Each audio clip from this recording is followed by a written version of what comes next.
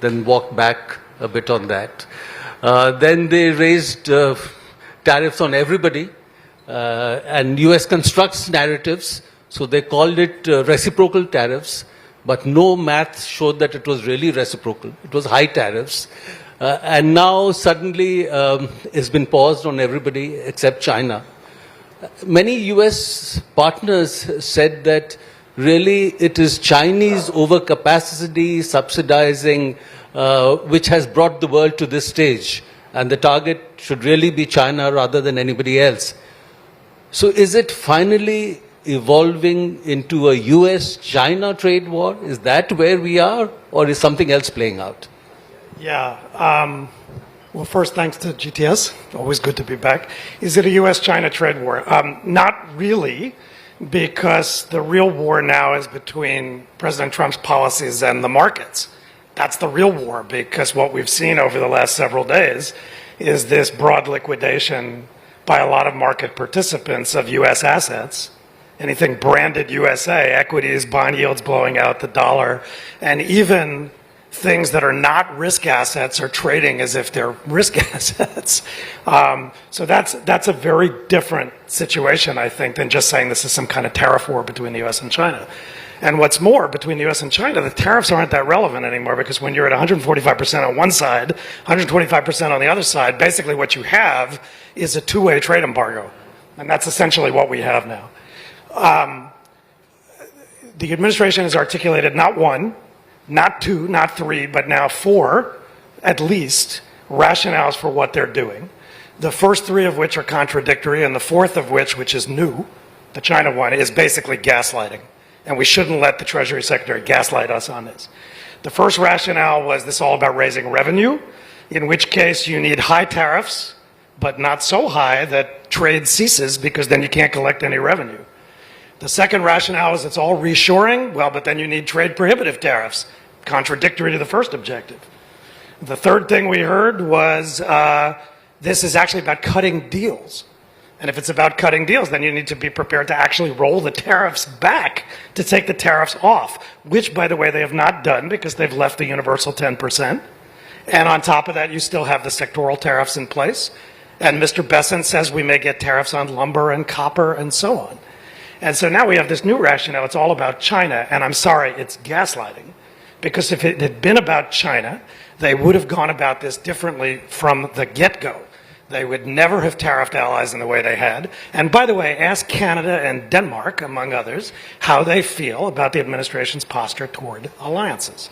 So I think what we're in is actually a struggle between the president's policies and the markets. And in that, having worked for a former Treasury Secretary who dealt with a financial crisis in 2008, I would just say I would not bet on Mr. Trump. Yeah. Thanks, Evan. So, Rosa, listening to Evan, it seems we don't know what the US objective is as they're playing out these tariffs. Now, from the European perspective, how do you see the Europeans reacting to what's happening? Tariffs imposed on them, reduced a bit, but still high on steel, aluminum, automobiles. So how do you see the European reaction playing out? Well, actually, with a certain amount of composure, I would say. I think Europeans have stopped divining what the strategy actually is. And had Trump placed this in the context of a US-China rivalry, it would have imposed stark choices on Europeans. But because it's been conducted in a way where the rationality is not clear, Europeans have really had to focus on, finding an agreement.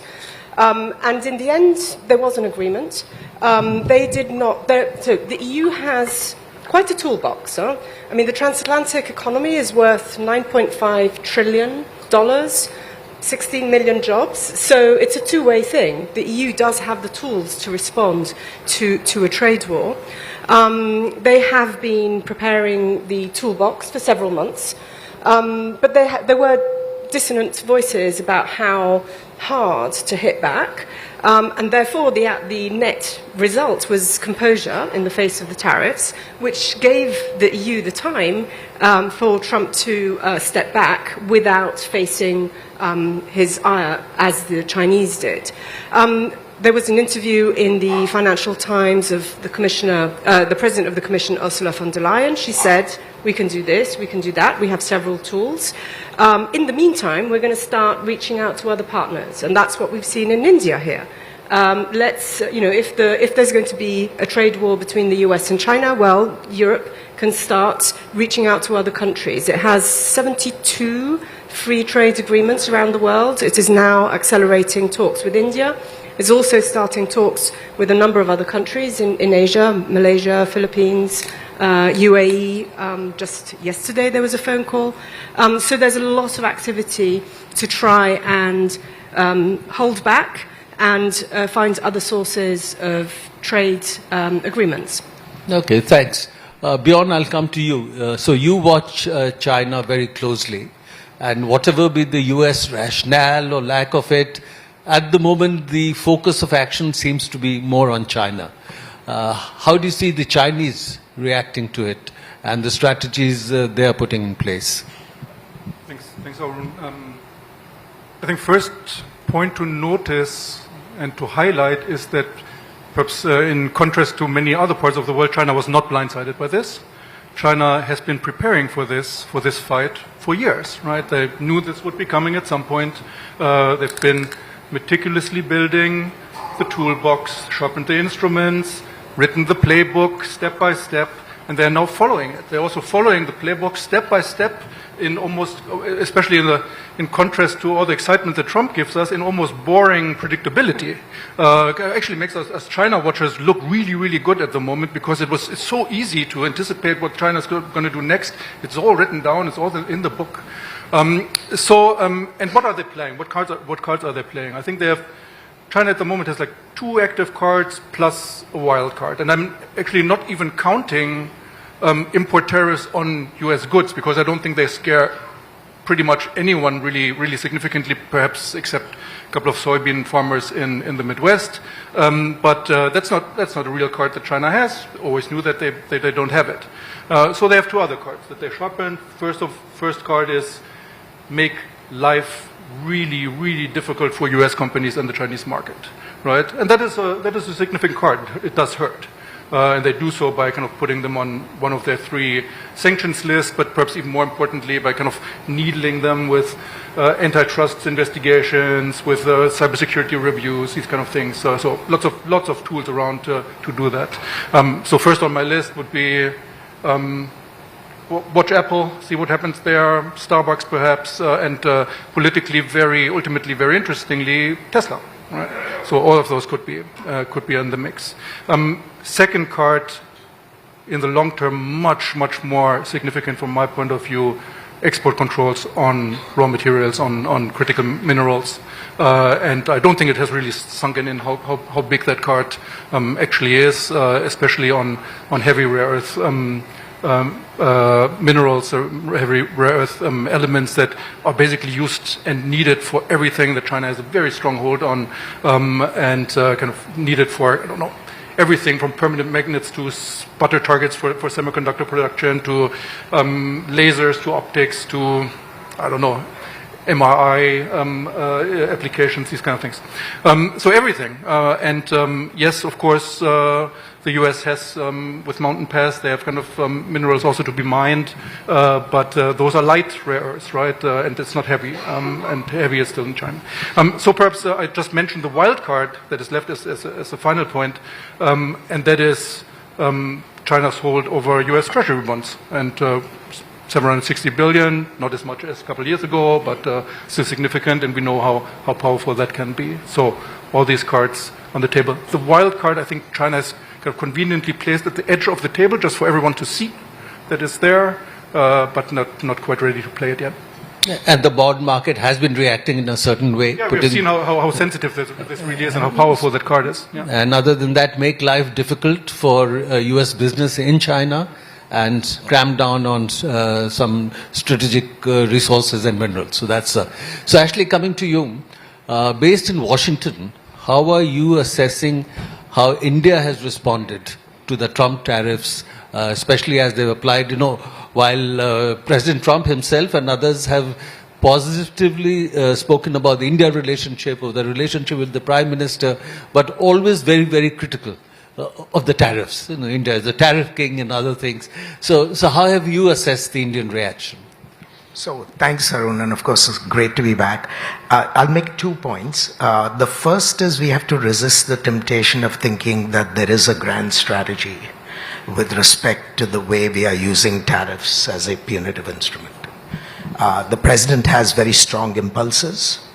He's had very strong views about the global trading system for many decades, and now he is finally in a position to act on those views that he's had for a long time.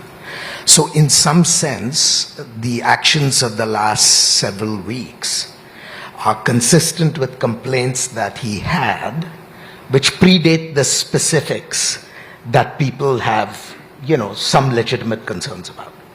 So resist the temptation to think of this as a master plan that is unfolding in a sort of systematic way. Having said that, and this is the second point, the targets with respect to India are very specific. And again, they go back to the experience of the first term. With India, the target is increasing market access. And that's really all it is. Now, they tried in the first term to negotiate a package that would address some non-tariff barriers, but mostly tariff barriers. That did not come to conclusion. And so where he's picked up is literally where he left off. And so India, I think, has assessed his objective correctly and is now attempting to address those concerns that he has about market access by, in essence, putting a package that says, on a series of line items, India is willing to drastically reduce tariffs in the hope that there will be some reciprocal benefits that come to India.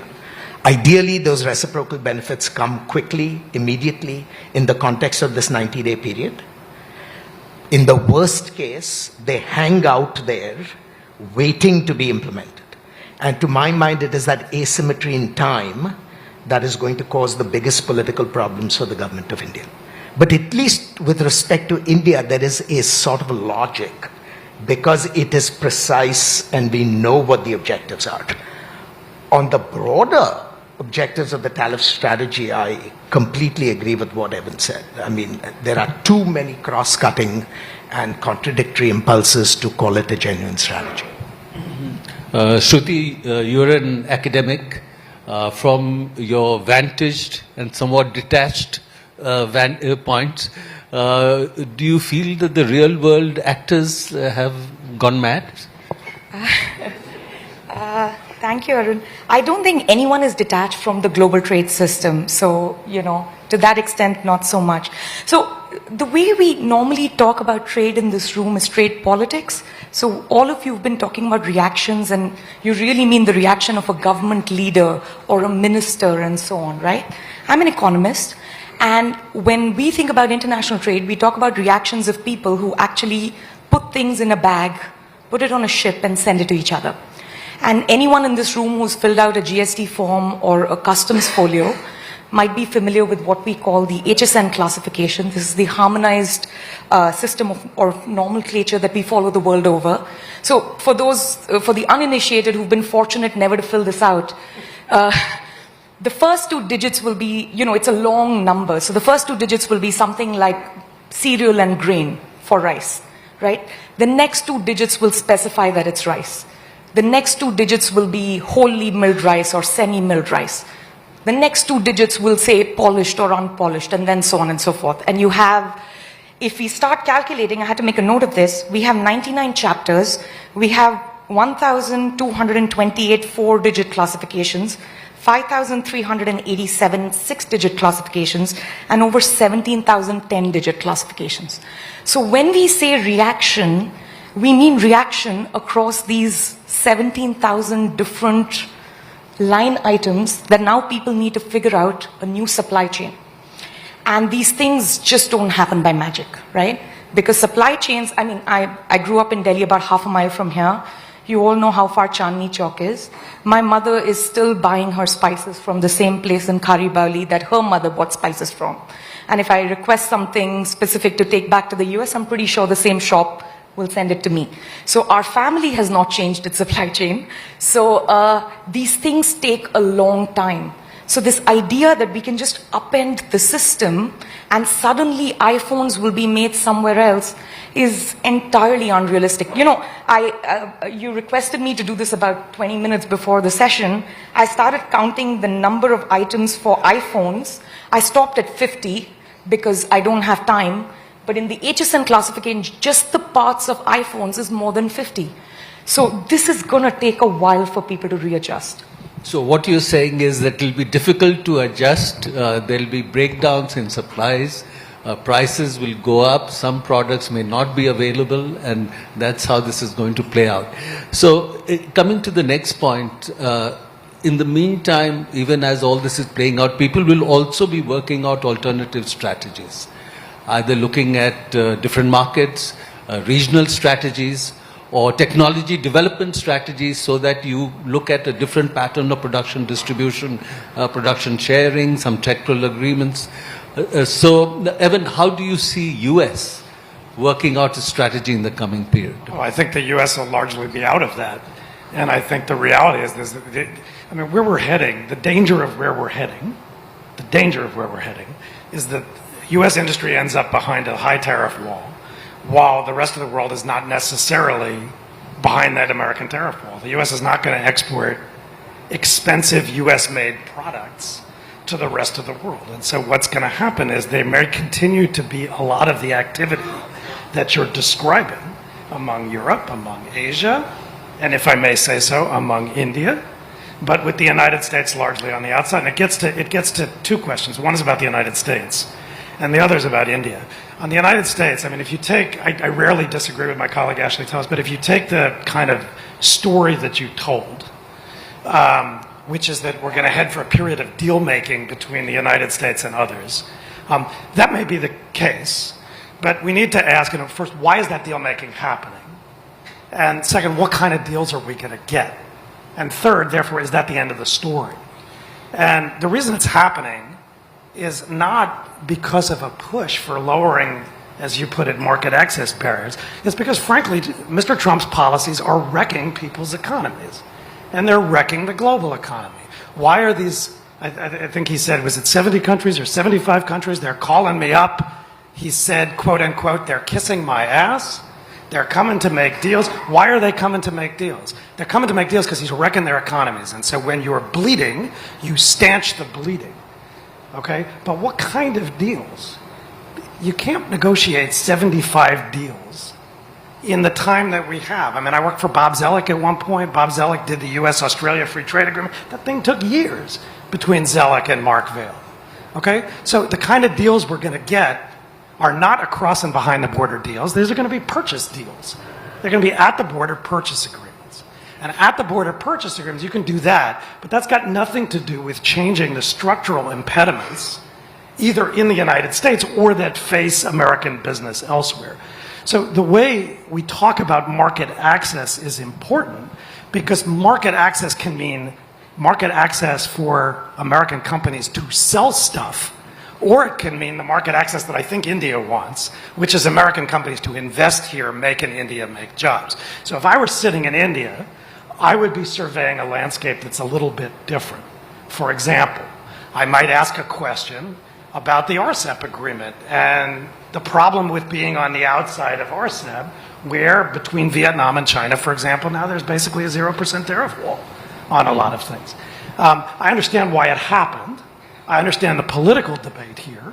I understand that India was very focused on protecting what it had, but the problem with protecting what you had is you're not as oriented on what you could have in the future. And in the landscape that's shaping up, that may lead in India to a different set of conclusions about how it wants to reach deals, not with the United States, which is going to be this limited set of at-the-border purchase stuff, but to potentially, I would think it might be in your interest to be more open to much more ambitious deals of the kind that everybody but the United States is still interested in doing. So, Rosa, and that's where the Europe piece becomes interesting again. Rosa, what are the alternative strategies that Europe is looking at?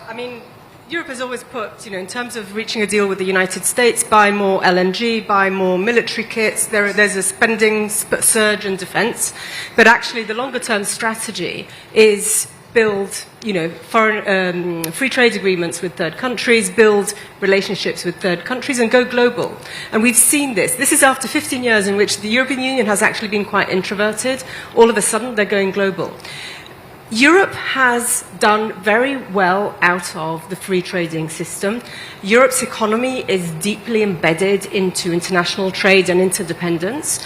And we saw in the Brexit years that actually Europe is willing to pull out its claws to protect its single market. So it's going to do that, and it's going to think long term in those issues, and short term in terms of finding something that will suit Trump's appetite. But that is where it's going. It's going to look for partnerships to think about modernizing WTO or finding new ways to reach agreements, to work on shared principles, and that's what it's going to try and do. Beyond for China, other than causing pain on US and US companies, what is the alternative strategy that you see emerging from there? No, I think that trade flow diversion from away from the US is, I think, one of the most fundamental, most structural things that come out of this trade flows from China to other markets in the rest of the world. And I think it's going to be very significant. You mentioned RCEP. I think that's one of the arenas where this is going to play out quite heavily. But at the same time, especially for technologically more advanced products that China is now also competitive in, and they want to export, it's also not going to be a totally easy game. Many markets, India, Europe included, are worried about this and are not going to be kind of standing there open arms and welcoming Chinese products in. And China, from a Chinese perspective, China knows this really well. And I'm kind of also China always surprises. I'm also surprised how fast they are moving on managing this problem. I think, everyone is talking about the phone call that has not happened, which is between Xi and Trump, right? I think few people are talking about the even more astonishing phone call that did happen on Tuesday between Ursula von der Leyen and Chinese Prime Minister Li Qiang, where they very clearly talked about kind of managing this new situation and even going into the direction that kind of was not on the table, anywhere near the table only a couple of weeks ago, talking about a compromise on EV tariffs and kind of replacing the European tariffs with a minimal price, for example. That's astonishing and fast and not open-ended and not sure where it goes, but the dynamic is really fast. Ashley, again, based in Washington, as you're looking at India's evolving strategies, many have said that how India is looking at its trade agreements today is very, very different from what it has done in the past. So how are you assessing that? So there are several strands that I want to tie together and respond in part to Evan's argument. The Indian problem is a unique problem, but it is embedded in a larger complaint. And that unique problem is, how does one create specific openings for the United States, given the decisions India made from 2017 onwards with respect to managing China? The Indian government reached the conclusion in 2017 or thereabouts that India was subjected to significant Chinese dumping. And the way to deal with that challenge of Chinese dumping was to essentially raise tariffs. Now, unfortunately, India could not find a legal solution that allowed it to target its solution to China alone. And so what they ended up doing was creating a broad brush solution that affected everyone, including the United States. Now, the Chinese learned to live with the Indian constraints because it was soonly followed by geopolitical crises and so on and so forth that made the Indian actions essentially accounting errors in the broader scheme of things. But the United States did not look so nonchalantly at the collateral impact of Indian actions.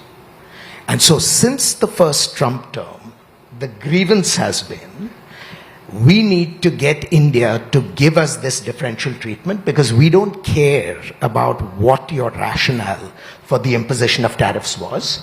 We only care about the impact on our interest. And therefore, in the first Trump term, they came up with a list of items, some of which were actually legacy items that go back to Bob Zelik's conversations with India in the early 2000s, especially things relating to some agricultural items, right? So now what India is doing, given that it is at the receiving end of some very punitive measures, is looking at a targeted response. And the targeted response is essentially, we will bring down merchandise tariffs. Now, there is a bigger problem. And the bigger problem is what are the general equilibrium effects of the second order consequences? Because it's not just a bilateral game between the United States and India. Mm-hmm. Will there be actually opportunities for India if there is a differential tariff rate that is maintained on India's competitors? I mean, this is the point that Piyush has been making in the last few days to the consternation of people in Beijing. We don't know the answer to that. As Shruti pointed out, we are not in a world where we are simply trading finished goods from destination A to destination B. So even if there is a solution that involves India, but there are continuing tariffs on inputs and intermediate goods coming from countries outside of China, what is going to be the impact on Indian competitiveness and India's ability to play a useful role in the global trading system, right? These are all big questions for which we don't have answers. Okay. And until this thing shakes out, we will not be able to say anything with confidence. Absolutely. So, Shruti, given the current situation, do you think India can derive some competitive advantage from the fact that many of its potential trading rivals may have higher tariffs against their products? Yes and no. We have to dramatically reduce our tariffs. So I agree with Ashley that we need to send a targeted signal to the United States, but there's a serious problem of tariff inversion based on all our inputs, right? So the US is our largest trading partner on the export side, but China and Asian countries are our largest trading partners on the import side. So all our export competitiveness, as Ashley mentioned, is completely short if we don't dramatically reduce tariffs or, as Evan said, join the RCEP or find some other systematic solution such that we can become the place, the trusted place for assembly or shipping or something like that. So I think irrespective of what the rest of the world does, India must reduce its tariffs. And I think what will happen globally is, I mean, your top line tariff is 125 or 145 or whatever the posturing is tomorrow, but it'll be like license permit, Raj, right? So you'll have an extra 1, 2, 3, 4, 5, 6, 7, and then you'll start working in all the exceptions. You already have stuff for semiconductors and pharma. So we'll go back to a very cronyist way of doing things, and you'll have to strike deals one by one. But still the signal you got to send to the world when it comes to inputs and the signal to your own manufacturers so that they have export competitiveness is to have low certain tariffs. So my advice to policymakers in India is pick a number. It should ideally be a single digit, preferably low, but maybe a high single digit number across the board for most things. All right. So we'll now do, given the time constraint, a rapid fire round, half a minute each. So the question now is, what is the pain threshold that each society has to deal with the consequences of what's playing out? So Evans, what is going to be the pain threshold for US and for the Trump administration? It's not knowable because it's really a political question, not an economic question. And, most people thought the president reversed course because of the bond market. So you could say that's the pain point. But of course, then the president came out the next day and said, oh, the bond market had nothing to do with it. So if the bond market had nothing to do with it, then number one, why'd he do it? But number two, it means he's oblivious to what's happening when bond yields explode. That's a problem in and of itself. So I think the answer to the question is going to be political. And it's going to be at what point does the administration generally and the president personally think they're paying a price with the electorate? And the administration doesn't really care about most of the electorate. It's the part of the electorate that is most supportive of them. And that's not farmers and ranchers, because we discovered what happened last time was farmers and ranchers paid a big price, and they went out and voted for him again anyway, twice more. So it's other parts of the electorate that are not the MAGA base, but that made the difference for him. So I would watch kind of reactions to inflation, consumer behavior, and the bond market, because the advisors care about it. But I really think it's a political question, not an economic one, and it's entirely domestic in the United States. No, sure. So, Rosa, given the political churning in Europe, what will be the pain threshold in Europe to push back on tariffs and other trade measures from the US? Yeah, I mean, politics in Europe are volatile, and I could spend the next hour talking about that. But that is one problem. And of course, it can happen in a major country that there is a volatile political situation, and that could upend the whole of the EU response. But the other thing really is Europe's economy is not in good shape. And in this context, Europe needs to really double down on deepening the single market to make it attractive for global markets. And that's not an easy task. It's been on the cards for a long time, and there have been a lot of political obstacles to creating a banking union, to creating a capital markets union, but that is actually what's needed to make sure that Europe's economy can compete with these challenges. Okay. And beyond, how do you see China's capacity to bear pain and push back? As one of the Chinese statements said, fight till the end. Exactly. No, yeah, and that points to the exactly the right factor here. I mean, if you start your day like I do, kind of reading Chinese newspapers, you discover the language is enormously strong on kind of sacrifice that needs to be made, endurance, kind of to win that fight, and kind of really kind of also kind of mobilizing public opinion around that. And I think it kind of on balance with China's ability to do that and kind of creating a very high pain threshold in the population, I think China has an asset there, kind of on balance over kind of and an advantage perhaps over others, but also not unlimited because COVID crisis has shown there is also limits to pain thresholds also in the Chinese population. Ashley, so do you see India needing to bear pain or use this moment to carry out some needed changes and, in a way, charm President Trump into accommodating India's needs? Well, I hope that India follows Shruti's advice, because I think for its own sake, a lower tariff rate is in India's own interest. But I think in the bilateral space, we are going to have a test very, very quickly, because India is essentially putting on the table large concessions on merchandise. The US, if it provides reciprocal concessions, there's supposed to be a reciprocal negotiation. If it provides reciprocal concessions, it will probably be at the tail end of the process. So in a sense, we're asking India to bear costs upfront, while we provide benefits downstream. Now, will the politics in this country permit that? Will Indian exporters and Indian business tolerate that kind of a solution? Is the Prime Minister willing to take the political costs of selling that? These are going to be very big questions and not easy questions. So you're saying be patient and come out a winner at the end? Well, you have to come out a winner soon if this deal is to stick to begin with. But even apart from the deal, as Shruti said, you make these decisions for your own sake and not simply because we are turning the heat on you. All right. And Shruti, final word to you, half a minute. What's your advice to everyone? How to bring the world to sanity? I think of pain threshold in terms of GDP per capita. We should not be delusional. We're at about 2,200. China is 6 times richer than us. South Korea is about 15 times richer than us. EU is about 30 times richer than us, and the United States is about 33 times richer than us. So that's the pain threshold. We have 1 billion people living at sub-Saharan levels on food rations. I don't think there is much room in India to play around and deal with this, few months at a time. India just needs to do broad-based reforms for its export competitiveness, and I doubt there's any way out of it at this point. Thank you. So I think the takeaway from this is we are all in for a wild ride. We don't know what's going to happen. Hang in there. It'll eventually work out. So thank you very much. So thank you very much. And I request all of you to give the panel a big hand because they stepped up at the last minute.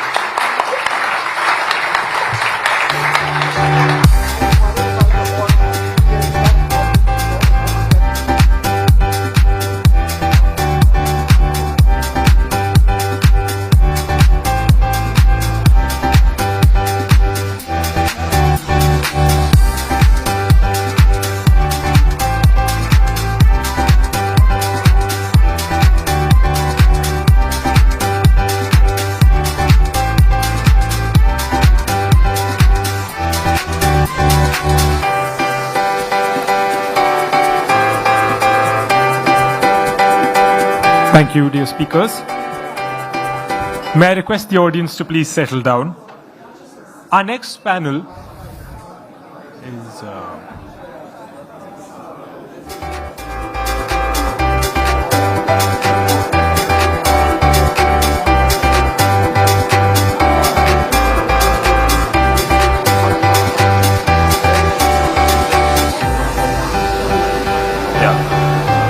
Our next panel is very aptly titled Guardians of the Galaxy, Space Security Norms and Partnerships. For this, I have the honor of welcoming to the stage Marjolijn van Dielen, Space Envoy, Special Envoy for Space, European External Action Service, my apologies, Ambassador Anupam Ray, Ambassador and Permanent Representative of India to the Conference on Disarmament, welcome sir, and Anirudh Sharma, Chief Executive Officer, Digantara. Moderating this session is Konak Bandari, Fellow, Technology and Society Program, Carnegie, India. Can I have the video, please?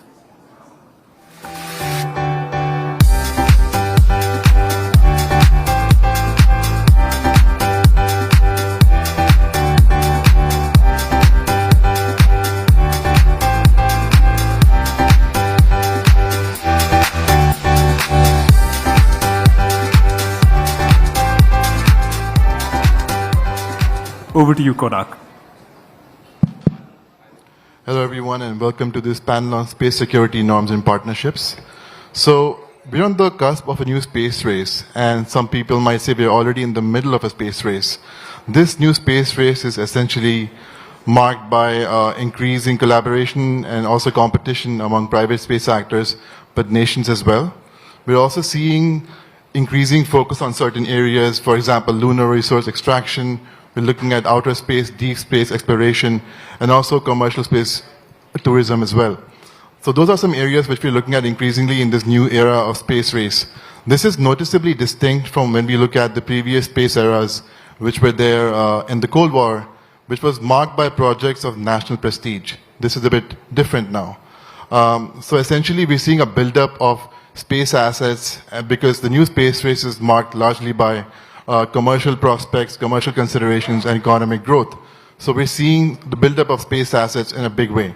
Now, these space assets are essentially, dual use in nature. They also have civilian purpose, but they also have a military application as well.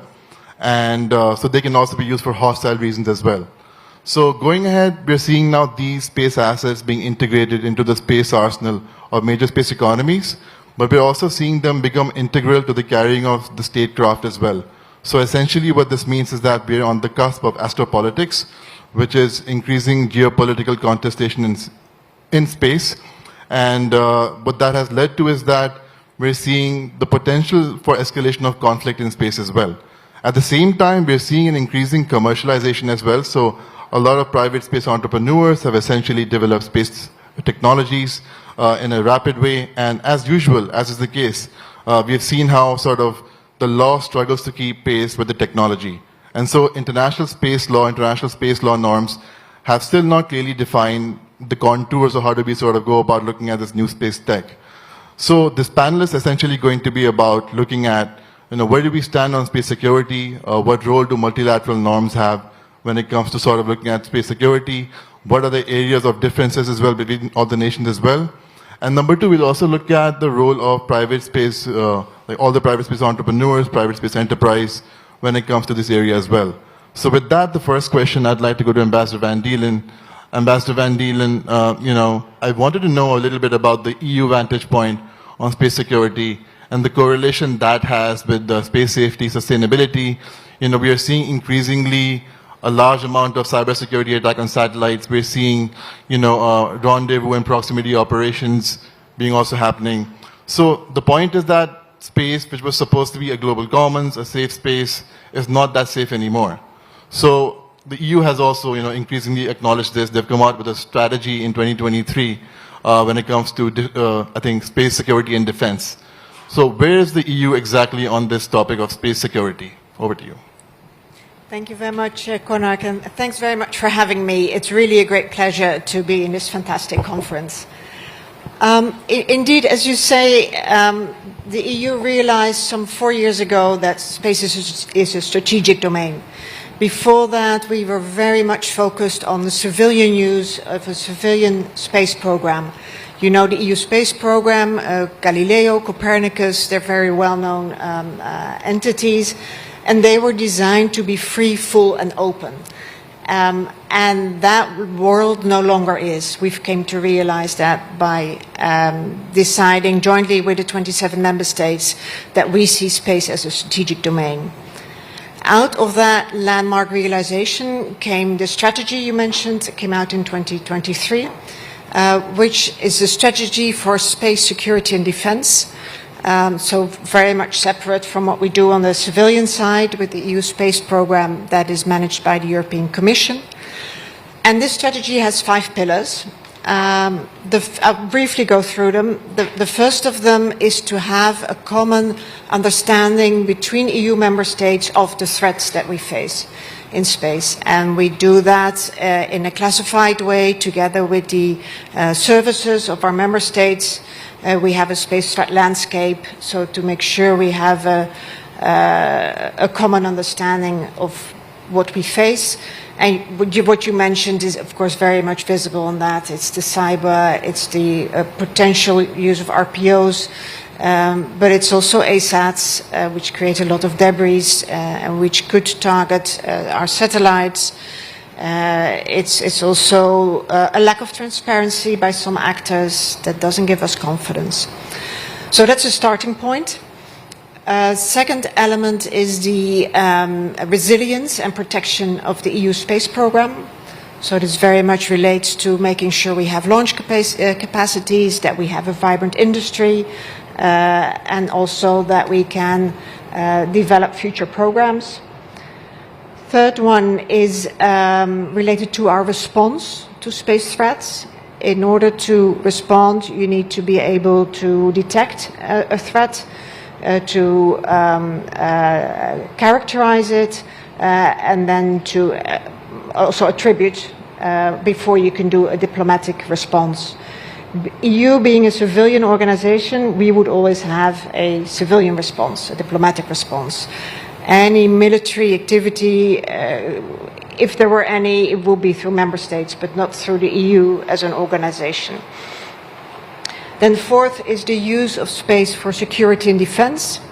As I said, the programs in the past have been very much designed for civilian use. We know that security actors and defense actors make use of the data, but those were not designed for them. So we're working to get user requirements for military organizations in the EU and also civil protection organizations. And we've already embarked on 2 new elements of the EU space program. One is governmental SATCOM, the IRIS² program, for which the contract was signed last December. And we're working on a pilot for an Earth observation governmental service. So that is really also a deviation from the past. And the fifth one is partnering for norms, rules, and principles of responsible behavior. Because the normative basis that we have is too limited, and we really feel we need to work in the UN context in order to make sure that we have international agreements on how to keep space secure, and we do that together with our partners. So priority for us is now to implement the strategy. This is one thing of getting there with 27 member states. So we now focus on the implementation, and for me in particular, it's on the normative side and it's on the partner side. Thank you, Ambassador.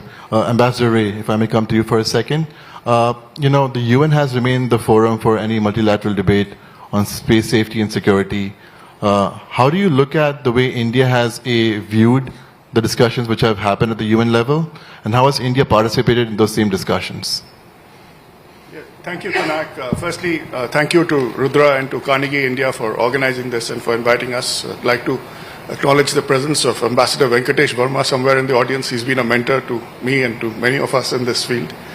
And very privileged to be on the panel with Mario, and the EU is one of our most important partners.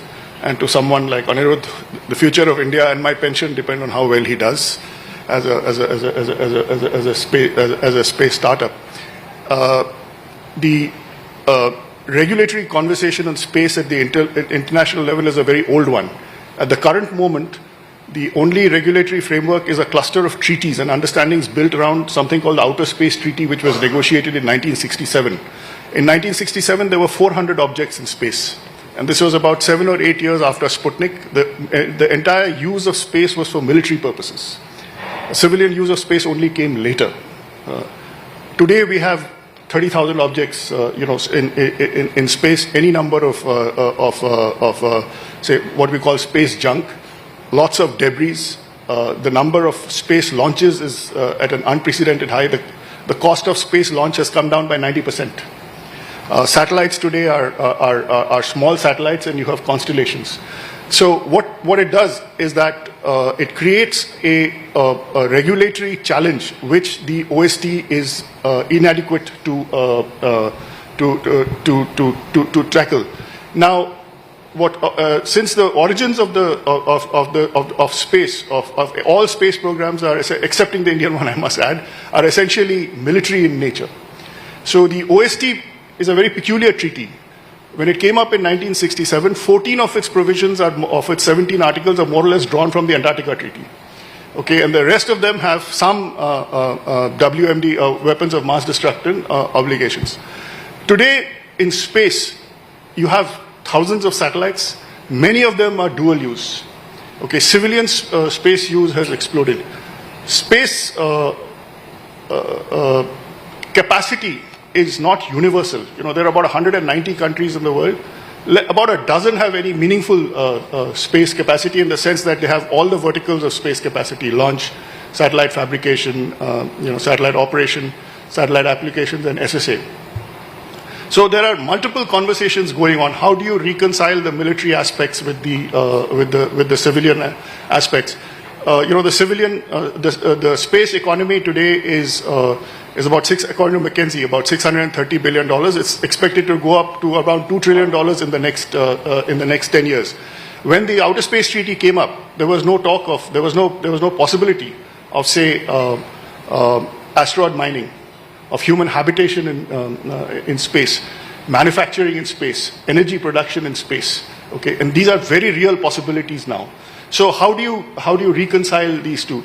So the Indian approach is that we participate in these conversations. We are conscious of the fact that we would like that we have space ambition, and we have the record in some ways of delivering on many of these aspirations in space. A number of conversations are underway, but broadly they can be divided into what we call the Geneva track and the Vienna track. The Vienna track deals with safety issues, and the Geneva track deals with security issues. So what we have in Vienna there's a series of principles have come up called the long-term sustainability guidelines, which look at how you avoid debris and how you sort of move in space without space traffic management, essentially. Okay. So these are the issues there. On the military side, there are two essentially. There are the fiercest arms race currently underway is in space. If you take out space capacities, you go back to being a 20th century military. It's a space capacity today that determines where you stand in terms of military ability. It's the strongest enabler today. So that produces a number of issues. I can come back to them in my next answer. But we are determined to be a part of the solution and not the problem. We want to work more with partners like Mariolin and the European Union, all other players in space, and also to take into account the interests of our growing private sector and our national space agency, ISRO. Thank you. Ambassador, if I have a small follow-up. Essentially, the thing is that the perception seems to be that the UN could do more to, to perhaps catch up with the evolution and the breakthroughs in the tech. So the international space law has not really kept up pace when it comes to the evolution of breakthroughs in technologies in space. How effective is the UN in tracking all these breakthroughs which you mentioned about, a 90% drop in the cost launch and all these issues? How effective has the UN been as a forum for not just discussions on regulations, but also on tracking the tech as well? Yes, you cannot consider space in isolation. It's one of the emerging technologies that's coming out, whether it's biotech or bioengineering and so on, artificial intelligence, robotics, cyber. Space is one of this clutch of emerging technologies that come in. All of them face regulatory challenges. The AI regulation, there's no way that you can anticipate what's going to come up, because you don't know whether autonomy is going to happen or whether when it's going to happen or what it looks like. Similarly, in space, it's very likely that we'll be it's a stated ambition. The US government, for instance, its stated objective is colonization of the solar system. It's in one of their space policy directives. Okay, I mean, how do you approach something like that? There have been attempts in the past to say designate space as a province of all humanity and so on. It's similar to what was done in the Antarctica Treaty when the concept of global commons was terrestrial. Okay, so we are facing challenges on a scale, I think, which is unprecedented in humanity. The only thing I can think of is of the papal bull of the 15th century, which divided the world into two, half for Spain and half for Portugal. Okay, so it's a challenge on that scale, and the UN is the best platform we have. The UN is only as good as the resources that are available to it, or what the member states bring to bear. It cannot outrun that. So Anirudh, I mean, as Ambassador mentioned earlier on, space was something which was largely the, sole preserver of the military activities a long time back. Lately, we have seen some civilian aspects as well. But commercial considerations into space is a new thing altogether. How have you gone about building, capabilities on that front in essentially what seems to be an area where there's been largely sovereign functioning? How has Digantara gone about sort of, approaching that? Thank you, Konark, for having me here. So to answer the question around how has commercial sector evolved itself, and then the navigating of policies and building something in commercial space mainly happened because of the innovation, and the cost of launching to space has become much cheaper these days. So having said that, space was one sector that was mostly military in nature when it started. But then we have more than 70% satellites in orbit today that are purely commercial. Out of 13,000 active satellites at this point in time, more than 7,000 or even 8,000 are just commercial satellite players operating constellation of satellites. This change was not expected in the past. So the regulations did not change drastically from back then to now with all the innovation that is happening. So I see private sector to be more like an tech enabler and not a policy driver for a lot of things. So we just help towards accelerating a lot of technologies that are necessary for both civil and military applications. For instance, when we started Digantara, we started this company as a company that focuses on tracking objects in space and building a catalog that can support commercial space operations purely. But we didn't know the fact that military has a huge application around this when we started. Today, most of the work that we do, probably more than 80% that we do is for military, not for commercial use case, by tracking every single thing that is happening in orbit. That is also because of being in the right time at the right place. With all the geopolitics going around the world, space has become more imperative in terms of sovereignty, national infrastructure as well. So we support most military agencies today, balancing out on like at the policy level by helping them track adversary satellite activities, and also support in a lot of military applications that can be derived out of space. The last part is the fact that space itself today is going towards becoming more and more commercial in nature. What was science fiction in the past is no more science fiction. We're talking about commercial human space flights, and a lot of in-orbit activity, which means there is a need for infrastructure, just like we have one for aviation sector, which means somebody has to build for a solution to understand every single space activity. So that's something that we are focusing on today, because going further down, when we have around 70,000 satellites, this will be more important from the standpoint of operations. And like Ambassador Ray mentioned, there is no way you can draw boundaries in space. So everything is more like a common good, and whoever launches first gets that particular orbit. So it's called the orbit carrying capacity. So like given that fact, with GEO and LEO, there are different dynamics in nature. For GEO, we have more like an orbit carrying capacity concept. Inherently, people think space is infinite, but it is pretty much finite. The usable space is pretty much finite. So the number of satellites that are going up is significantly high. In just last 3 years, we've seen 6-fold increase in satellites, which means there needs to be an understanding where a public organization works very closely with private organization to accelerate the technology development to support the needs and the growth of this industry, and that's what we are supporting mostly. How does it happen in practice on it? How do you actually go about working with the public organizations? What does that look like on the ground? So when we started initially, it was very difficult to create awareness around something like space situational awareness, which was purely military.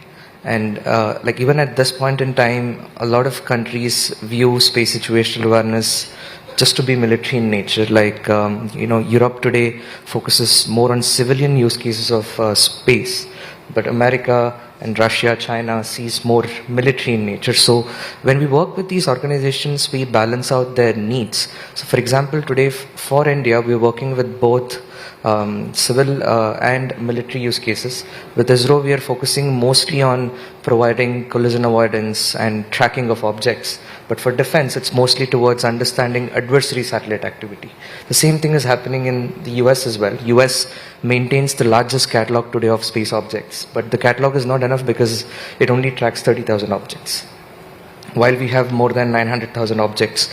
So our role comes into picture in two levels. One, in ensuring we work with the policymakers, where they can regulate something like air traffic management, but for space, by having a single agency who is buying all this data and maintaining a catalog, providing service through this regulatory arm for all the satellite operators who are launching satellites to space. Just the best example is UK at this point in time.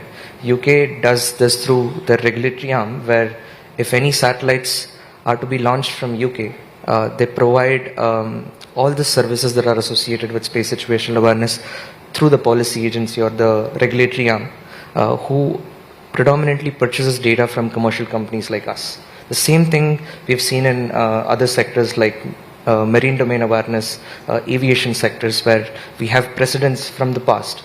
We're following the same footprints, but here the only complexity is we can't draw that virtual borders as well, which is where we have to be global in nature. Even if we are a commercial company based out of India, we today operate in multiple countries, follow the rules of the local country that we are operating, and then providing services accordingly. Ambassador Van Deelen, you mentioned in your answer the 5 key priorities of the EU when it comes to space security. So my question here is, what does that look like in practice in terms of the implementation? When we're talking about sort of application of those particular pillars, how do you go about engaging in different forums? So we have the UN, but we also have the open-ended working group as well on the prevention of arms race in outer space. So what does it look like when you're engaging at different forums? And my second part of the question is, where are the area of differences with different countries? Do different regions have different vantage points? Do they have different opinions on what space security looks like? Okay, thanks for that question. I think the last one I need to think about a little bit, and I don't think it's a regional approach. It may be country-specific more than anything else, if there is. But in general, I have an idea that there's a very good perception across EU member states of the threats that we face and the need for action. And we see that by the very large support for the resolutions that were adopted in this respect in the first committee in New York for a couple of years now. And a process that we had on a previous open-ended working group on norms, rules and principles of responsible behavior in outer space, which included discussions between member states on threats and on different threat perceptions. And it included representatives from civil society and from the private sector. And this very inclusive dialogue, I think, is key to have if you want to get anything done. What it looks like otherwise, I think my good friend Anupam set it out very eloquently. What we do in Vienna and in Geneva, in Vienna focusing much more on safety, so on SST, space traffic management. Those are really important topics to get done. The EU looks more at regional approaches to space traffic management, but we very much agree that we need some sort of international framework in order to deal with who goes where at what time and the right of way, etc., that we have in all other areas of transportation. On the security side in Geneva, I very much meet with Anupam every time I'm there.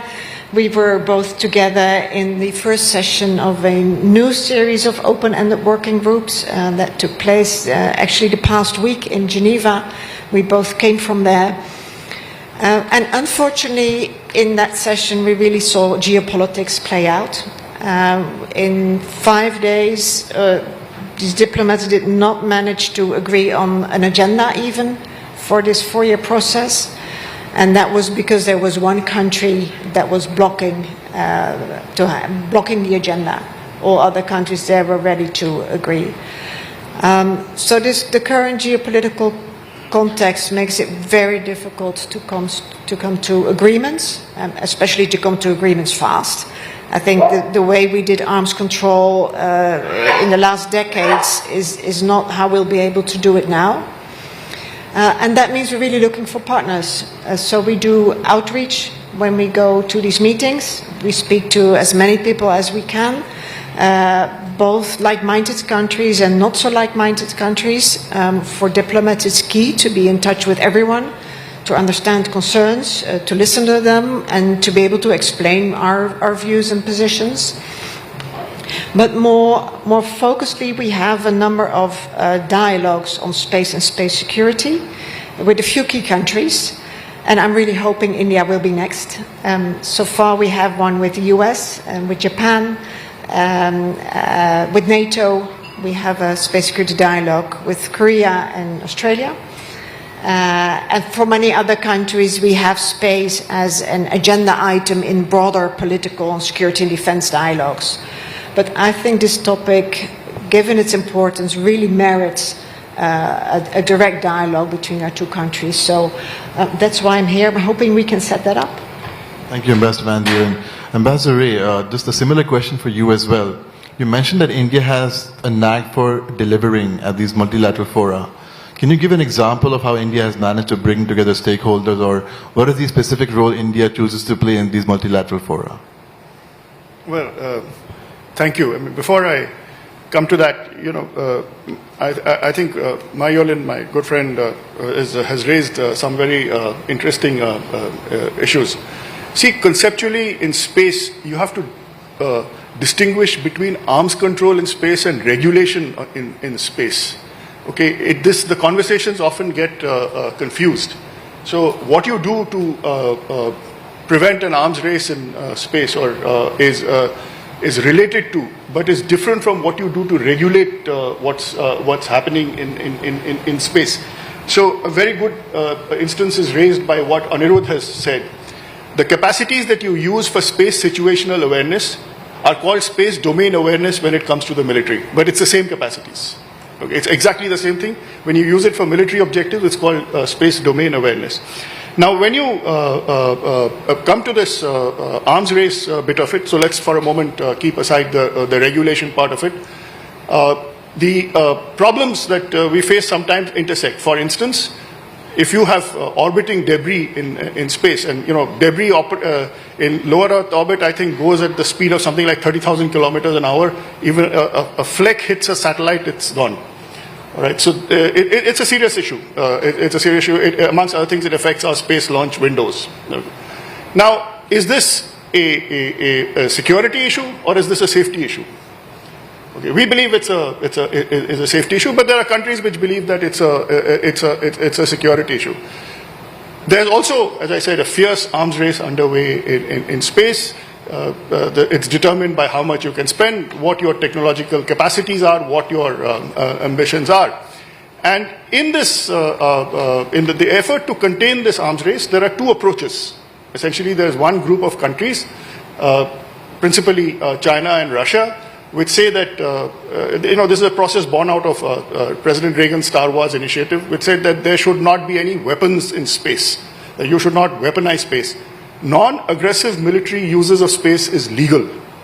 Okay, so the use of space for military purposes which are non-aggressive in nature is legal. So now there are capacities coming up for space warfare or orbital warfare. Is that legal or is it not legal? These are, say, some of the questions that arise. There is another approach which is sort of championed by the United States, by UK, by the European Union, by many European countries, by Japan and others, which is called the responsible behaviors approach. Now, this is something which is another approach to arms control. It focuses on unintended escalation. One of the pillars of that is a ban on ASAT testing. We have participated in those conversations as well, like we participate in the conversations on the placement of weapons approach. We believe that the responsible behavior approach has its merits. So we have to work with everyone, and this is we are in for the long haul. Now, you talked about how India contributes. The space arms race is a difficult conversation, but let me take you to Vienna for a minute.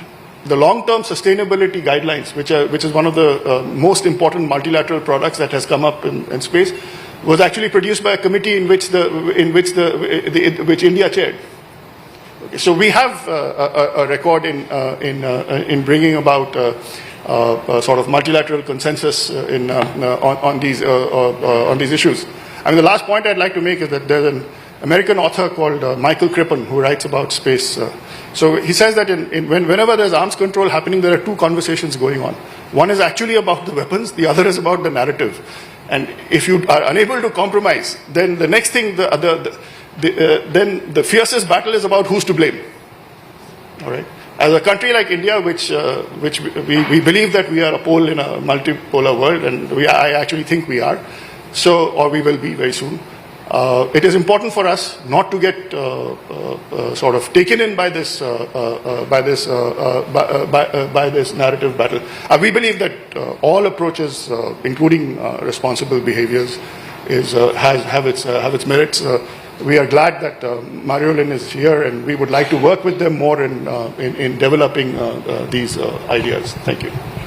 Anirudh, so the private sector has clearly been at the forefront of developing some vital space technologies, right?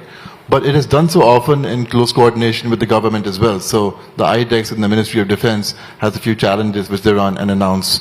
So that's how one way the space sector has worked with the government as well. But at the same time, the same companies also work with, say, the US Space Force. So have you seen, or can you speak for the private sector in terms of, are there any challenges when it comes to working with two different set of governments, and how does that impact space security? So firstly, I think space is global in nature. So as a sector itself, when you start a company within the space industry, you have to be global from day one. You can't be serving one particular market to become $1 billion company, because in this sector you also need a lot of funding to start with, which means you need to raise venture capital money or should be funded by the government. So the first step to this approach is to work closely with these defense challenges and few accelerated programs where you get that first foot into the door by working with these government agencies. Secondly, what we've done at Digantra is basically take a different approach where we started to solve for understanding how local regulations work and how can we solve for it locally than focusing on one single company in one particular part of the world. For instance, we have our company based in India, Singapore, and the US.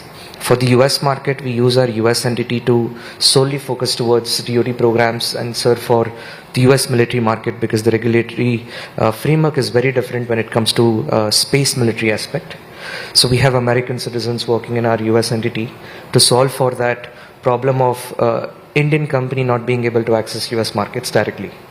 That's one part. The second part is mostly on the civil application and the commercial use case side, where again, because the nature of the sector is such that the end customer for every satellite operator today in the world is mostly a government agency, which also brings commercial entities or commercial companies working with another country's company to follow the local government regulations around working with their own company than the outside company.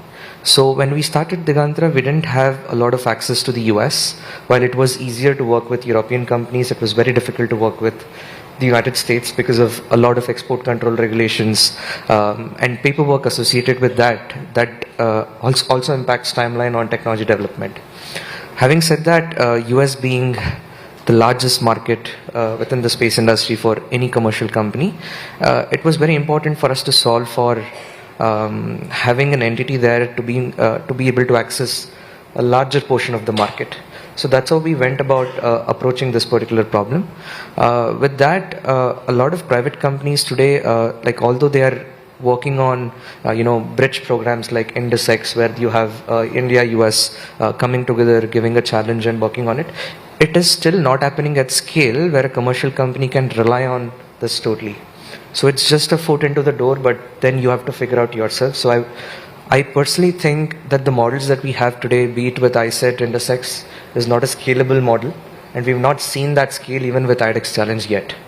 Like at least within the space industry, because when you're doing something like this challenge, there needs to be a further roadmap around how can you change this from a challenge to a technology that is adapted for the military or for that particular end user. That adaptation is still a problem. So until we solve for that, you don't see anything happening at scale out of these programs, while you still have to be focused on becoming that one defense contractor who is focused towards solving bigger problems than these smaller challenges. We have a few minutes left, so I think I have space for one more question. So Ambassador Van Deelen, this is to you. As I said at the beginning of this panel discussion, we're entering an era of astropolitics, highly contested, and a lot will depend on partnerships, alliances, and norms. The EU College of the Commissioners was in India recently, including the EU Commissioner for Defense and Space. They spoke about possibly doing something as a partnership with India. What would collaboration on space security with India look like in the future? Yeah, indeed. The visit of the College of Commissioners, I think, was a key moment that really shows how the EU is interested in cooperating with India in many, many fields, but including space. And I think space was specifically mentioned at those discussions. I work at the EEAS, which is the diplomatic and defense arm of the EU. And we will cooperate very closely with what's called DG DEFIS of the Commission that runs the EU space program. And the strategy that I mentioned is something that is implemented jointly by the two of us. We would really see merit in coming jointly to India to sit down and to look across all these areas of work, how we can best cooperate with the Indian partners. So, as I mentioned, that would look like, as a start, a dialogue where we sit down, speak on many issues related to running space programs, but also to space security. And as you mentioned before, space is a global commons. So, as EU, we really believe that we need to solve the challenges we face jointly with other countries, and India would be an excellent partner for that. We also, the way the EU works, when we set up a partnership, it's a partnership. It's based on mutual interest. We're in there for the long haul. We work on it step by step. That is how we operate, and that is what we really like to do in India. Thank you. With that, we're almost at the end of our time. I guess the main takeaway seems to be that, discussions are ongoing, space is evolving, the tech, the regulation, everything else. All I'll say is, I'll close with, watch this space. Thank you, everyone. Thanks.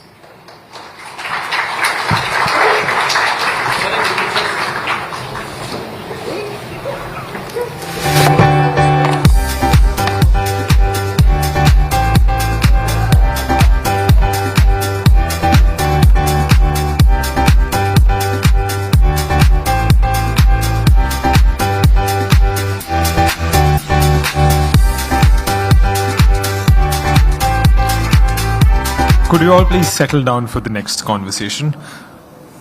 Thank you, dear panelists, for a truly insightful and nuanced conversation on space security norms and partnerships. Now our day moves in a different direction, a DPI direction. We now move into a conversation titled DPI and Climate Change. It's my honor to welcome to the stage Guilherme Alberto Almeida de Almeida, Program Director, Ministry of Management and Innovation in Public Services, Brazil. Sujit Nair, Chief Executive Officer and Co-founder, Foundation for Interoperability in Digital Economy. The conversation will be moderated by Rahul Mathan, Partner, Trilegal. Please come to the stage. May I have the video, please? Thanks.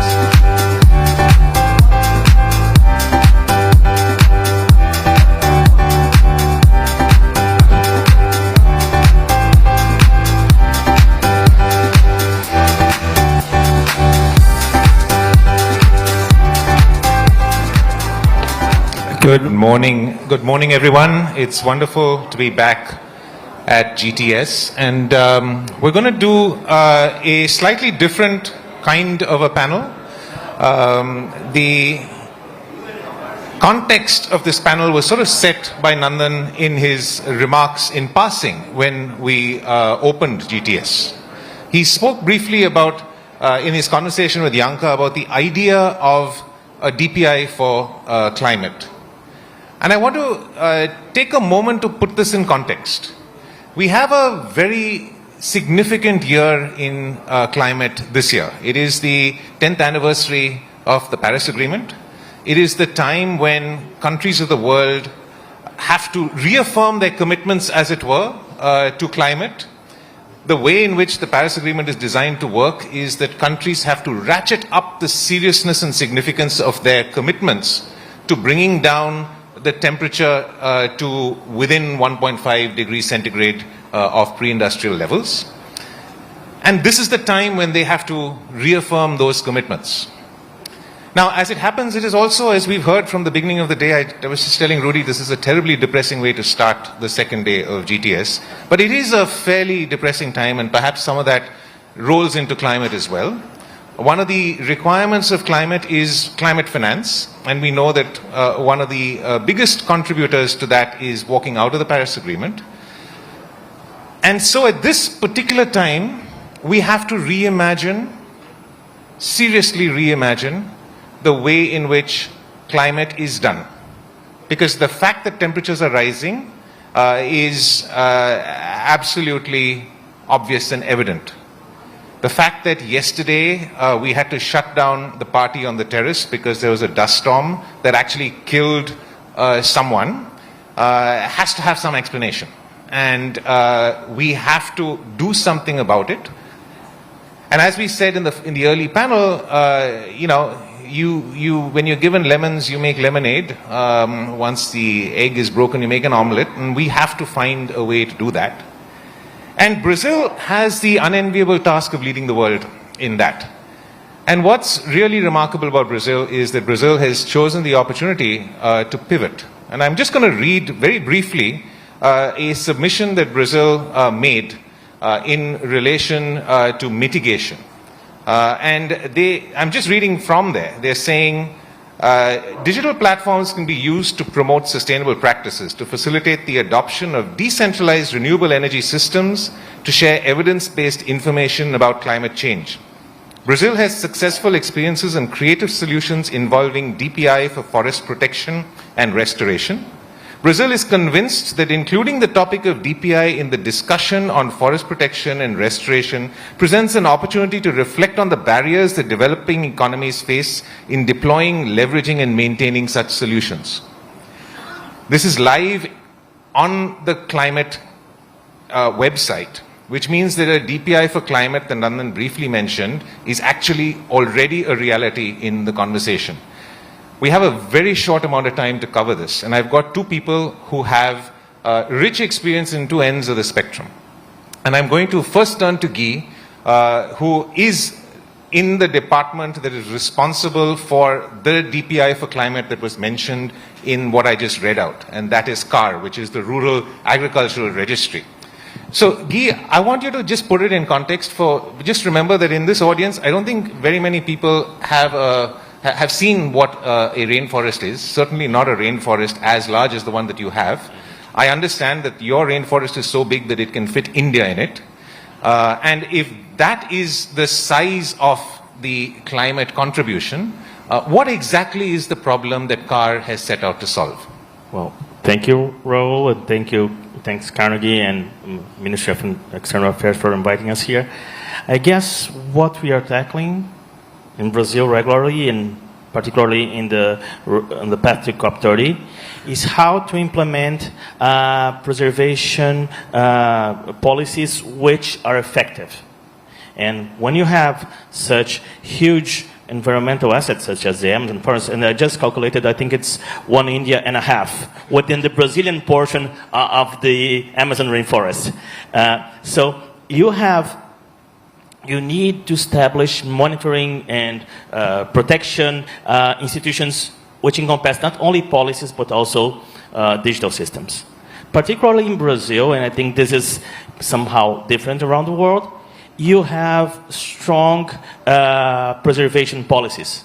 So every single landholder is supposed to preserve areas within their properties, namely riverbanks, top of hills, and so on, but also a mandatory percentage of their land should be either preserved, or if it's not, it should be restored, right? It's recovered.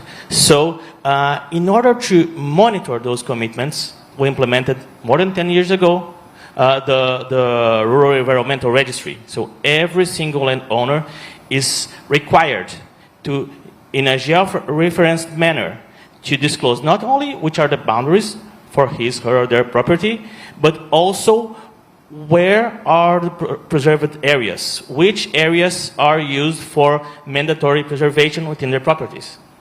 So far, that leads up to 7.5 million more than 7.5 million registries so far, which cover nearly 80% of the Brazilian territory, which is probably the largest database on privately owned forests in the world.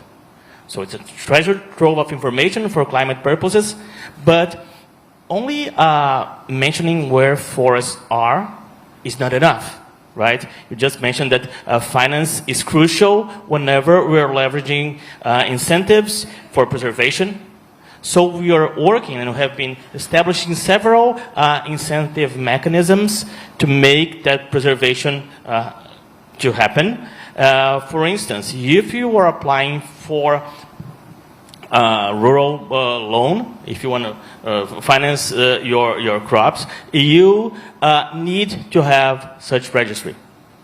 And we have been working together with COS here to expedite that process by providing verifiable credentials in that context so that we can expeditely make this rural loans process even more important and expedite. Also, you need to have validated information on the territory. So, and we've been working together as well with NORAD on that to make sure that we have not only accurate information, but we can use DPIs for georeferencing systems so that could be used abroad. And finally, if you manage to have preserved land, people who have surpluses, they can trade those surpluses. or if you have preserved areas through time, you're either entitled to payment for environmental services, and we've been working with UNDP for that, or it could even become a ledger for carbon markets. So you mentioned at the beginning that there might be a DPI for climate. I would say, amend that by saying that there are DPIs for climate. So the idea of bundling together several DPI-powered approaches to that can help us to enforce that basic commitment which Brazil has and that might become global, like private property should also have environmental commitments on mitigation and preservation, and then support financial mechanisms to make that to come true. I think this is an initial vision for reference. It's amazing. We started talking about DPI, but really the more we dig, we find many countries have adopted this particular approach to a lot of problems. And I think this is one of the biggest problems. I think the beautiful thing about what you're doing and continuing to do, particularly with verifiable credentials, is that this is likely to feed into, now the European Union has a requirement that exported crops must be deforestation free. And a verifiable credential could really work to certify that. That's the elegance of a DPI approach, right? Whenever the system is in place, it can serve multiple purposes. It can serve traceability, it can serve carbon markets, financing, protecting the forest, monitoring, AI powering reflections on climate. We were discussing Open AgriNet earlier on, and it totally connects with the information which might be there. So when we realize that connecting the dots is the way forward, we are on our way to COP30. And look, if we're saying it's going to cost $5 trillion to cure the economy, we really don't have $5 trillion. But with this, we could perhaps cure it for much, much less. And really, that's the idea of what DPI does. It unlocks the abundance that is already there within society. And more than that, I think collaboration is crucial to that. I just mentioned a few partners around here, and there are more and more, much more people have been discussing the role and importance of DPI for climate. And working together towards a common goal is part of the equation, because as I heard, we need exponential solutions for exponential problems, right? We need exponential solutions. So if we need exponential solutions, just one solution is not good enough. I'm going to turn to Sujit, because we also have another really complicated problem, and that is the fact that our energy system was fixed, as Nandan said, a century and something ago, and it hasn't changed since then. But right now, we're in a very different world where there is renewable solutions that we require, and we need to find a way to fit that in. Once again, we need to do that really efficiently, because cost, once again, needs to be in mind. So, Sujit, you have worked on such a solution. Can you do a DG for dummies? Because just assume we're all dummies, and we've got to just understand it from basic principles up. Sure. No, thanks, Rahul. In the interest of time, I'll save the thank yous for later. But I'm a journalist, so I'm also learning on energy, because this is an idea that came to us from the larger community around the work we do, talking about why aren't you doing anything in energy? And that's when I realized, to your point, we are perhaps in the most unprecedented time when it comes to electricity. People are calling it the new age of electricity. Fixing the grid, decarbonizing the grid, one of the most complex machines built on the planet, especially when you have three important trends shaping the future of the grid. One is rapid decarbonization of the industries, and the concrete pathway of decarbonization of industry has been electrification. Electrification of transportation, refrigeration of industry buildings and plants and all of that. So one is this very clearly a demand surge that is hitting the grid because of the electrification that's happening. Second is this whole idea of everybody can be an energy producer today, because the cost of solar and the cost of batteries, the cost curve declines that we have seen is so unprecedented that it's well within reach to have at a population scale deployment of behind the meter, rooftop solar and batteries. And that's happening at such an unprecedented space, so that you're creating a whole lot of a decentralized energy resources. Conventionally the utility grid has been unidirectional, where you have one big generation plant, and then there's a transmission corridor, and then you have the distribution, and then most of us were like passive customers behind the meter paying the bills. That's the only time the utilities recognize that we exist. To actually we being active consumers and prosumers. So this whole decentralization that's happening. So these three big trends, electrification, decentralization, and the third part, which is the natural digitizations that are happening. Every electric EV car is also a software-driven vehicle. Your thermostats are becoming software controlled. All your systems that take care of your ACs and others are getting software controlled. So there's a natural digitization that's happening. Because of this, we are in a situation where there is a very, very clear case for why the only way to do this at a sustainable scale, at a population scale, and make this this acceleration faster, is to unify these diverse discrete efforts. So what we are seeing is, of course, there are these big grid companies, utilities, and all trying to decarbonize and infuse more renewables into the grid. But parallelly, there is this whole edge grid that's happening behind the meter with all these distributed resources like the batteries and solars and electric cars and everything. They seem to be literally two separate ecosystems not talking to each other. The grid has no visibility behind the meter. Today, when we are talking about solarization of homes and Prime Minister announced 10 million rooftop solars, the grid guys are getting worried, saying that I don't know when is this solar energy generation is being pushed back into the grid, if I have excess energy, to which feeder is it connected to? There's absolutely no observability. And the whole of grid in the last 100 odd years have been working on this very tight supply-demand balance. And everything is based on a scheduled generation and management. And we have lost that control, we have lost that observability to manage this supply-demand balance when so many millions of micro-energy resources are plugging into the grid, either supplying energy or drawing energy or pushing back energy from a battery. So it creates a situation where you have an edge grid actually making the big grid stumble and fall under its own weight.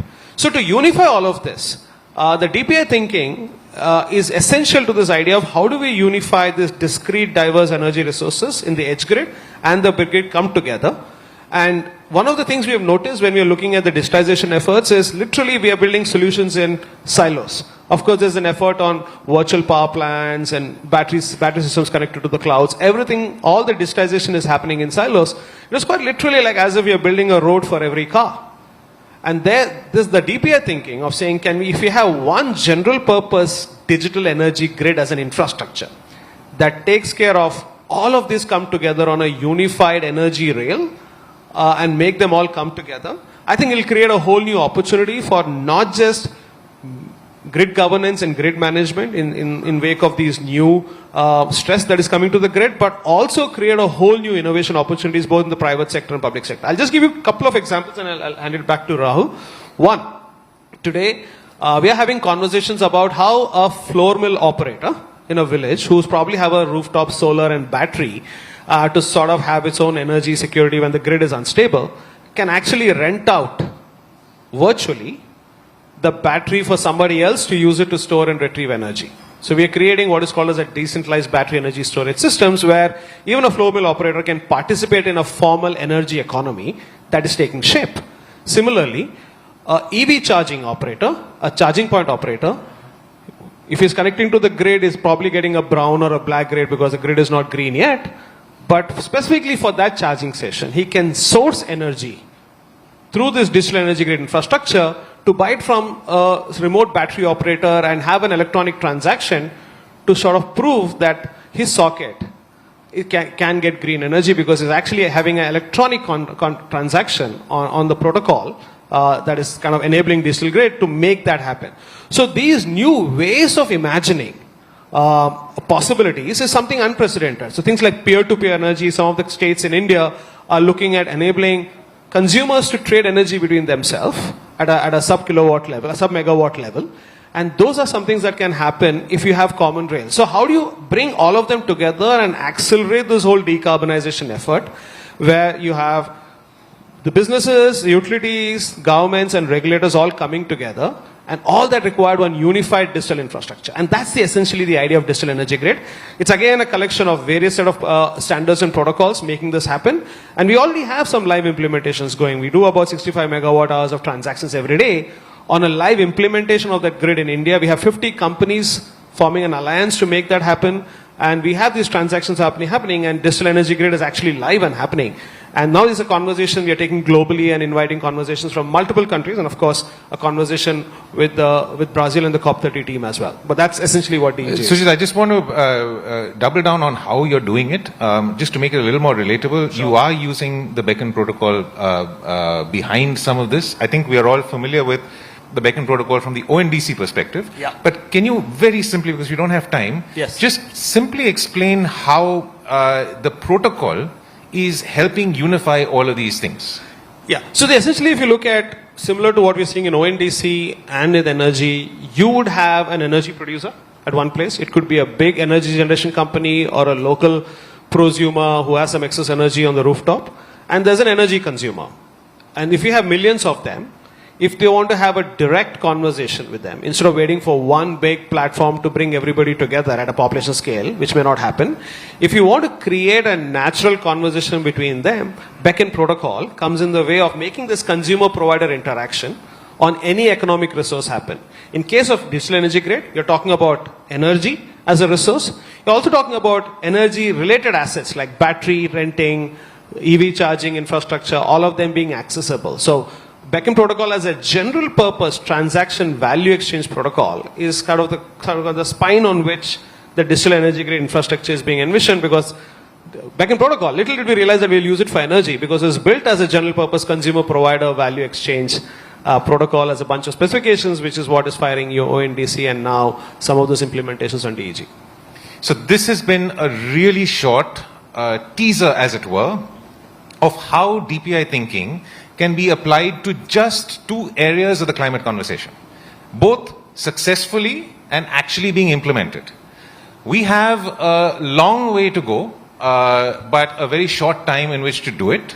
And we're hoping that this has been sort of a teaser for all of you to start thinking about this and seeing how we can apply this sort of thinking to various other areas. I mean, immediately we know loss and damage is a huge issue. When there's a climate disaster, how do we get money to people who really need it? And there's a DPI for that already. It's the G2P payments infrastructure. And so there are many different ways in which we can apply this, and we're hoping that by changing the conversation from what it has been for the last decade to this new way of unlocking abundance, we can actually show how DPI thinking can change the way in which we're having climate conversations.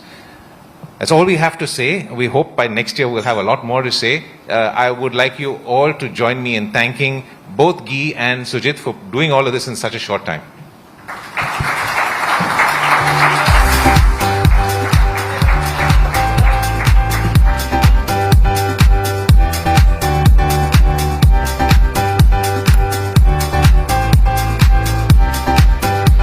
Thank you for a timely conversation on DPI and climate change. Up next, we have a short talk titled DPI in Action. It's my privilege to welcome to the stage Mr. Nuruddin Boutayeb, President, Moroccan Foundation for the Promotion of Preschool Education. Sir, the floor is yours.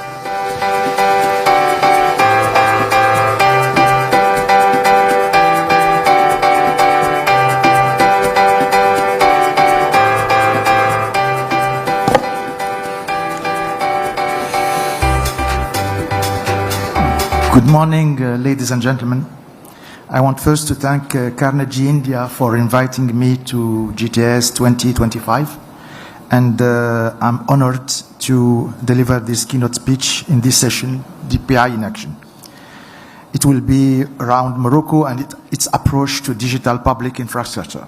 Morocco has positioned itself as an African pioneer in the development of digital public infrastructure, adopting an approach inspired by the Indian model while adapting it to national specificities. This collaboration with India, initiated nearly 8 years ago, has enabled the implementation of two structuring projects and that are gradually transforming Moroccan's digital landscape. First, the Digital Identification System RNP RSU. As early as 2013, Morocco began reflecting on the modernization of its social aid system, which was until then characterized by a universal approach, as with cooking gas, or targeted but often imperfect methods. The objective was to adopt a more precise targeting system, minimizing human bias, and enable robust identification and authentication of beneficiaries. In November 2017, a Moroccan mission traveled to India to study the Aadhaar system successfully deployed nationwide. During a meeting with Mr. Nandan Linikani, the godfather of the Aadhaar system, a proposal for collaboration emerged to develop a modern identification core in the form of a digital public good. This collaboration led to the signing of an MOU between Morocco and India in 2018 with making the Kingdom of Morocco the first country to integrate its identification system, RMP, around MOSIP. This pioneering initiative has since been adopted over 20 countries, more than 20 countries. The RMP was successfully tested in 2 pilot regions at the end of 2021, being deployed nationwide the following year. Today, this system has enabled the enrollment of more than 20 million people, 22 million people, the integration of 4.3 million households into the unified social register, the allocation of free medical coverage to over than 11 million beneficiaries. New targeted and aid programs are currently under study and can be deployed thanks to the RNP RSU infrastructure, thereby strengthening the Moroccan social protection system. The second project is the FMTPS LTMS Maharat platform to transform education through digital technology. During a visit to Bangalore in May 2024, the considerable progress made by India in the field of DPI since 2017 was noted. The DPI approach, which succeeded the India Stack concept, was particularly impressive for its results in the education sector with the Diksha platform. As president of the Moroccan Foundation of Preschool Education, FMPS, decisions were made to develop an LTMS, a learning teaching management system platform, based on the Sunbird Ed environment. This platform aims to develop the skills of the Foundation's 24,000 educators, serve as a large-scale proof of concept for the Department of Education and Vocational Training, and offer a potentially replicable model in other West African countries. An MOU was signed between FMPS and IIIT Bangalore COS, and an MVP is in the last stage of development with the support of COS, Google Cloud, Proteantech, Deloitte, and the financial contribution of Co-Develop. This MVP will advantageously replace the e-learning solution previously used in SaaS mode, which was considered expensive and insufficiently adapted to specific needs. The future LTMS Maharat means skills in Arabic and sounds a little bit Hindi, will offer a structured training path allowing each educator to take an initial placement test, follow a path marked by skills and sub-skills, progress gradually from the grade of junior educator to expert educator. Designed to evolve constantly thanks to the richness of the Sunbird Ed building blocks, this platform can be adapted to other professions by defining skills frameworks and developing specific modules. What next? Despite a relatively short preparation time, a conference was organized last January in Rabat in partnership with Google Cloud, the Mohammed VI Polytechnic University, and COS. This event brought together around 100 decision makers and IT managers from administration and private company. The conference offered an introduction to DPI approach, largely unknown in Morocco, especially recorded address by Mr. Nandan Linikani, presentation of the Indian DPI journey by Mr. Ramesh, CEO of COS, a presentation on Diksha by Mr. Shankar Marwada, a presentation of DPI in a box by Google Cloud, and was followed by a lengthy question and answer session demonstrating the interest generated. In parallel with the conference, meeting was organized with 3 ministers, Agriculture, commerce and employment to present the DPI approach and especially the open network approach developed in India through ONDC, Honest, and Open Agri-Network. Google Cloud has committed to conducting POC, proof of concept, in these three sectors, with the precise modality yet to be defined. Another action was the Sunbird Ed environment used for the Maharat platform was also presented during two workshops to 4 universities, and the objective is to launch a Sunbird Academy project to develop Moroccan expertise in this technology, thereby broadening the approach of the open source and DPG approach. UM6P, the university, has also expressed strong interest in developing a center of excellence in DPI after the center of excellence in Mozit that is already already developed, and meetings are scheduled to move forward with this project. Perspective and next steps: we have to strengthen foundational DPI to make citizen interaction increasingly presenceless, cashless, and paperless. We have already the ID layer, but we have to work on to accelerate the digital payment adoption in Morocco, and we can be inspired by Indian and also Brazilian experience. Establishment of secure data exchange via QR codes and DigiLocker.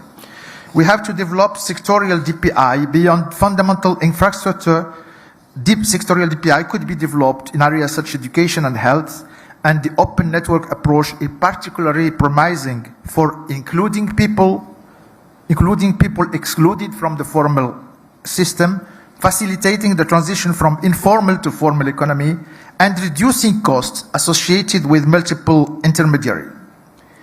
And finally, we intend to create an institutional vehicle to maintain momentum and ensure strong political support by the creation of a dedicated NGO, DPI for Africa, which is currently under discussion. The objective is to establish the structure before the end of this year with the support of Moroccan company and, I hope, Indian partners.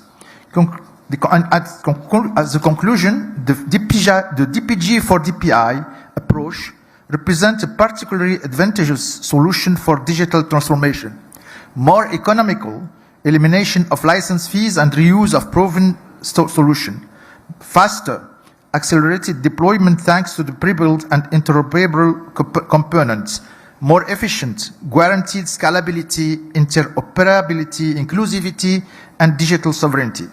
This initiative aligns perfectly with Morocco's digital strategy for 2030, which aims to make the country the leading digital economy in Africa and to be among the top 50 in the United Nations E-Government Development Index. The large-scale development of DPI project will also foster public-private partnership and stimulate innovation. By adopting the DPG for DPI approach, Morocco is affirming its position as a leader in digital transformation in Africa while developing inclusive solutions tailored to its specific need. But in my opinion, the important thing is to remember that technical and funding matter aren't the problem. It is rather to find enough champions, risk-takers, and strong expertise in change management to conduct DPI project to success. I hope that after giving you an idea of what we did, what we are doing now, and what we'll do next, I will have the opportunity to talk about the how aspects that are more important. Thank you for your attention.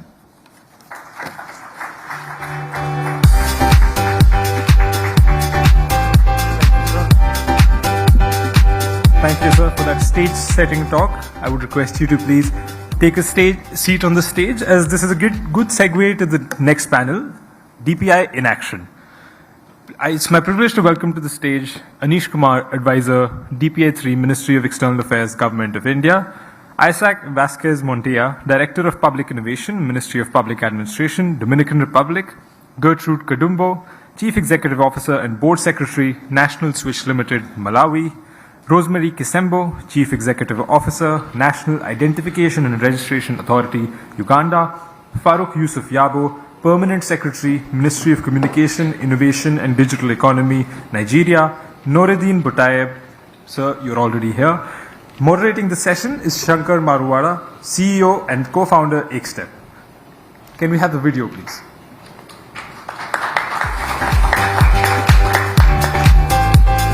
Thank you, Mr. Bittar. That was a very inspiring talk. Welcome, distinguished panelists and audience, to this crucial conversation on DPI in action. I have witnessed firsthand the transformative impact of DPI at the scale of India, especially when it's designed with inclusion at its core, both from my experience at Aadhaar and also as CEO of Ekstep Foundation that works at the intersection of technology and transformation.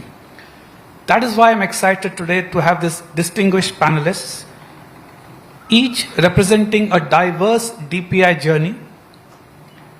They'll be sharing their journeys, their lessons, and the way forward as they are all undergoing a DPI-enabled transformation. DPI represents shared digital systems that are secure, interoperable, and support inclusive delivery of public and private services across society. India's journey demonstrates that DPI can compress generational change into years, achieving in 9 years in financial inclusion what would otherwise have taken close to 50 years. The G20 consensus on DPI under India's presidency established that DPIs are essential for equitable development, particularly in the global south. We are also witnessing a historic shift where the global south is pioneering innovative digital transformation, often leapfrogging traditional systems. The creation of a global DPI repository now showcases 54 DPIs from 16 countries, providing a knowledge base for nations embarking on their digital journeys.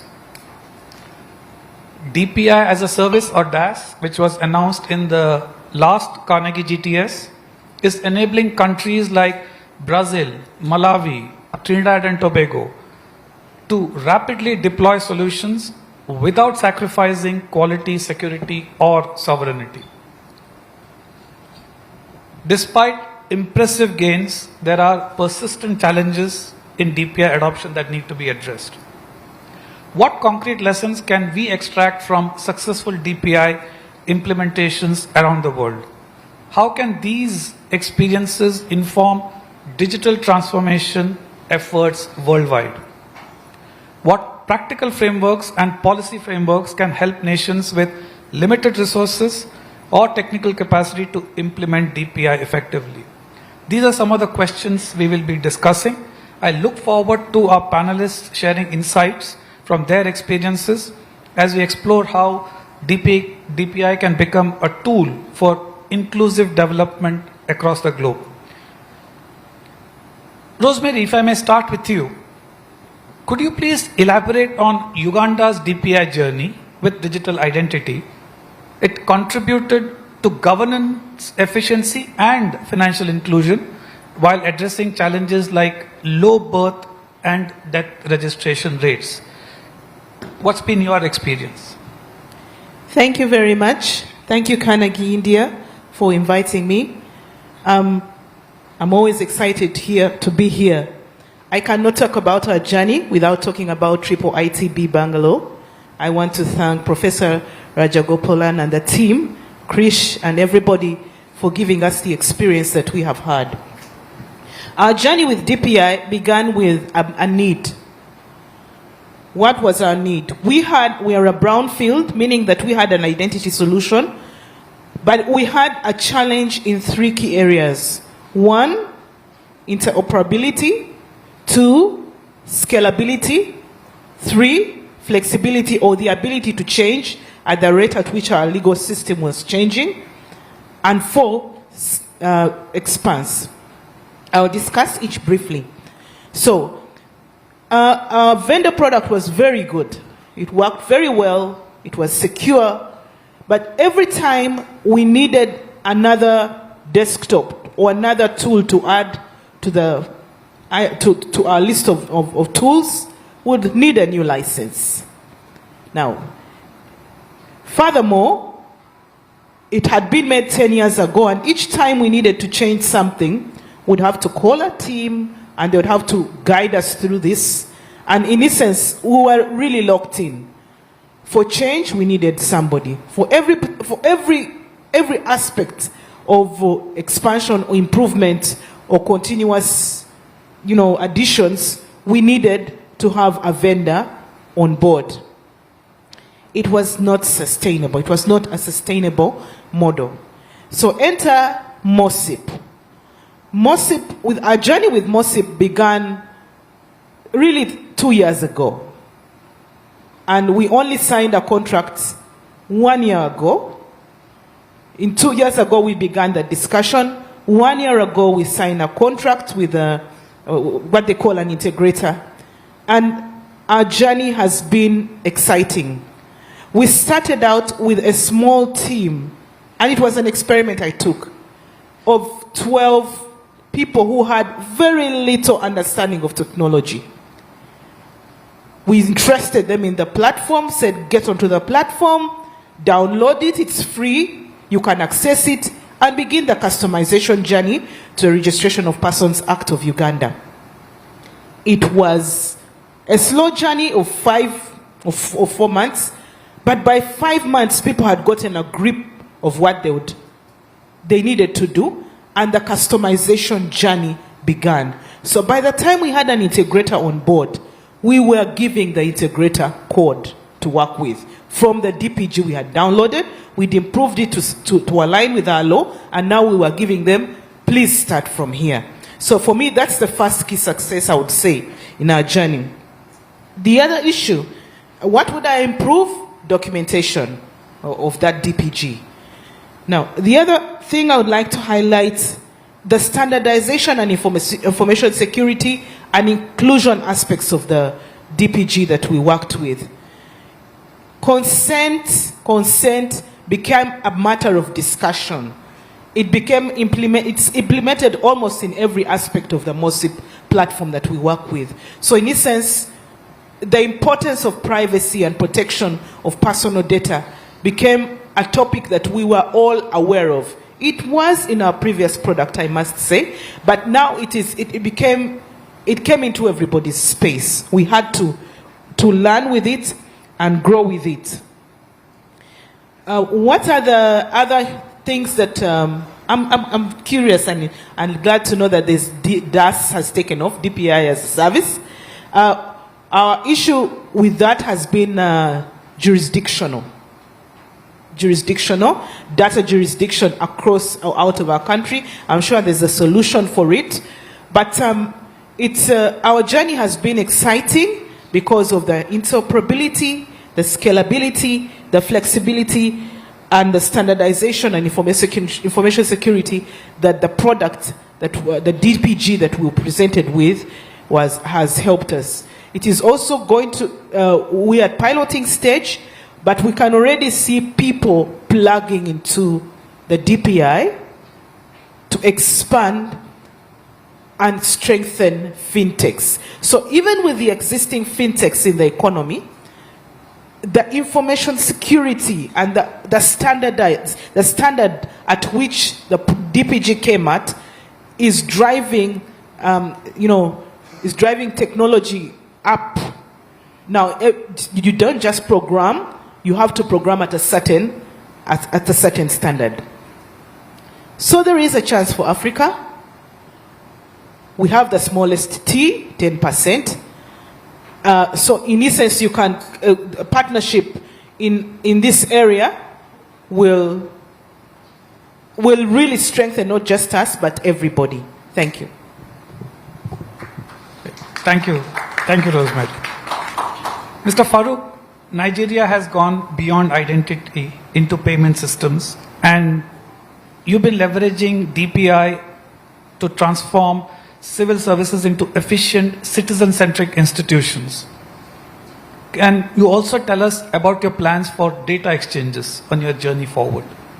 Okay, thank you very much, Shankar. And please allow me to first start by thanking the Indian government and indeed their partners for inviting me to this very important and auspicious event.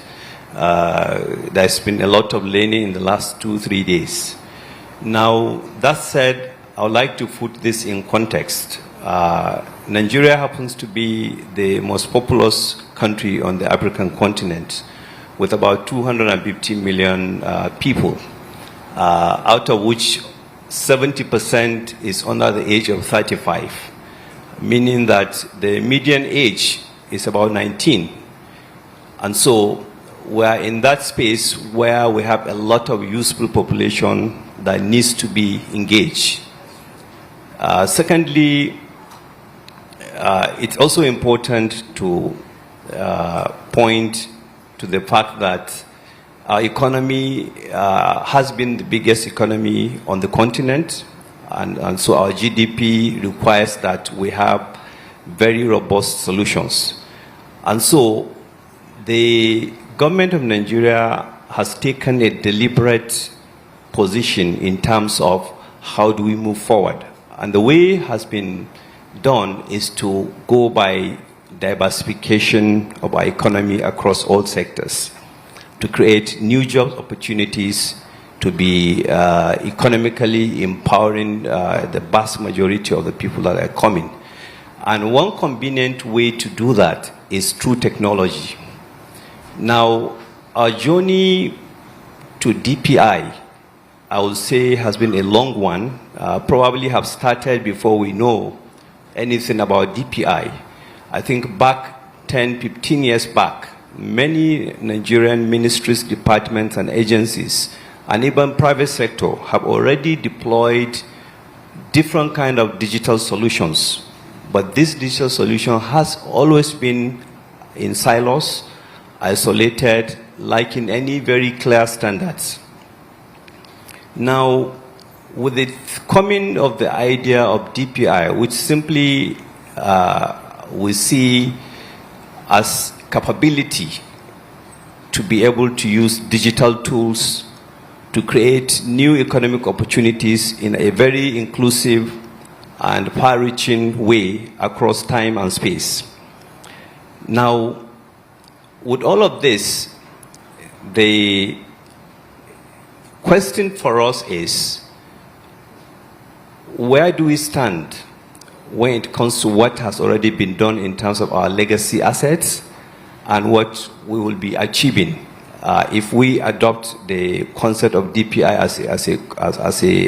as a model? And so it took the government leadership, especially within the digital economy sector, which I am working, almost the whole of 2023 and some part of 2024 to go around the world to engage from India itself to Europe to China to the US. And what we found was that the concept of DPI has two extremes. The first extreme being adopted by smaller countries in terms of numbers, where you have almost what you can call a straitjacket approach to integration and deployment of digital systems. On the other extreme is siloed systems, like you will find in Nigeria and in many other countries, including big countries. And in between are countries that have been able to synchronize and define rails like ID systems, like payment systems and data exchanges to be able to pull in the other strings and have a wider integrated system. And so what we have done lately is to try and place ourselves. And incidentally, we happen to fall at the last extreme, where you have all kind of digital solutions, but that are siloed. And so the question is, if we are going to go into the DPI space or DPI race, where do we start? And so a starting point for us in recent times has been to develop a strategic framework which we see as a long-term visionary and strategic decision that is going to help us to create a digital capability that will be able to provide solutions across economic, social, political, and even environmental problems. And in order to do this, we need to have a well-crafted long-term strategy. And that was what we did. Early in 2014, we launched the Nigeria's digital strategy, which has 5 pillars. The first pillar is knowledge, where we are currently running the biggest capacity building program in the world. That is the 3MTT program, where we intend to train 3 million young Nigerians in all aspects of technology. And this has been on in the last year. We've so far trained over 200,000 young people. The next item is for us defining the policy framework, and that is how the DPI concept came about. As a policy, as a strategy, the government decides that we will build a digital infrastructure leveraging on already existing assets and expanding from that. And of course, we also quickly recognize that for you to do this, you need infrastructure. The foundational infrastructure hasn't been there. As we speak now, we are running a project that is going to install 90,000 kilometers of fiber across all nook and crannies of the country, expanding our broadband connectivity to 95% by the year 2030. This project is already on, leveraging on the already 40,000 kilometers of fiber optics that are in place. And of course, we are looking at innovation, entrepreneurship, and capital as the fourth pillar, with trade being the last one. And so, as we speak, we have narrowed the DPI vision as a people-oriented vision, relying solely on live events. So, the current framework that we have come up with, arising from the strategy, is what you call DPI framework for live event support. So we recognize that the whole concept is to make people happy. And how do you do that? We define from the beginning of the journey, which is a birth, from our birth to our death, there are a number of issues that we deal with regularly.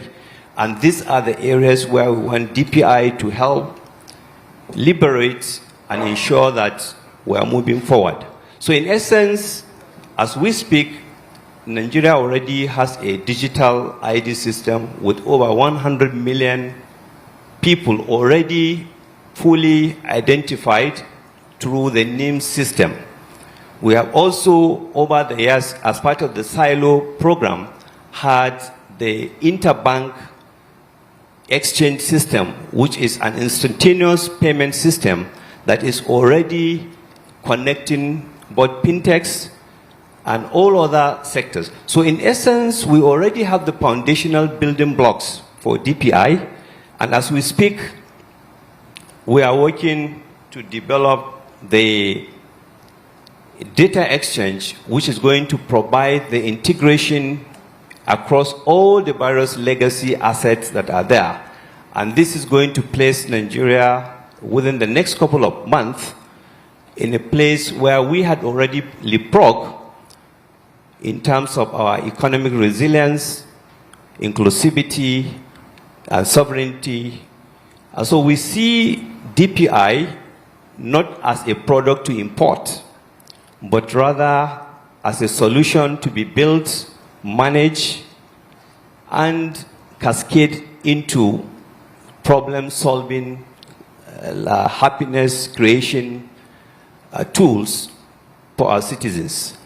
Thank you very much.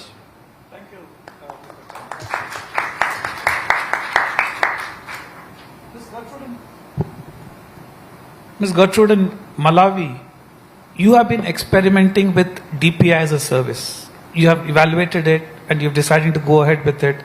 Can you please share your experiences on that and inform the audience how such models can be scaled to other developing countries? Why is it relevant to other developing countries with limited resources?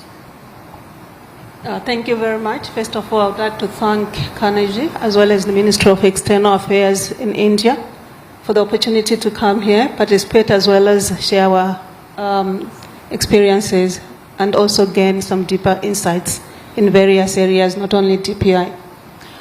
Before I answer that question, I just want to give a brief background on DPI in Malawi.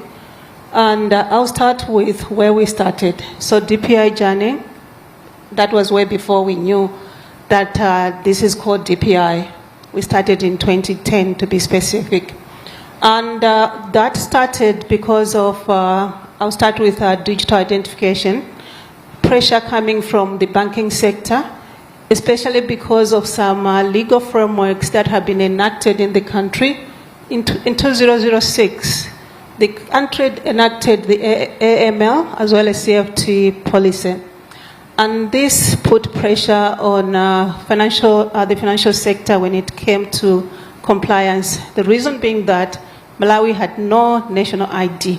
So we had several documentation that we used to identify citizens. Some were more traditional in the sense that apart from passports as well as driver's license, we used all sorts of things, letters from village headmen, letters from academic institutions or employers and so forth.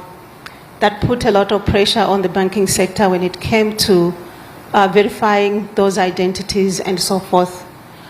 And then in 2010, two things happened. There were two legal frameworks that were enacted in the country. One of them was the National Registration Law, and the second was a revision of the Banking Act of 1989. These reforms were being undertaken, one for the Banking Act because of the digital transformation that was happening in the payment sector. One of them, the bringing in non-banking payment service providers like the mobile money operators. And the second was for the National Registration Bureau was now to put structures in place that oversee as well as coordinate the implementation of the digital identification system. And in 2017, that's when the digital identification system went live in Malawi.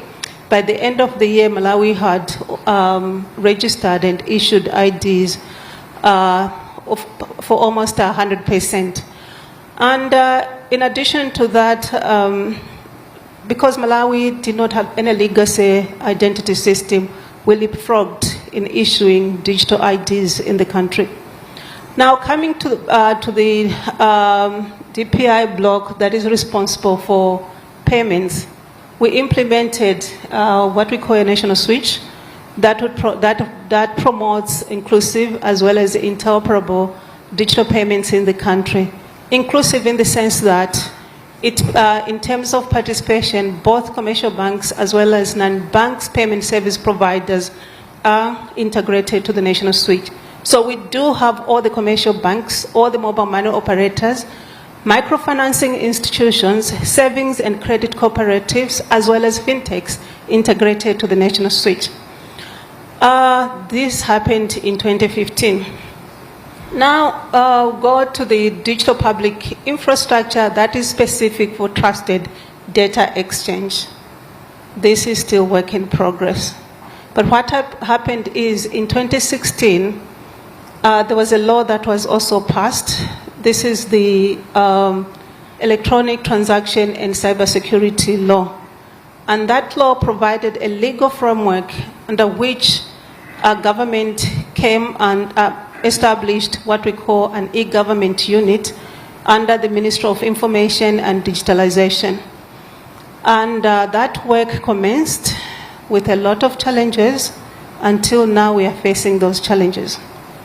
Now, coming to your question, to your submission that Malawi is working on DPI as a service.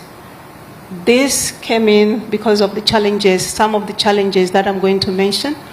And one of them is that when it comes to digitalizing government departments, ministries, as well as agencies of government, each one of them, they're working in silos. There's a lot of fragmentation in the economy. And that is putting a lot of pressure in terms of how we progress, as well as in terms of financial resources and sustainability of the various systems that are being put in place. The second is to do with these are solutions that are procured, and they are not they don't use open source standards. And for that reason, we have had challenges in terms of us achieving the data exchange because those systems are not interoperable and don't have capabilities to interoperate. And the other issue is to do with technical capabilities challenges. Really, I think that's how we found ourselves in a position where we have all these systems being implemented by different MDAs, although we have an e-government unit in government. In 2023, we started engaging with CDPI, and we also attended the IIITB in Bangalore, and that was actually eye-opening for us because most of the issues that we're struggling with, they became so apparent to us. We got to understand that there are solutions out there that we can use. So for that reason, we have been experimenting. We signed a letter of intent with CDPI, and we went ahead, started looking at all these frameworks, especially for data exchange. The fact that from 2016, when that law was enacted, not much has been achieved so far. Of course, the government under e-government has gone ahead to implement a shared platform for all the government services and so forth, and also a billing system for the government services. And that also is supposed to integrate to the national switch for interoperability, specifically for payments. But then because of the issues that I'm talking about, to say most of these systems are not interoperable, this is a challenge to us. And that's why we are considering digital DPI as a service.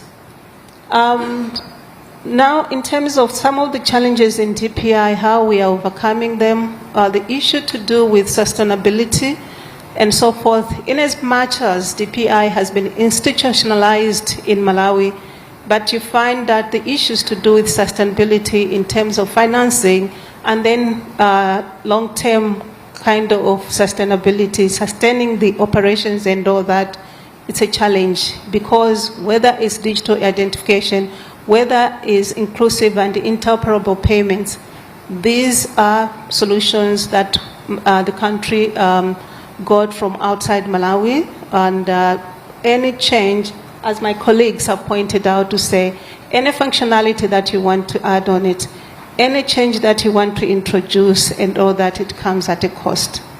And the issues are compounded because that dependency on vendors, then we haven't equipped our own people with the right technical skills for them to be able to develop systems as well as to maintain those systems. So there is heavy reliance on the vendors that are supplying those solutions. So DAS for us is the right solution.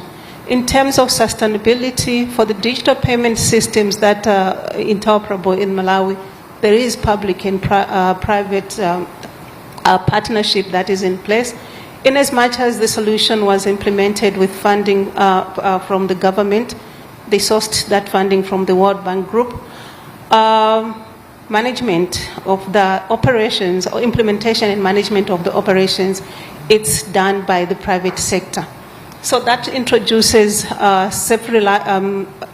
these operations are self-sustaining, as well as the efficiencies that are needed. And the reason why this was done is there were some trust issues from the private sector when government was implementing these DPIs.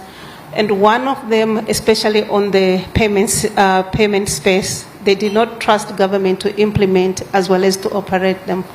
And then because of those engagements and consultations with the private sector, it was decided that that would be run by the private sector, as well as ownership was passed on to the private sector. And for that reason, the national switch is more of a self-sustaining, those are self-sustaining operations. We haven't really done the same for the other DPI rails. That is, of course, because of state issues and all security issues and all that. I don't see that happening. But ongoing with all this interoperability and all that, because when we are introducing interoperability or new use cases on the digital identification system, one of them is the account to the ID account mappers and all that. There's that collaboration between the financial sector as well as the bureau that is responsible for civil registration. And we also are leveraging on the existing infrastructure. We're currently working with government departments to digitize the disbursement of social funds, as well as to digitize revenue collections, that is both tax and non-tax revenue collections, by leveraging the interoperable and or inclusive payment DPI. And so that has tended to bring everyone together for us to work together. Slowly we are improving the trust issues that we have. But the technical capabilities as well as DAS is from working with CDPI in India. It is indeed assisting us, one, in resolving issues to do with technical capabilities, two, in implementing the trusted data exchange system in a more faster way than before. Thank you very much. Thank you, Mr. Mr. Isaac, Mr. Farooq talked about a DPI framework which was around making people happy, a cycle from birth to death. I was fascinated when we were talking about how DR has implemented a human-centered approach to DPI. I found that fascinating. Could you please share Dominican Republic's journey and dive into this human-centered approach to digital transformation? Yes, of course. Good afternoon, everyone. And thank you very much for the introduction. In the name of the Ministry of Public Administration in the DR and the Dominican Republic people, thank you very much for this invitation. Thank you to Carnegie India and the government of India. It is a huge honor to be here with you guys. I'm really excited because this is like a dream come true. In first place, because this is my first time in India, and since I was a little kid, it was like a dream for me to visit this beautiful country and meet these beautiful people. And in second place, because I'm pretty sure that here in this Global Technology Summit, some of the most brightest minds are present here trying to build a better future for our communities. So I need to be realistic. Probably I'm not the best guru in the DPI's ecosystem, but I'm assure you guys that with my experience in the public sector in the Dominican Republic, I have a strong and a fresh view, perspective of how those systems can integrate with the government strategic to the benefit, to a true benefit for our people. For 14 years, I've been working with the government and the public sector as a policy maker in health, in public systems, in education, and for the past 5 years with management, all the administrative consultation in the government, and also with the digital transformation and innovation. And I found some in common for those 14 years of experience. And it's the need to move the in-from-person public services to digital quickly platform for the benefit of our people. And when we're talking about digital services, when we're talking about digital platform, must be focused on people's need. And when we're talking about the digital transformation, I think that the foundation of those goals, of course, are the DPIs, the DPGs, the building blocks, and the innovation. That's why in the Dominican Republic, we believe that digital public infrastructure is not just a technical foundation. It is the enabler of everything we want to achieve to a modern governance. In our view, DPI makes three essential contributions. First, it allows governments to design and deliver services that are faster and more efficient. Second, it makes the interoperability possible, breaking silos and promoting collaboration across all the institutions in the states. And third, it helps build trust through transparency, inclusion, and accountability. And these are not abstract goals. They are practicals. They are measurable and necessary. In my country, we see digital public infrastructure not only as a set of technologies, but as a path to improve lives. Our vision, guys, is simple and practice.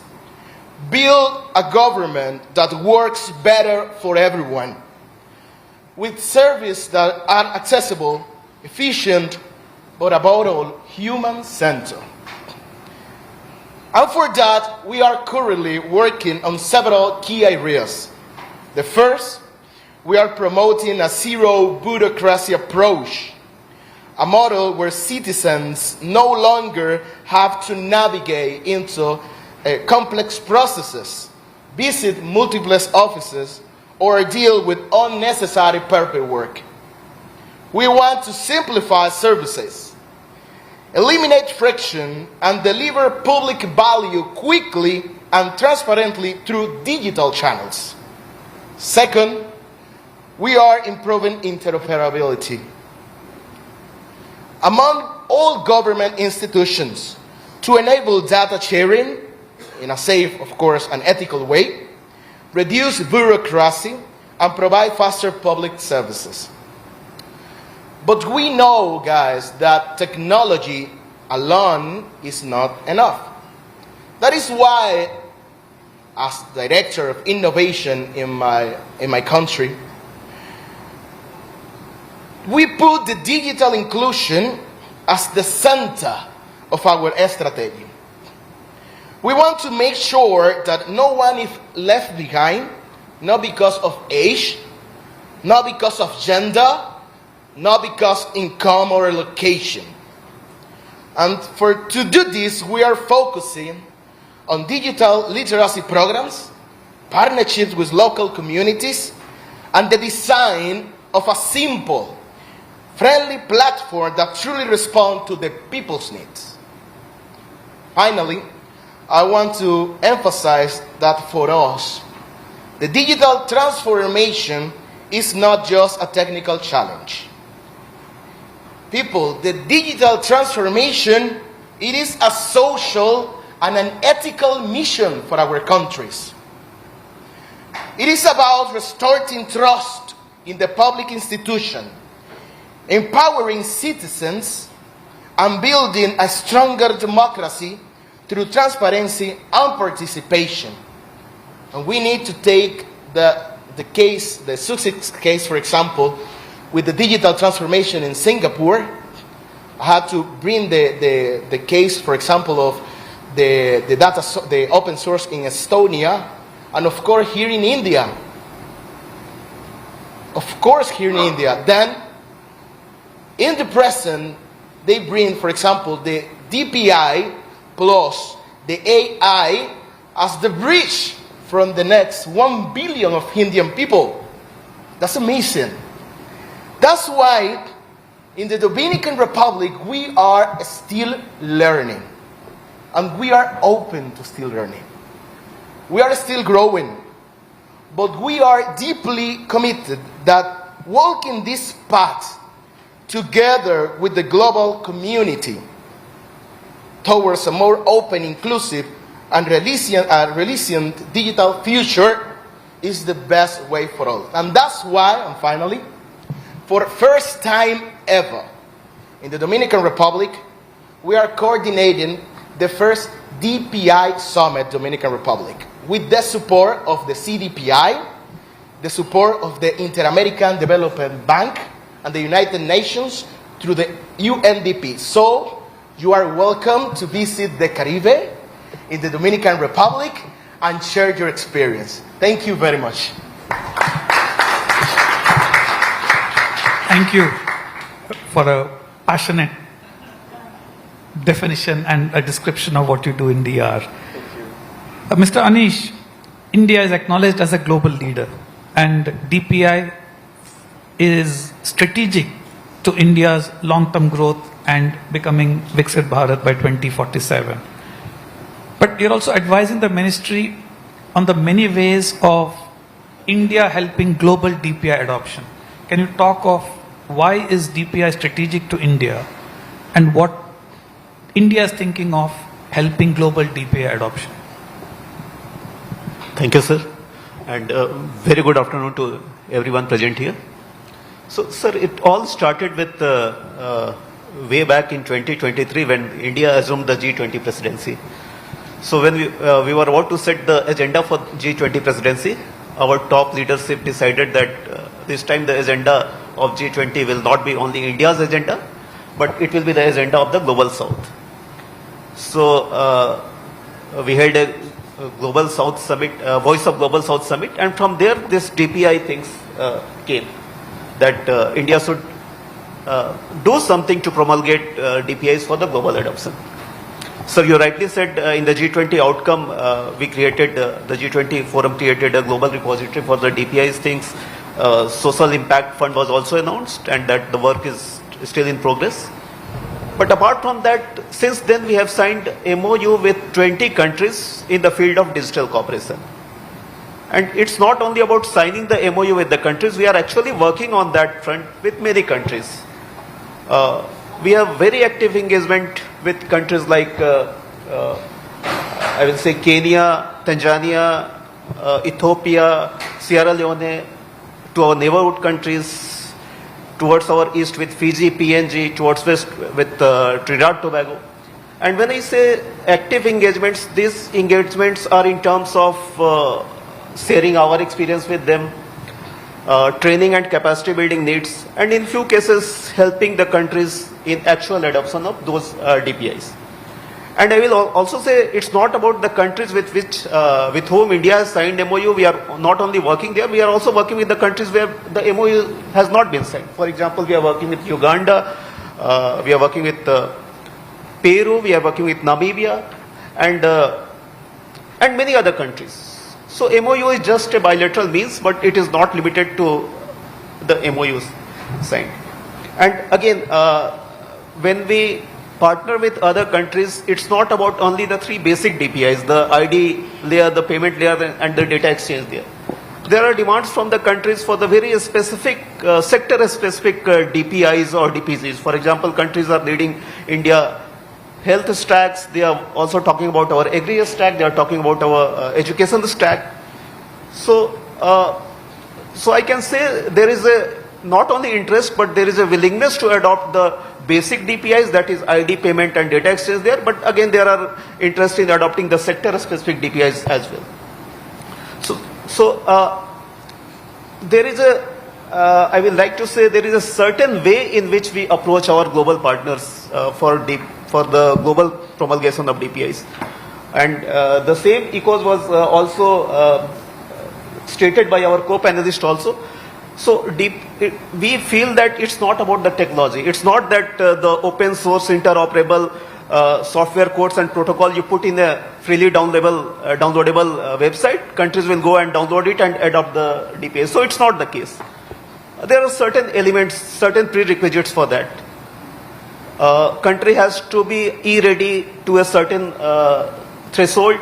There has to be a political will. Probably there will be a training and capacity building needs for the line ministry or the institutions which will champion the DPI in that particular country. And the country needs to draw the legal, the policy and regulatory boundary conditions so that they can create. So like one of my co-panelists said, it's not about the importing the product, it's about developing the product without reinventing the wheels. So country needs to draw the political, legal and regulatory boundary conditions within which the DPI will work so that the digital space is not monopolized by certain players and the field is level for big and smaller private players to flourish their innovations.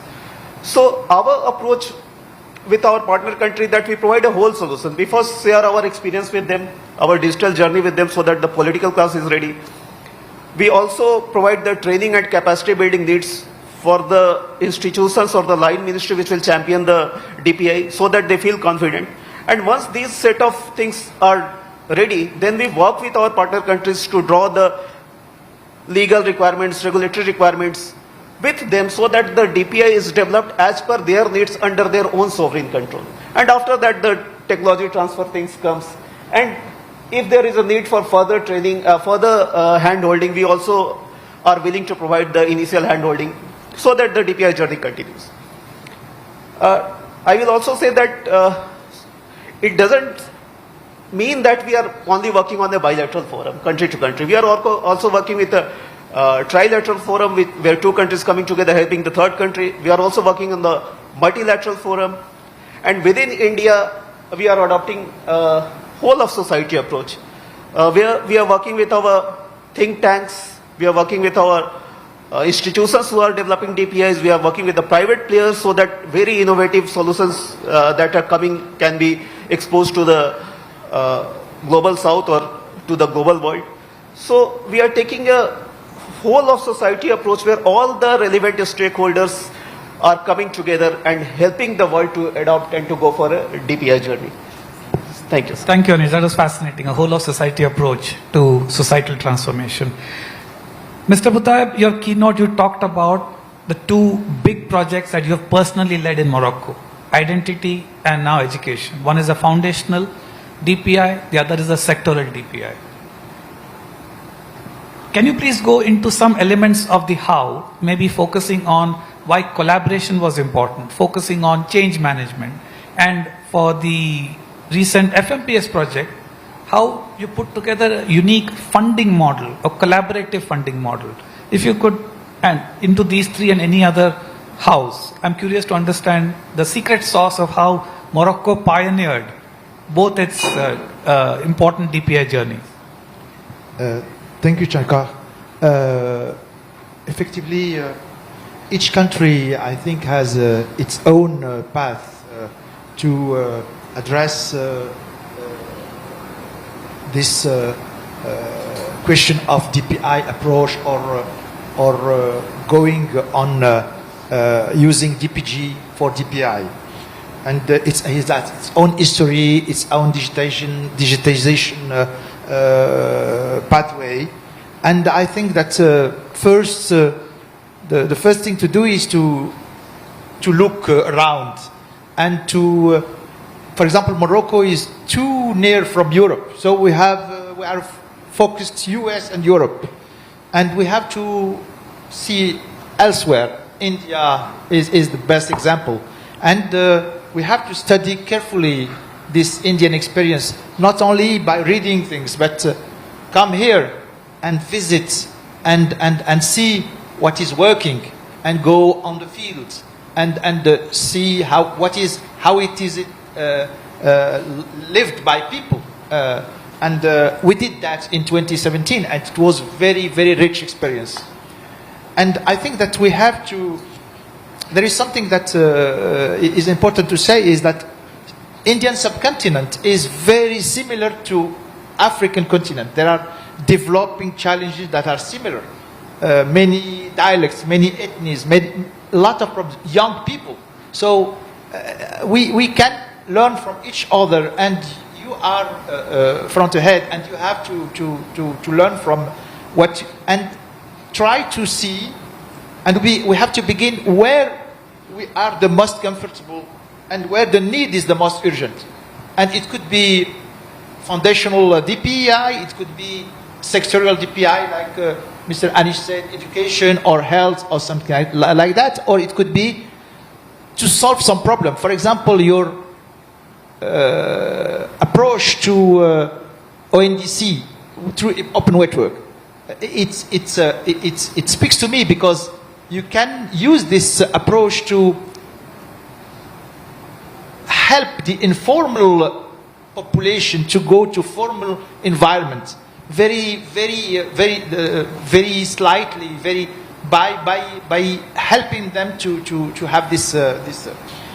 But in every project we'll face difficulties, and that's why we have to have a strong change management approach.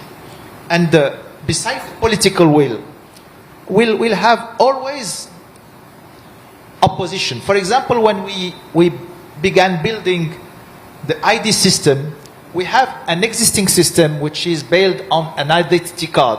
So it's normal. Why building another ID system? Because we have this one. So there is sort of difficulties to go through that. The regulation, the data protection agency also, and in that case, I think that, and in all other projects, our colleague Isaac from Dominican Republic is in the administration for 15 years. I spent 18 years in the administration of Italia, and for every project it's the same thing. We have to be patient, extremely patient. We have to never give up.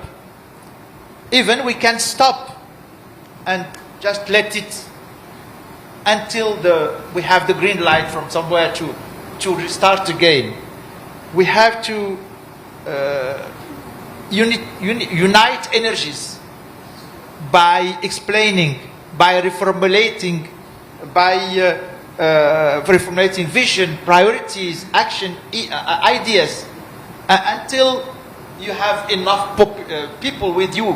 Because if you are alone, it's not you have to bring the points of view together closer to see how to do that. For example, now I'm trying to give this point of view closer between the ID system and the other system. And there are opportunities to do that. So why having two ID systems if we can have one strongest one? And you have always to negotiate to go forward. You can't just say, it's my point of view and I have to go there. So, but not without forgetting the ultimate goal. Because you have a goal and you have to try to use tactics and And as I said, funding and technical aspects are not the most important. The most important is to do, to look for champions, to build favorable systems. Because this DPI approach is a long process and it's a slow process. We can't go very fast because perhaps we'll find us alone, no one with us. So we have to, and we have to be a risk taker. I'm glad that my colleague from Uganda is working now with Mozip.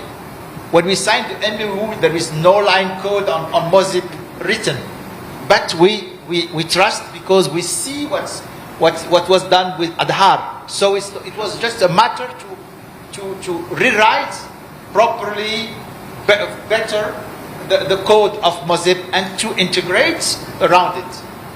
So we'll not begin from scratch.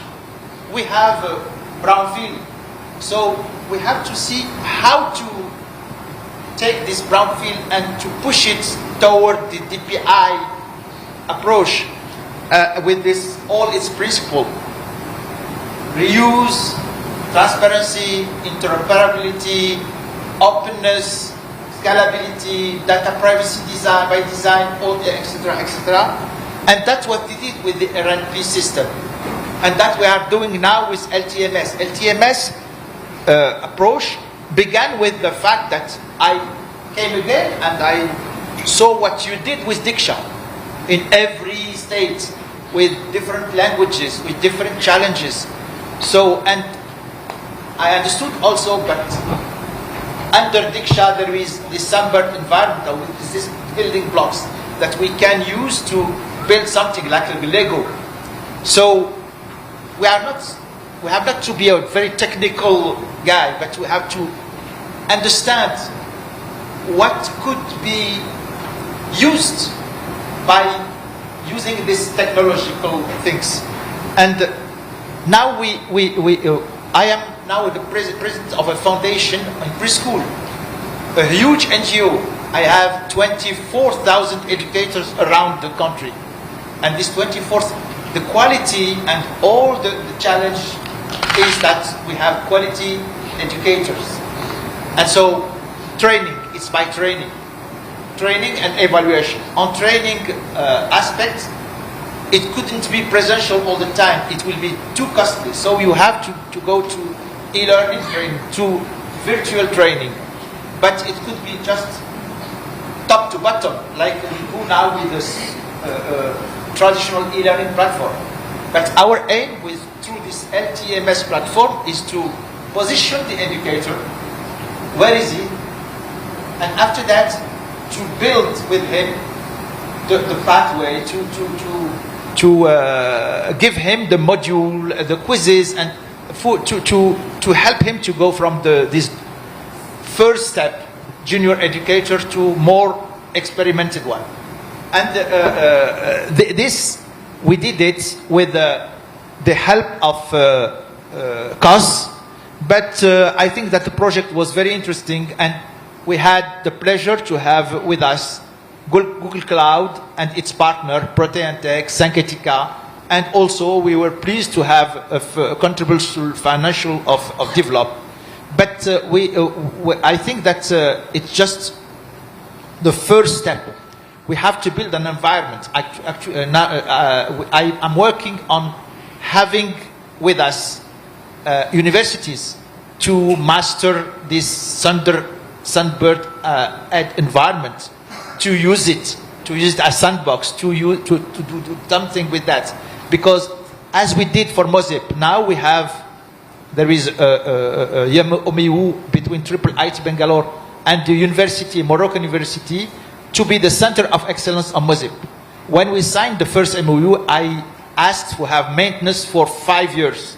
The 5 years is now ending, and it will be taken by the UM6P University for the next years. We'll do the same for the DPI. We are now looking for a center of excellence of DPI. So building the ecosystem will take time, but it's the only way to do that. And looking for champions and restrictions. Thank you. Thank you, Mr. Butaib. Unfortunately, we are out of time. We were a fascinating conversation. One quick, if all of you could think and talk for 10 seconds, if there's one thing you could ask of this audience, and this audience comprises countries, technology companies, philanthropists and funders, universities, multilateral organizations, who have all been witnessing your journey and listening to your wisdom. If there's one thing that you want to ask of them, if you can just think in 1 or 2 sentences, what is that one thing you would ask of this audience? Maybe Mr. Butaib, and we'll go this way. Yeah. Just one thing. What would that be? To help in capacity building. Capacity building. Thank you. Ms. Gertrude? Thanks a lot. For me, it's the technology companies. As you have heard that in Malawi, we have offshore solutions. Please do try to open up your sources so that you can give us capabilities to develop on the foundation, to continue developing on the existing foundational systems that we have implemented. Thank you. Ms. Rosemary. Thank you very much. This is the case for Africa. There are 1.17 billion young people. Even if that was $1 from each, you have $1.17 billion waiting. Furthermore, they are young. All those 1.17 billion are below the age of 30. They are young. They have an opportunity to be good actors or bad actors. The world is connected, whether we want it or not. We are connected through tariffs, through trade, through payments. So one bad actor on the African continent can bring down global trade, even before tariffs. So I think the opportunity is, let us hold hands with Africa. We have shown our adaptability rate is high. We have shown our learning rate is high. Venture capitalists, hedge funders, welcome to Africa. Technologists, India, you've held hands with us. Grow deeper with us. 52 countries are opportunities to build health stacks, biology stacks, pharmaceutical stacks, and an opportunity to take over the world. Thank you. Thank you, Ms. Rosemary. Yes. Thank you very much. I think the one word I'd like to leave us with is the fact that DPI is a means to an end. And we should all search ourselves as to what is our end, what do we want to achieve with it. It's a journey. We're in different levels in this journey. We need to find out where everyone is so that we can engage him at the level he is. Thank you. Mr. Isaac. Human-centered. Human-centered, I believe, yes. The inclusion and simplicity. The digital transformation must serve to the people, not to the system. So that's what we always ask. For example, is this service easy to use? Does it make your life better for the citizens? This is easy to use. Does it make your life better and easier? So we believe that when we put all the efforts into the human needs, of course we are going to have better results. Thank you. That's again inspiring. Keep humans at the center, not system. Mr. Anish. So I will say DPI are public enabled but private provisioned platforms. So private sector institutions should come forward, build innovative solutions on top of the DPI platform, duly incorporate the new technologies like blockchain, AIs, quantum safe computes, and push the country towards a very thriving and inclusive digital economy. Thank you. I would have loved to summarize, but I don't think I can put it better than what the distinguished panelists did. A big thank you to the panelists. Thank you to the audience for a patient listening. I know we are between you and lunch, but most importantly, a big thank you to Carnegie for bringing all of us together and having this very crucial topic on the agenda. Thank you, everybody.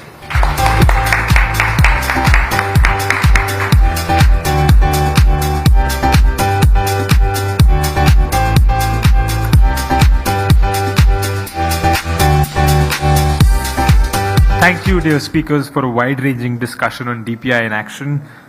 We now break for lunch. Please rejoin us in the ballroom by 2:20 p.m. so that we can begin with the afternoon sessions. We have a lot to look forward to on data governance, DPI, and artificial intelligence. Could I request the young ambassadors to please come towards the stage? Thank you.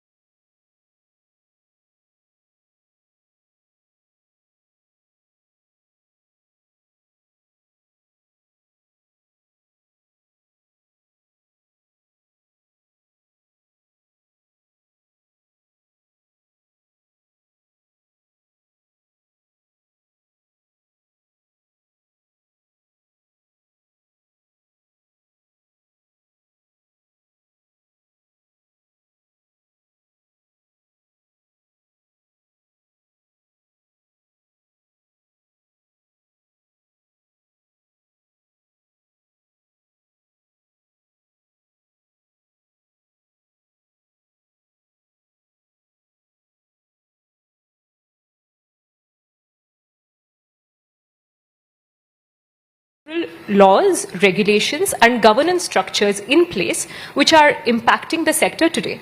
This ranges right from something as cursory as the co-branded guidelines of RBI, which already put in place consent artifact or consent-based data sharing to partners in the ecosystem, to even the audits that banks undergo on a daily basis, on an annual basis, which is governing their data movement and the permissions they seek as a result.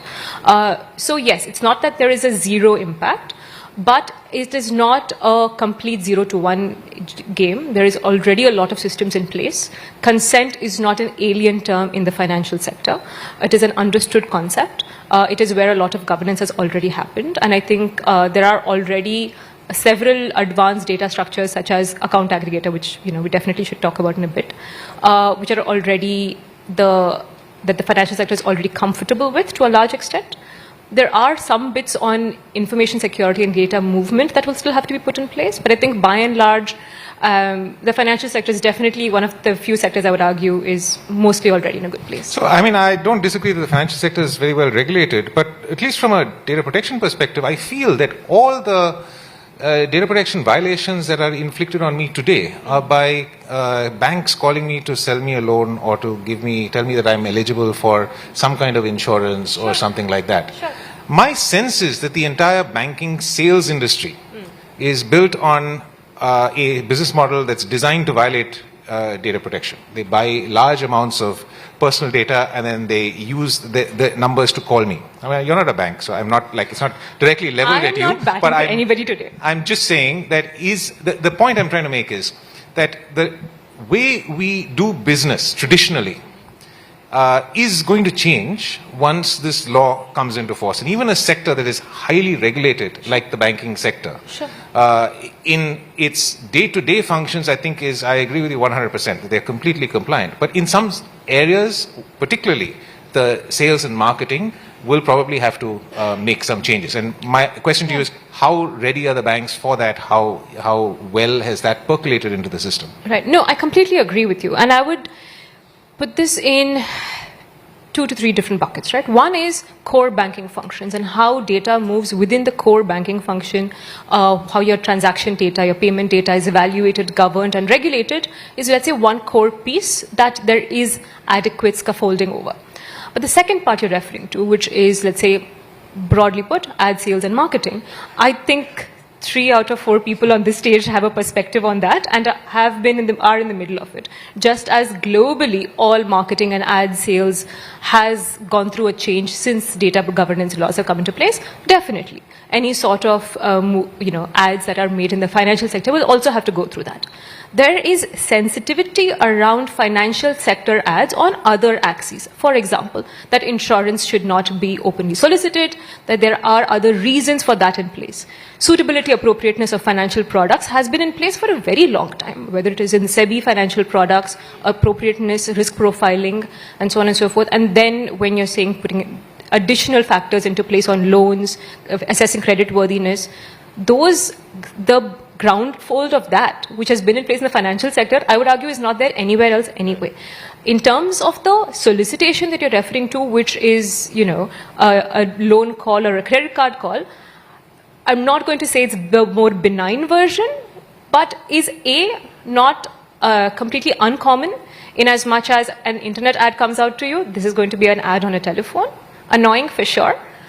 As we all know, there will be a way in which we can seek consent for that also, where they will say, oh, you've consented to having people reach out to you.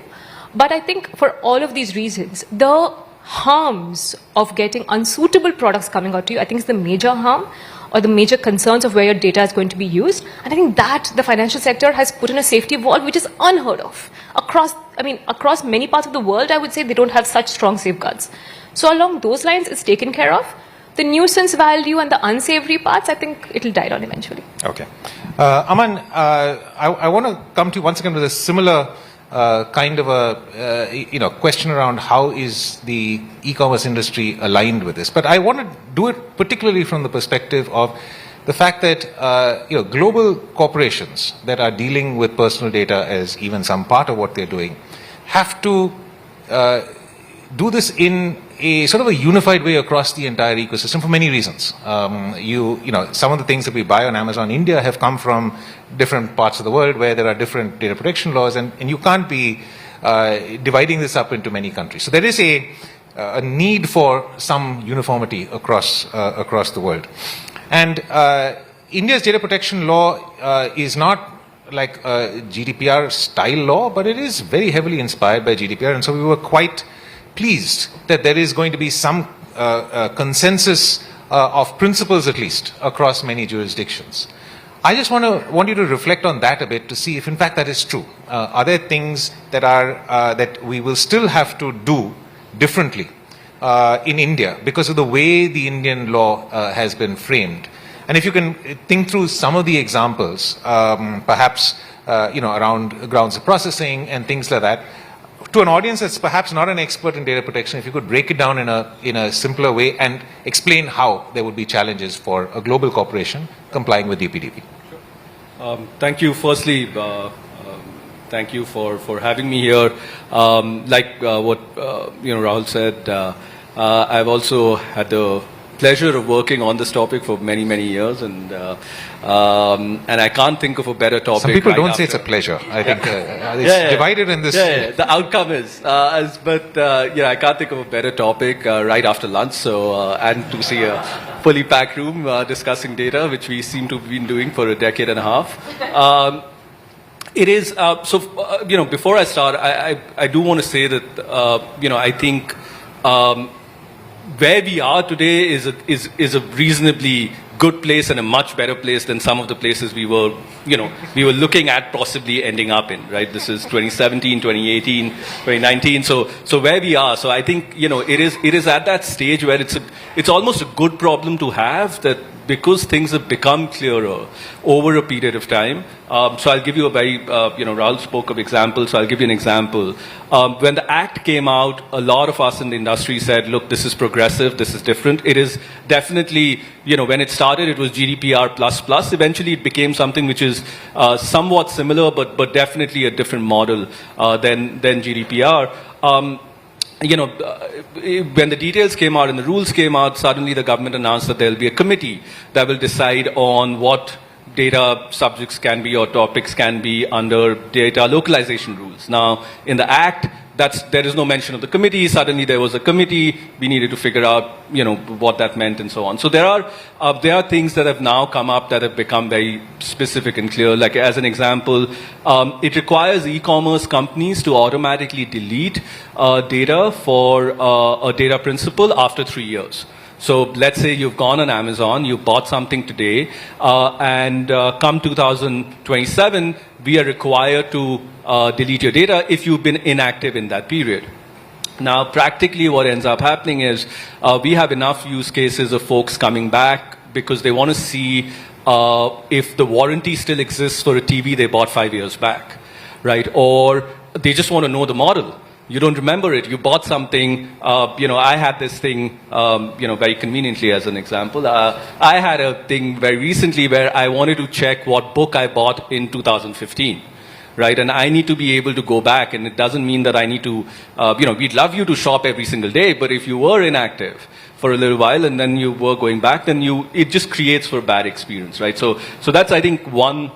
It's a practical example. The second example, and I think Sunil's heard me speak about this earlier as well, that, it is, we process a lot of gift cards. I hope a lot of you buy gift cards. And so there is this idea of vicarious consent, right? So essentially, it is a consent first framework that we have with DPDP, and what ends up happening is that when you're buying a gift card, if I'm buying it for someone, then I'm putting in their information, who's the principal there, right? And so it kind of changes, or there is a need to think about is that a legitimate use case and how would that play out, and so on and so forth. You also have a very practical India-specific example where it's one smartphone per household, and that smartphone is being used to book cabs for the parents and buy a book for the child and watch something on entertainment or go on social media. One phone, one device is being used for all of it. In that case, who's then the data principal, right? So there are very specific examples that need to be thought of. One thing that I won't go into, Rahul, but I think is something that needs to again be further thought of.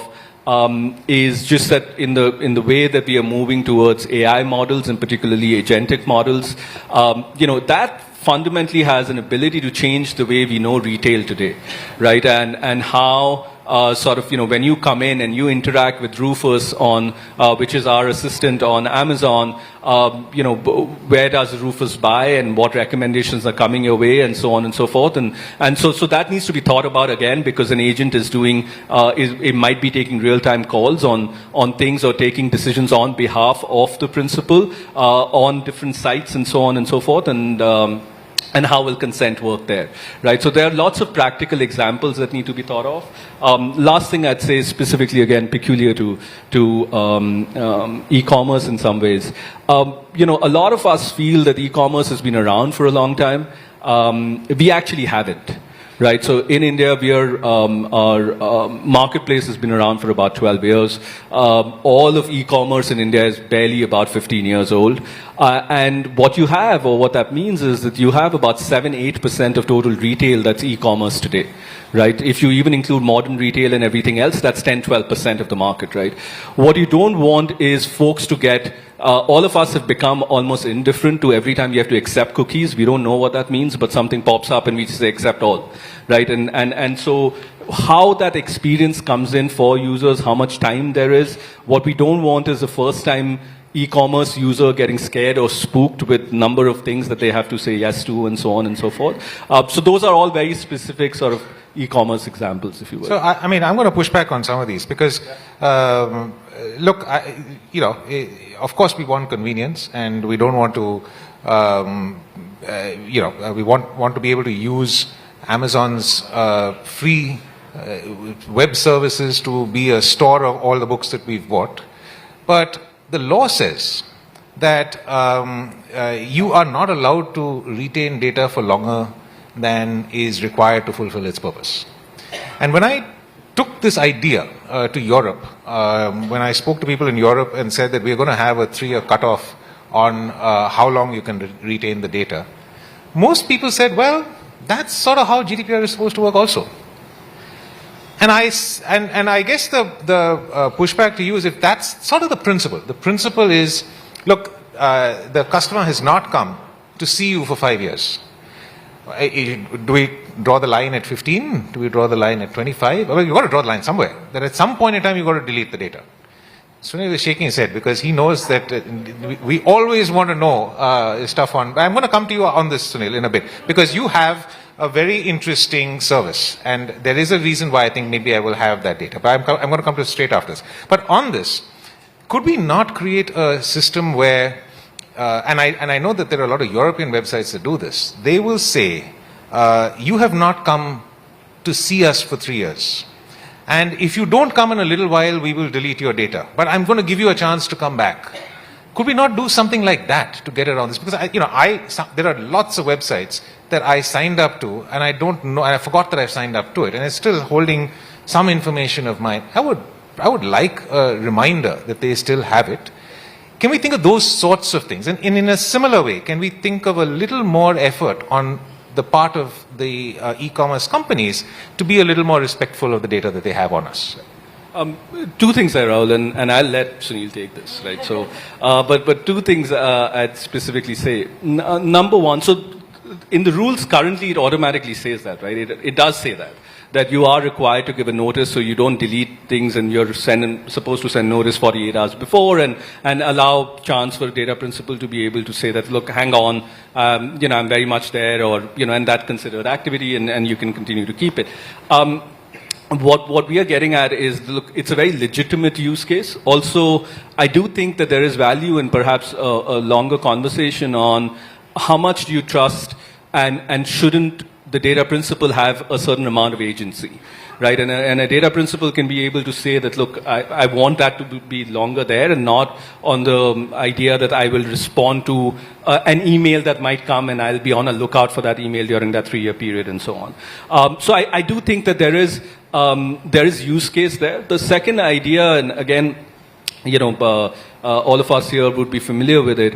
I think the very notion that you're storing data for, many things, and the concept of sort of data minimization now is an old concept, right? It's not data for the sake of data, right? And it's not that you're keeping it just because, that allows you sort of a leg up and so on and so forth. I don't think that's the idea here. The idea is for us, we are a customer-obsessed, customer-backwards company. You come to Amazon and you are able to, the experience that it created for me, that I can see what I bought in 2015, and it sent me on a spiral, right? Like, because then I wanted to see what I bought every single year, and it became a timeline of my life about different things. But it is something that, as a consumer, the experience that it creates, that's what we are after, right? And so, to your point on, would we have to think through some of these things? Would we have to create some things uniquely Indian?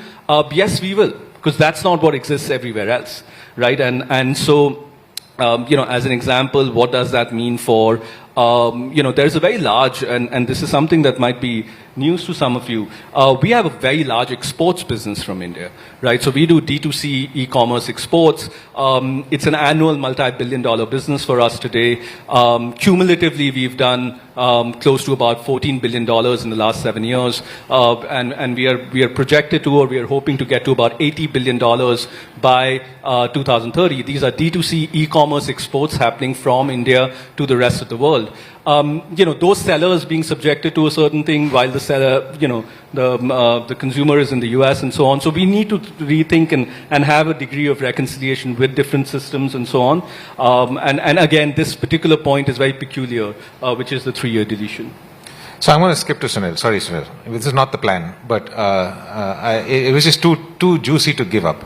Facebook has, so just to be completely clear, I have not been on Facebook for over 3 years, and I've also deleted Instagram from my phone.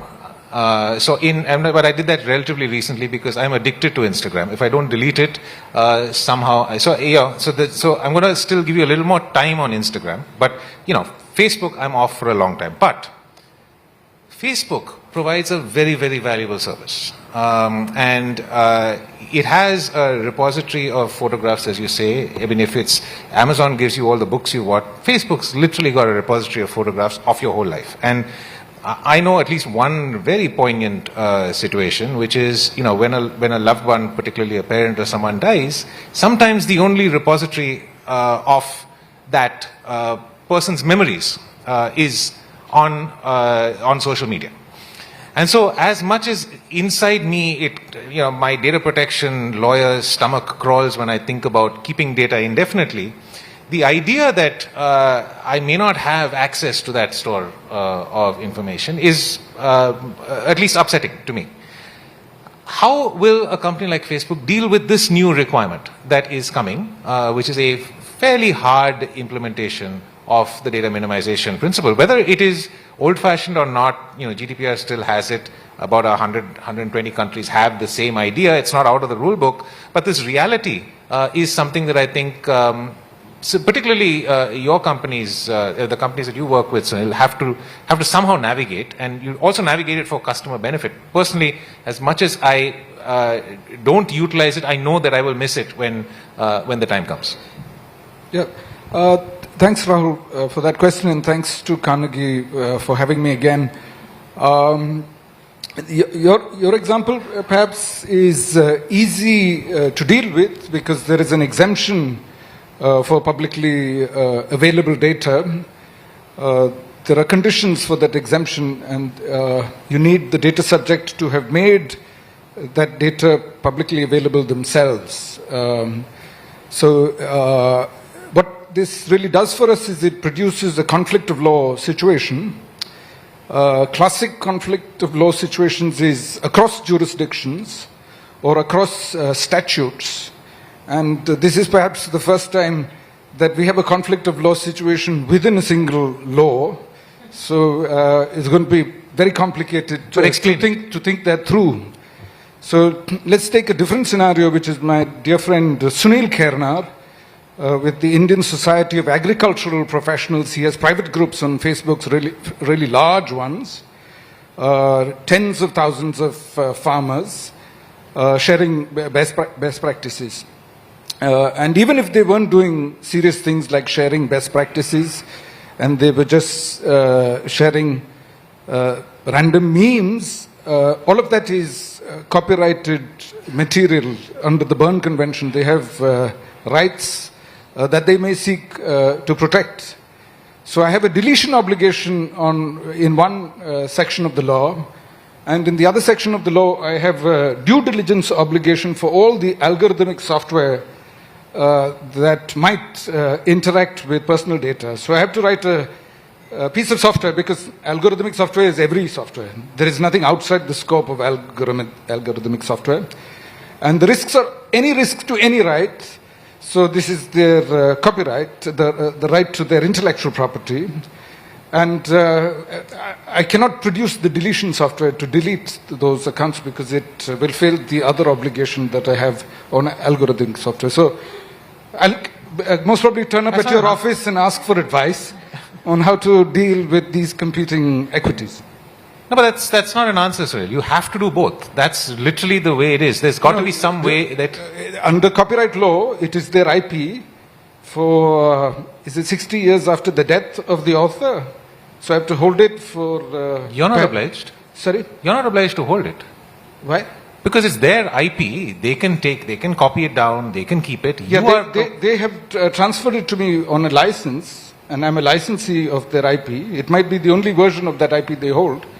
The terms of service that they have with me is an expectation that I'm not going to randomly delete their intellectual property, right? My terms of service has no clause which says... So what you're doing really with your sort of vehement agreement with the European stakeholders on this is you're trying to homogenize the digital ecosystem. Ideally, a good law should allow for a variety of private agreements, and all it would do is provide the tests. So there is a private agreement between the user and the platform, and you're just testing whether it meets the data minimization test, whether it meets the purpose limitation test, and that's all you need to do. If you start saying 3 years and 4 years, then you're actually trying to shape technology and innovation in a very old-fashioned and perhaps even regressive fashion. I want to argue more on this, but I want to take you to another point which is perhaps even more relevant to you, and that is just this whole issue of age gating. India has a very strict threshold on age gating. We think that a child is someone below 18, and that you cannot process the personal data of a child without verifiable parental consent. That's the core provision, and that provision has now been implemented in the rules with something which looks like an age token. We're not fully sure yet what it means, but if in fact we can come up with some kind of a digital solution for this very complex problem, we will be coming up with a solution that perhaps many countries in the world are looking for a very difficult problem. And the way I articulate the problem is that India may think that at the age of 18 we must introduce parental consent, but there is no doubt anywhere in the world, I don't think anyone on the panel will disagree, that at some age, whether it is 15 or 13 or 10 or 7, there is consensus that there is some kind of information that should not be presented to a child. And so the real problem in my mind is, how do you figure out who is categorically below and above? What is, and obviously Meta across its entire suite of products is dealing with this in many different ways. And there are many different age classes that you're dealing with. How do you as an organization think about this very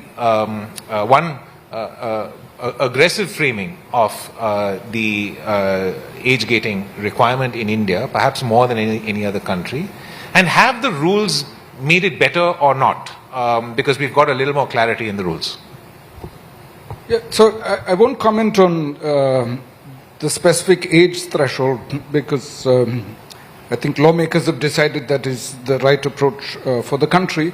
But I want to sort of draw a contrast between the previous topic we were discussing, where there is a very specific prescription, and the best practice in all regulatory theory textbooks, which is make your regulations technologically neutral, make them future-proof. And this is where the ministry needs our complete applause, because apart from the token, they've left it wide open. You can have an infinite number of compliance options. So that's a wonderful thing that they have taken that approach. And this is an area where having lack of clarity or lack of prescription is a good thing. Of course, there are other areas where that could possibly be a disadvantage. So tokens, of course, represent the best thinking today in computer science. So it's basically a zero knowledge proof. And that's, the government again should be applauded for doing that. If you look at the early work around the tokens, they decided to use verifiable credentials. That's a standard from the W3C, so fantastic. You've decided to adopt a global standard developed at a multi-stakeholder forum.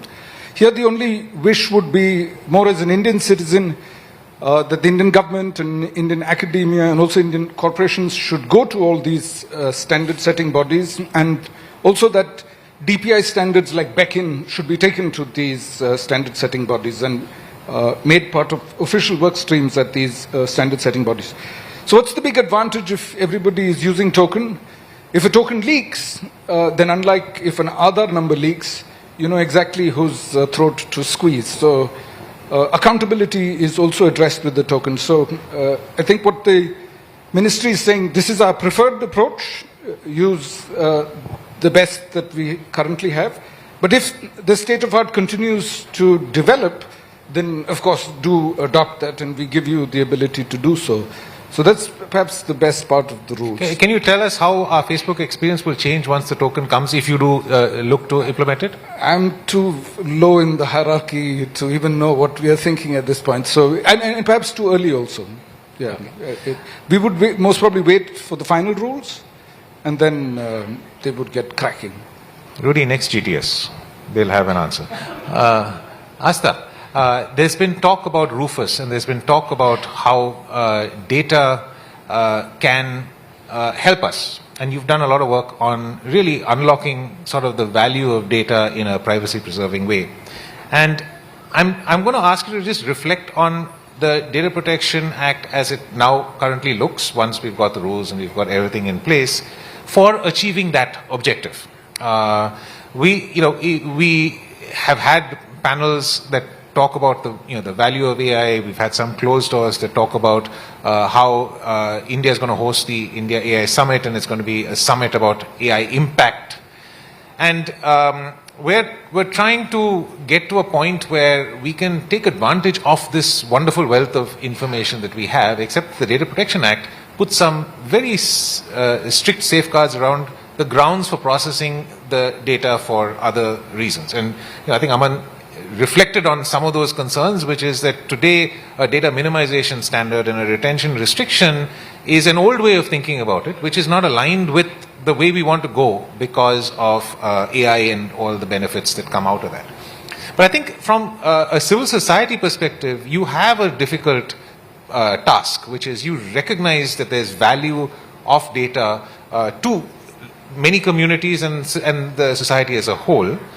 But at the same time, there are privacy and data protection safeguards that have to be addressed. So can you talk a little bit about that in the context, one, of DPDP, but also perhaps use this as a way to reflect on some of the work that you've done on data trusts and those other kinds of mechanisms that we're thinking about?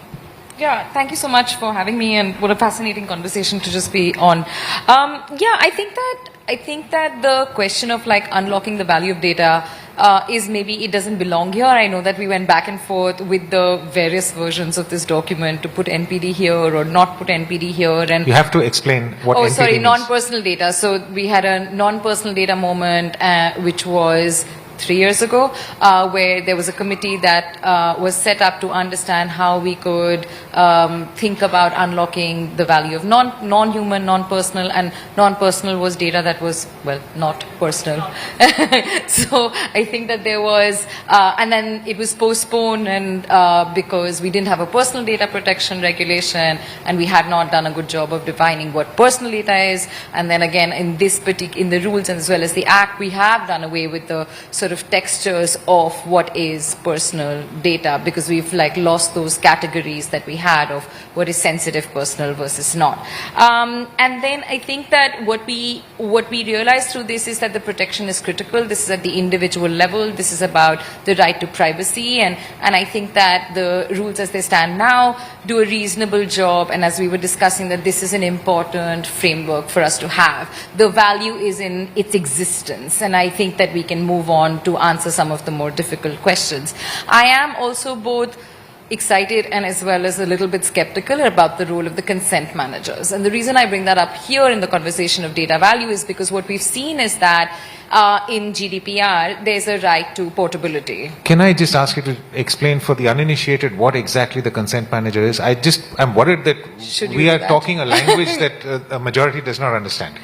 So the consent manager, and Rahul, you'll have to correct me if I've gotten this completely wrong, is a way to move consent from data principals to data fiduciaries. It has already been implemented in the financial services sector. It's called account aggregator. So you're a data principal, you want a loan from bank A, but you bank with bank B, and the consent manager allows you to do this in a techno-legal way, which is it's a consent layer that moves data and allows bank A to see data to bank B. So that's approximately it. And what the rules have done, it was in the Act, and now in the rules is a big part, is that it has made consent managers a part of the rules as well. What is interesting in the context of data portability is that given that GDPR has the ability to port data, there have been instances where portability has been used, say, by Uber drivers in the Netherlands to port data from the platform to a data trust, which means now if there are 15, 20, 30 Uber drivers that have been able to use this individual right to port data into a trust, they can use that as a mechanism to negotiate with the platform. In the way that I read it right now, the consent manager there's a possibility to do that because we also have a right to delegate, and consent managers have fiduciary responsibilities to the data principal. So to me, that is an exciting framework to see how we can unlock the value of data. I don't think this exists anywhere else, which is that if we're able to use a reasonable informed consent with a fiduciary responsibility at the consent manager, get that data in a reasonable pool, lake, whatever situation, then you're looking at a place where you can actually start to unlock the value of that data, use it for public interest, use it to support the needs of your collective data principles. And that's the big thing that I think that we need to start thinking about, is that right now the DPDP is focused on individual rights, as it should be, and that's how we started thinking about this work. The way that the world has moved since this conversation started is that individual rights are actually a very minor point of exercising this. I think we need to think much more of what are the frameworks through which individual rights can be pooled or collected, and I think consent managers give us a little window of opportunity to do that. Excellent. Thanks, Asta. Bhuvneshji, you're here. I actually don't mind if you sit in the audience for a bit, because I do want you to come up towards the end, and actually you've heard these gentlemen and ladies speak about this many times. You know all their arguments, so I don't think they're saying anything new to you, but we do want to hear at this particular point in time, where are we with the rules and what is going to happen coming forward. So let him have a glass of water and rest. He's come in a hurry. Sanya, I want to just pick up on account aggregator, just to think. So now we're going to do a bunch of sort of quick questions. Is the account aggregator framework, that is one of our signature DPIs, has it got the protection it needs within the Data Protection Act? Are there any concerns? I know in the industry they feel that they are caught between two stools because they're both regulated by the RBI and now potentially by the Data Protection Board. So any such concerns in the industry around our signature data sharing DPI in the context of the new rules? Sure. No, thanks for that. And actually, I'm going to pick up with a slight point of distinction from what Arthur just said. One framing is that consent manager is the genus and account aggregator is the species, right? That is one framing of it. But there's a slight distinction over there. Account aggregator as a framework came into place prior to a Data Protection Act having existed and from the vantage point of the financial services regulator. What that ended up becoming was the account aggregator framework tried to govern movement of data between two entities, not necessarily as a function of the consent of the individual. Definitely there was, privacy notice requirements, and then there was a requirement of consent being the trigger with which data is moved. But the vantage point from which it is evaluated is the movement of data. If you look at the definition in the account aggregator framework, actually even the TPAP data, which is like a Google Pay, Phone Pay, their activity of showing you your bank balance statement on your last few transactions could get caught within the definition of the account aggregator framework, which we know makes no sense and is not the intention of the RBI regulations. That is part of the restriction of when you're trying to define a species without the genus existing. And that's how account aggregator framework came about. The utopia I see is that the account aggregator collapses within the consent manager framework, that RBI within its definition or within its wisdom can always require a couple of responsibilities over and above, but there should be a singular framework that exists. Apart from the elegance of the legal operations, also of course the major flaw or the restriction in the account aggregator framework is the business functions, which the consent manager framework does seek to address, if not completely solve.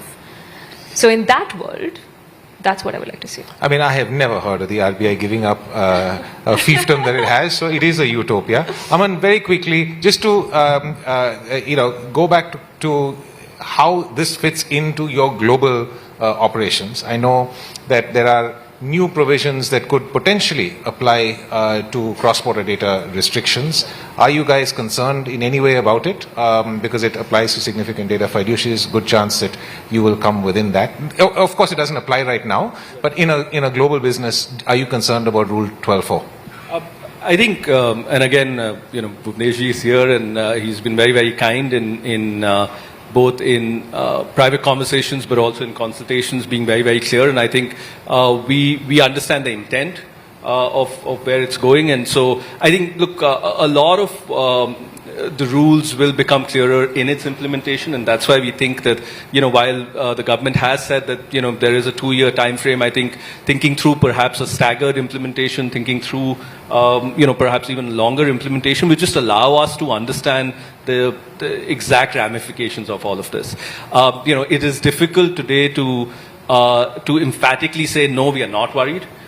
Because the way the language is written, it is something where there could be potentially restrictions. We also need to see what the committee comes out with and talks about. There is that sort of and it has listed various reasons, but those reasons are fairly wide on what could eventually come under the ambit of hard localization.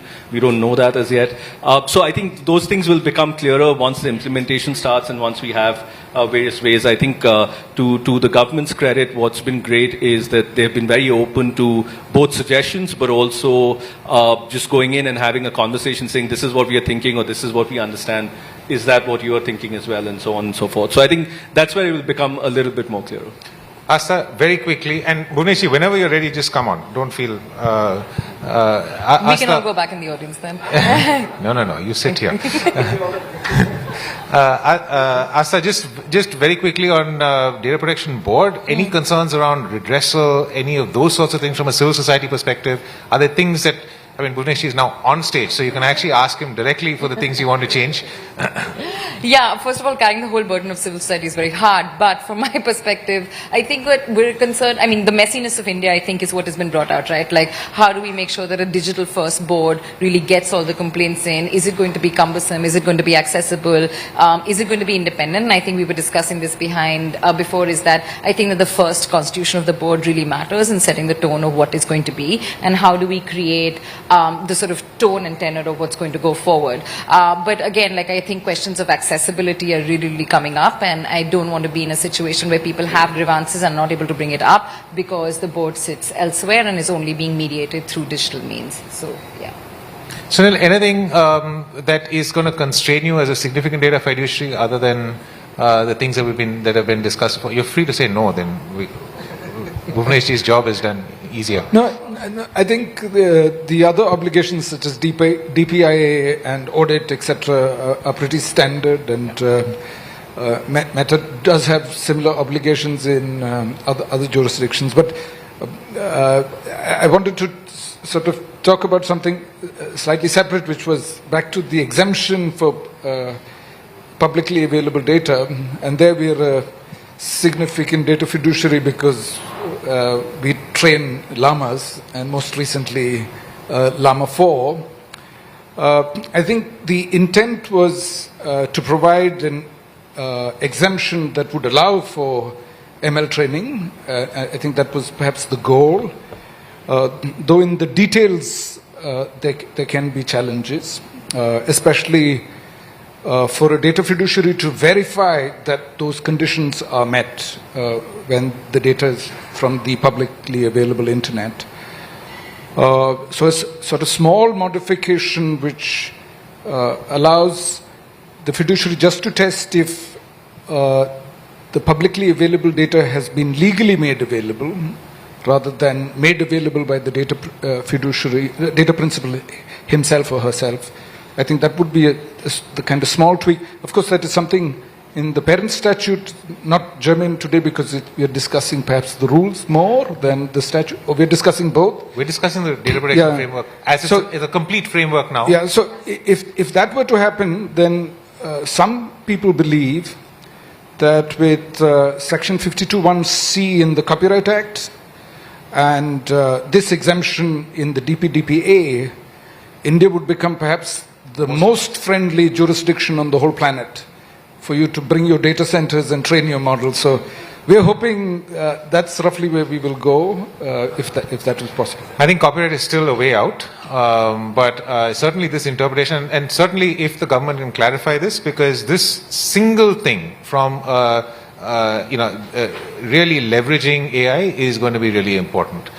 Bhuvneshji, we've had a long discussion. You've heard over the many consultations that you've had across the length and breadth of the country.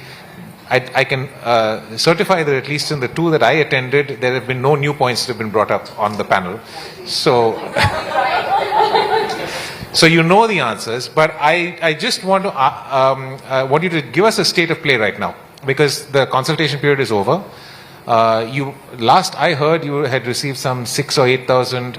I don't know what the final thing is. It may be 10 or 14, but if you can just tell us how many comments have been received, a broad sense of how the comments, what sorts of comments they were, and if you can, what reflections you have as to how they will be reflected into the rules.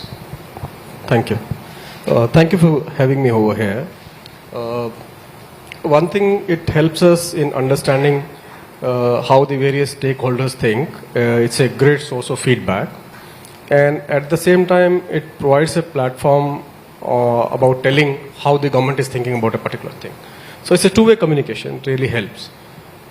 So you've been part of it, and many of you would have been part of the consultation we had, the consultation in physical mode, and across the length and breadth of the country. We did one in Delhi first, then we went to Mumbai, we went to Bangalore, we did it in Kolkata, we did it in Guwahati, Hyderabad, and of course back in Delhi again. And smaller in-house consultations also, individual references, people coming over and talking one-to-one, a lot of industry people coming over. So I personally think that it is one of the most comprehensive consultation ever on any rule-making process. I'm sure you would agree with that, perhaps. That kind of an open process perhaps might not have been followed earlier, but this time it has been ensured. Even during the act also, I personally think the consultation was very, very wide. We received about 20,000 plus comments. And here again we have received more than 6,000 plus comments. And the nutshell is what we have discussed in most of the consultation meetings. So There's hardly any change. In fact, what we had requested the stakeholders in those meetings who had come physically to put it in writing and send it to us. And in case they had any suggestions, they could come back with the language also, and they wanted certain concerns to be addressed. So we have received that. And apart from whatever we received on MyGov, I think we received about 100 odd detailed representations, giving very, very detailed comments on every rule, the concerns they have. And we have gone through the process, analyzed all of those. I think we are ready, and a little bit of legislative process, the vetting and all those things should be about 6 to 8 weeks. We should be finalizing it. 2-3 things which come at every platform, and again being discussed here. I think I'd like to give examples for that and then come to the need perhaps, and hope you understand. Let's say there's a person who goes and stays in a hotel, commits a crime, and under the DPDP empowerment, next day he asks, please delete my data. That's the provision. Please erase. He's got the right to be forgotten. So how do you ensure that it doesn't happen? That at least data is maintained for a certain time, because there is an investigation which has to go, and that data has to be needed for investigation. How do you ensure? So you ensure it through the rules only. You have to create an enabling provision by which you ensure, no, the data, such kind of a data will not be deleted the next day, and it has to be kept. So you create a provision there. Then let me give one more example. Suppose there is a significant data fiduciary which is processing the data related to defense of India. Okay. Now you as a government, you want to put an additional restriction because it's a defense data, it's a very, very sensitive data, strategic data, and you don't want it to be treated as a general regulation thing. And that's where you want to bring in and say that, okay, in these kind of a scenario, we'll have a committee, that committee will look into this. And of course, this committee is not going to do something, behind doors suddenly and come out with a notification one fine morning. No. Of course, the committee will meet, there will be a notification, just like the consultative process which has been gone into the rules. That kind of consultative process will be followed for that committee also. And of course, people will have the right to say and tell that, okay, no, this is my concern, or this is not my concern, this is okay, this is not okay, this is how we are concerned. And this is my global business, or this is my domestic business. So obviously, then it follows the consultative process and reaches a final conclusion. But you need an enabling process. If you don't put it today, then you come back and amend the rules. Right. Let me come back to third thing. Now, in most geographies, you would agree, we already have the examples from the GDPR and the other privacy laws across the globe. And even before these privacy laws were there, the sharing of information from the law enforcement agencies to other law enforcement agencies, or maybe personal data of people from one repository of data to the other government or the entity of the government, usually gets governed through something called MLAT. Okay, isn't it? Is there. So what is being said is that if a foreign entity or a foreign government entity, it's only about foreign government entity, foreign government or its entity, is asking for the personal data of Indian citizens, which is available with a data fiduciary, it will be governed by the directions, which in any case is otherwise governed by MLAT. So, this is an enabling provision for creating something like an MLAT to be enforced. So, these are basically 1, 2, 3, all enabling provisions to be used in particular scenarios. If the provisions are not there, then there is a handicap.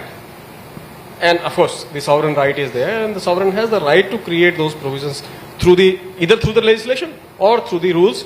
And the rules have to come from the Act, and there has to be an enabling thing in the Act. That's where the rules will come from. So I think I'll take a pause here. I'll stop here. Receive some responses from you or maybe anything else you want to ask. The one thing you've been consistent about is these examples, and I think we've heard it. The only reflection that I will have, which is once again, I hope I am consistent about that to you, is that as much as the logic of the fact that you have put this in to enable future action makes sense to us, It's also broad, and as we look at it, we say, if you enable this, what else can you enable? And that's where everyone's getting worried. But I'm not going to agitate that thing again because we don't have much time. I want to go to the next and perhaps most important thing. You said 6 to 8 weeks. What's the next steps? Are we going to immediately see the Data Protection Board notified? Are we going to see some kind of a transition period for organizations to get ready? I keep telling my clients, including the ones on stage, you don't need a transition period. This has been around for 2 years. You should have been ready by now. But are you going to be more generous, or are you going to, what can companies expect? Thank you. Thank you for raising that point. I think requires a clarity. Recall the first Delhi round of stakeholder consultation. Honorable Minister was present, and he had categorically remarked that sufficient time will be given. Sufficient time will be given. And when you say that you have been around, you have read the act, you have read the rules, and you should have been ready, it may apply to some of those who are sitting in this room, or maybe are the tech companies who are conversant with this in other geographies. But this law doesn't apply only to them. This law applies to MSMEs. This law applies to perhaps the single shop owners. A pharmacist who runs a computer and keeps the data of the individuals on that, it will apply to that individual shop owner also. So, and they are not ready. And none of them have a past experience of any other geography. They need to be prepared. They need to have solutions. The tech industry needs to, and the legal side also, both tech and legal together, need to come out with practical solutions, how it actually needs to be implemented by the data fiduciaries at all levels, not at just one level. So all levels, some people may be geared up before, some people may come up later. So one way is that you don't apply it to certain categories, you apply only into certain categories and make a distinction that, otherwise you give sufficient time for everybody to come on board. And you have to keep in mind, I think, the biggest data fiduciary is the government itself. And the government needs to be prepared for that. So, not only that, the MSMEs and the smaller businesses need time, the government itself also needs time, and we have huge databases spread all across, not only the central ministries, at the state level also. And we have been working in-house. So that means there will be definitely a sufficient time which will be given. Of course, that time will be utilized for bringing in the Data Protection Board in place. And whatever time is fixed, I think we should bring Data Protection Board a little bit in advance, so that the board is also geared up when actual implementation starts and it's ready. We have gone in-house and created the digital platform for the Data Protection Board. As we mentioned, this is going to be a completely digital office. So that part is being readied, and all other processes are in pipeline. And I'm sure, looking at the timeline that comes, we'll set up things as and when needed, and much before that it is needed. Thank you, Bhuvneshi. Thank you, all the panelists. I just want to also commend actually everyone in the whole ecosystem, not just the government, but this has in fact been one of the most interactive and cooperative legislative efforts that we have done in the country, in my personal experience. And we are getting to a place where I think we're all comfortable with what we are going to see, and also confident that we will be able to, even if there are problems, which there will be, find a way through it. And I'm confident that even in future also, anything which comes will go through similar kind of a process. Thank you very much. Please put your hands together for this wonderful panel.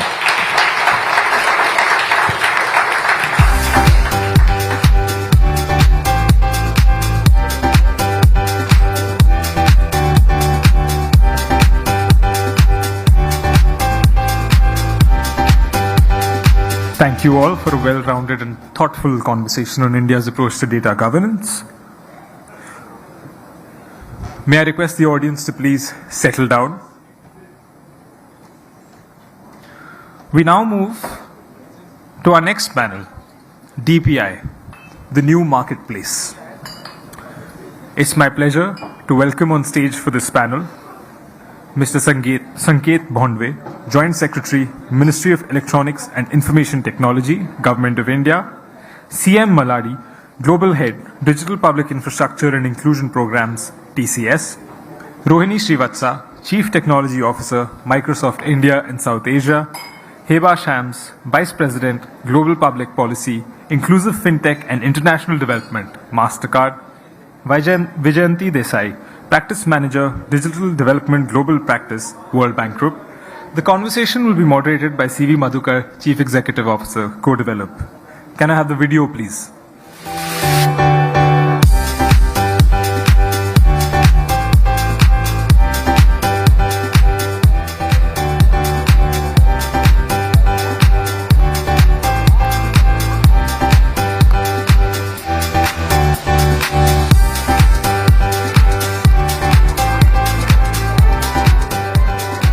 Madhukar, over to you.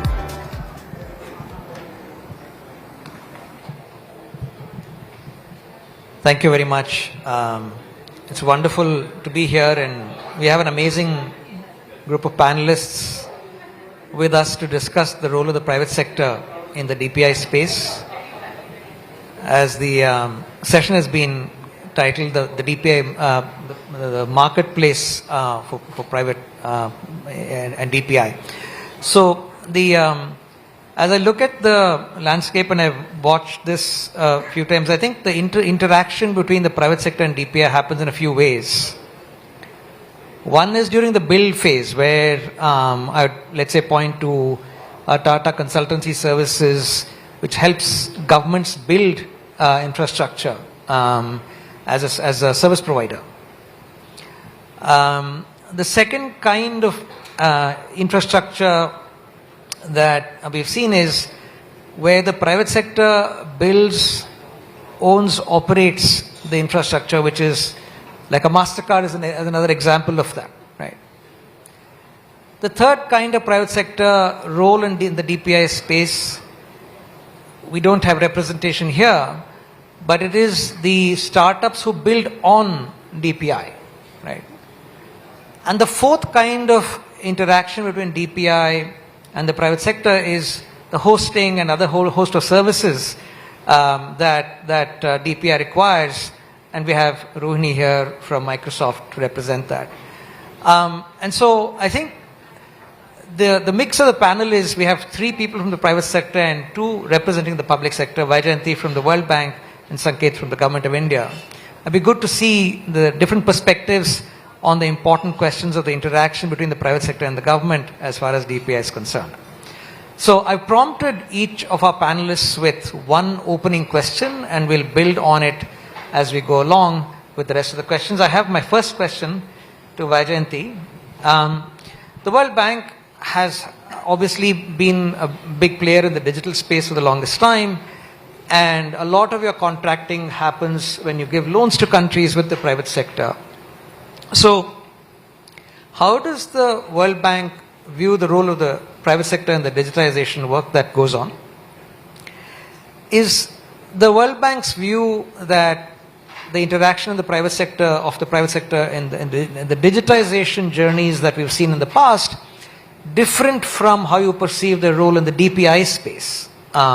Would love to get your opening thoughts. And as you think about the role of the World Bank in the loans that you give for digitization, how much of the money do you think actually, if you give a loan of $100, how much money ends up in the hands of the private sector, approximately? Would love to get your thoughts.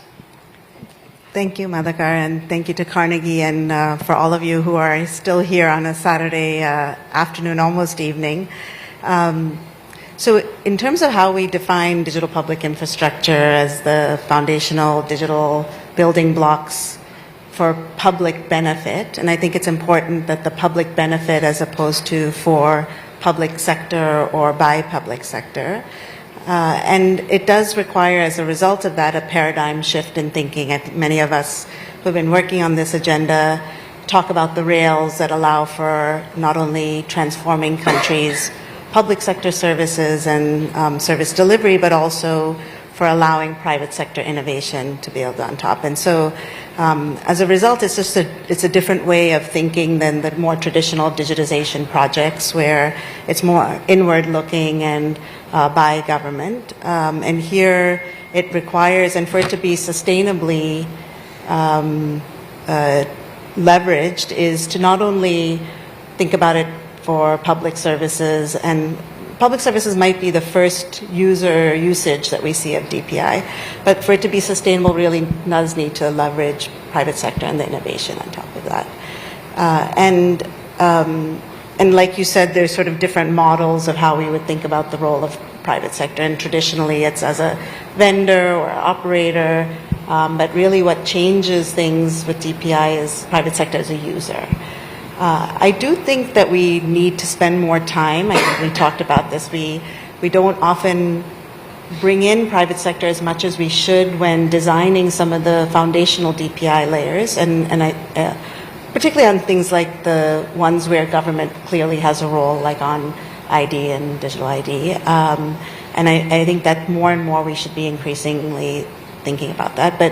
But we see it in the usage. We see it, for example, here in India, and I'm sure we'll hear about it, the time that it takes to onboard customers for large banks for $23 to 15 cents, I believe, if that's the same, or for a SIM card from 24 hours to 4 minutes. Or in Brazil with Pix, now deals with about, I believe 60% of payments, and about 8.5 million businesses are leveraging Pix. In Thailand, we know with Prompt Pay and the federated ID is also being used for a number of things, of customer onboarding, fast G2B payments, and other digital services. So I think across the board, across countries, the usage is there. And I think we're going to only see more and more innovation, whether it's around data sharing, user empowerment of data. And so I think it's to see what's in store in the future. To your question about how much of the World Bank programs go to private sector, I don't have an exact figure. I do know that for example, for digital projects or for payment projects, probably about 80%, and don't quote me on this, but about 80%, whether it's for software or for professional services or for some of the compute. So a vast majority, but that's the more traditional as a vendor operator. But what people might not also realize is that the bank has other ways of engaging other than, for example, through our development policy loans or policy dialogue, where it's working with countries to change the regulations that unlocks private sector, whether it's around for payments, like opening up the market and for new market entry, or for thinking about the reforms that are needed, whether it's around business registration or new licenses. Even here for startups, we hear so much about being encumbered by all the massive number of licenses and things, and so the reforms that are required. So I'm not going to put a number on it because I think that doesn't show the true value of the role that we play when unlocking private sector value. Thank you, Vajayanti. I'd like to bring in Hiba. You work with MasterCard and you've been interfacing in your current role with a number of multilateral organizations. What are you hearing from these organizations with regard to the role of private sector, and how do you view the role of MasterCard itself in this broader DPI conversation? It'd be great to get some perspective from you. Thank you so much. Thank you so much for having me, and thanks to the Ministry of Foreign Affairs and to Carnegie for hosting a wonderful event. People here heard me just say this is one of the best conferences I've been in for a while. So thank you for having us, being part of this great initiative. My role is really, I'm leading MasterCard engagement with international organizations. And it goes beyond, obviously, DPI, but since 2022, I have to say that my conversation with international organizations has centered primarily on digital public infrastructure. And that includes the World Bank, obviously, which is playing a very important role in this area, and also the United Nations, UNDP, the Office of the name changed, and it's a special technology envoy, envoy in technology, but I think it has changed recently, so don't quote me on that. And many others in the International Monetary Fund as well. So we've spent quite a bit of time trying to understand what digital public infrastructure is. I mean, the question of defining digital public infrastructure took a while to shape up, and the India G20 was instrumental to finally bringing together the ecosystem to coalesce around a common understanding of what it is. And I think the definition has been evolving and getting deeper and clearer as we went along. And the definition is important because, until we know what we're talking about, it's hard to negotiate an agreement around what we are doing. And the public piece of digital public infrastructure probably was one of the parts of it that galvanized a lot of heated debates. So when you ask me about what we have been hearing from the international organizations, within that context also it was taking a while for the international organizations to bring us on board into the discussion, because it was perceived for a while as a public sector-led effort. But the conversation has opened up more recently, and some organizations are better at doing that. I would give credit to the World Bank in the sense that it has always been better than other organizations at bringing the private sector to the table and consulting, and they do a lot of ecosystem assessments and so this has been happening very well. Maybe on the United Nations side it's taken more time to get to that point, but I want to specifically point to a very important report that came out of the World Bank on the 11th of March about digital public infrastructure as an instrument for development. And the way that the report went into defining the role of the private sector, I would say, is fantastic. And as it gets socialized, it will open up more space in that regard. And it states it very clearly that the private sector is central to the digital public infrastructure agenda. It's central to the success of the agenda. And we have seen that. I mean, now that the technology is robust, that there is global endorsement that this is a very important piece of the journey towards digital transformation, that it is important for many countries that are at an earlier stage or have more limited capacity. I think that the way this report positioned the ecosystem will contribute a great deal to enhancing and deepening the dialogue around the role of the private sector. Your second part of the question was, where does MasterCard fit in? So MasterCard, when you look at the payment layer, obviously the digital public infrastructure payment layer comes in as a new player in an ecosystem that we have been in for a while.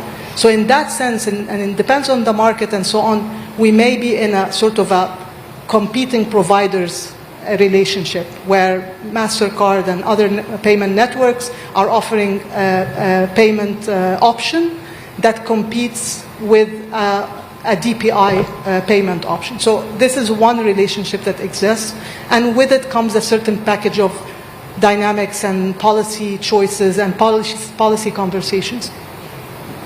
At another layer, we are also potentially, and in some markets we already started doing that, being a service provider atop, like a fintech, because MasterCard is a fintech at the end of the day, providing overlay services. And in other situations, and that doesn't mean in different situations, sometimes all happen at the same time, we're a collaborator. Like I can see, for example, our fraud management or cybersecurity. This is typically a collaborative process, takes a lot of alliance and cooperation, public-private cooperation and ecosystem cooperation. So you can see situations where this is happening as a collaboration in terms of strengthening the entire ecosystem. So, I don't know if that answers your question, but our relationship to the DPI is multi-layered, and we see ourselves as contributors to the success of the ecosystem. And also we see a big opportunity. I'll leave you with one piece of data that we were discussing before the session is, since 2016, since the introduction of Aadhaar, the number of credit cards have doubled from between 2016 and 2020. The number of credit cards in the ecosystem in India have doubled. In that sense, we're beneficiaries of DPI as well, and I can add that to the different ways in which we interact with the DPI ecosystem. Thank you. A very useful context there. I want to bring in Sanket as the government representative. I think it'd be great to get his perspective. I think if you look at the DPI landscape, right, there is a certain class of DPI which is, I'd say, typically digital ID, which is government owned, government built and managed by the government, operated by the government. There is UPI, where government has a major and the regulator has a big role, but it's really a combination of technology in the markets, and the combination of smart regulation, smart technology and markets, in that triangle has to work. In the case of account aggregator, for instance, it's mostly a technology and marketplace play and with very light touch regulation, right? So there are shades of DPI where government involvement needs to be more, needs to be less, and so on and so forth. I'd love to get your perspective, Sanket, on how the government has viewed some of these. And I feel, as I look back, as somebody living in India, government has made some deliberate policy choices over the years. And some have landed well with the whole population, some have landed well, not so landed well with the private sector, for instance. And so, how has the government been thinking about this? What have you been hearing from the private sector as you engage on all of these questions? Thank you, Madhukar. All my fellow colleagues. Thanks, Carnegie, Rudra and team. So, see, what the question you asked, that's the beauty of the Indian policy makers. Like, I will start with my earlier assignment. It was the physical infrastructure, roads. So basically, let's go into the fundamentals. Any infrastructure, if you take the physical infrastructure, so it's like the design, build, own, operate, or the design, build, own, transfer, or the design, build, own, and any other process. Because the private sector have its own expertise, it can finance with the cutting edge technology, a lot of benefits. In the same way, the examples you gave of UPI, of account aggregation, or even DigiLocker, let me tell you, so there is not like everything will fit in one box. We have to be very flexible. So now when this started, it's not like it started yesterday or overnight and one fine morning we are talking about this. No.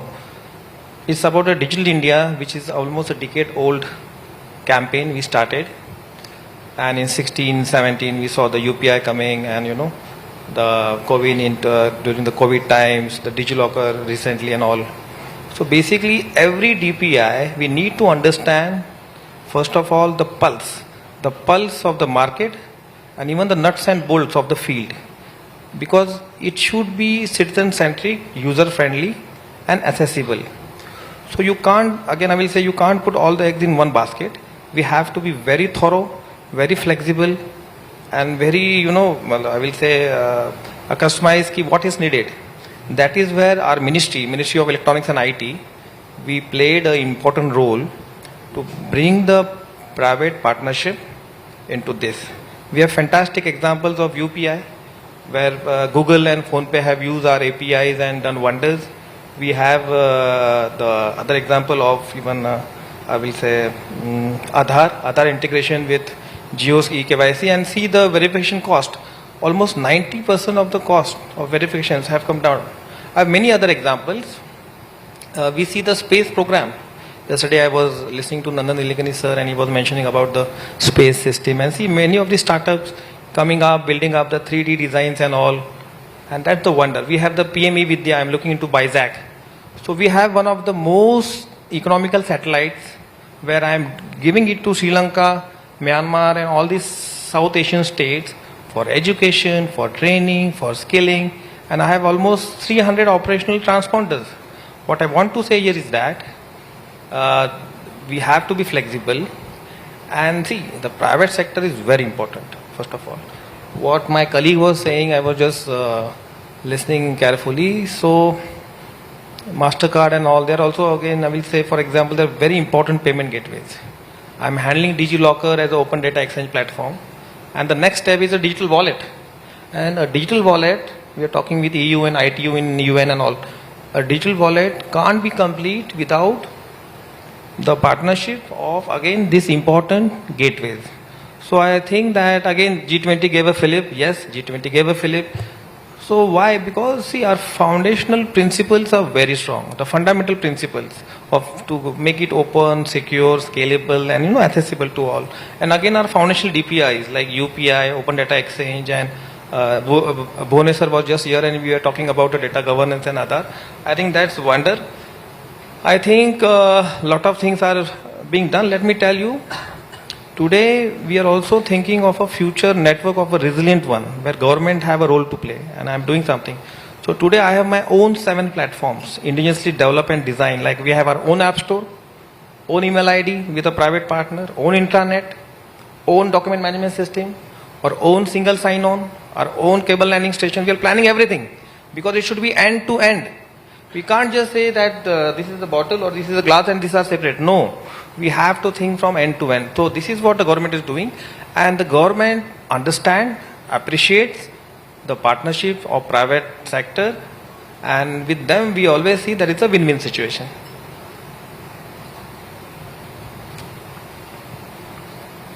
Thank you, Sanket. Rohini, lastly to you. Microsoft is all over the world and has had an important evolution over the last 30 years, and especially after the cloud business have started.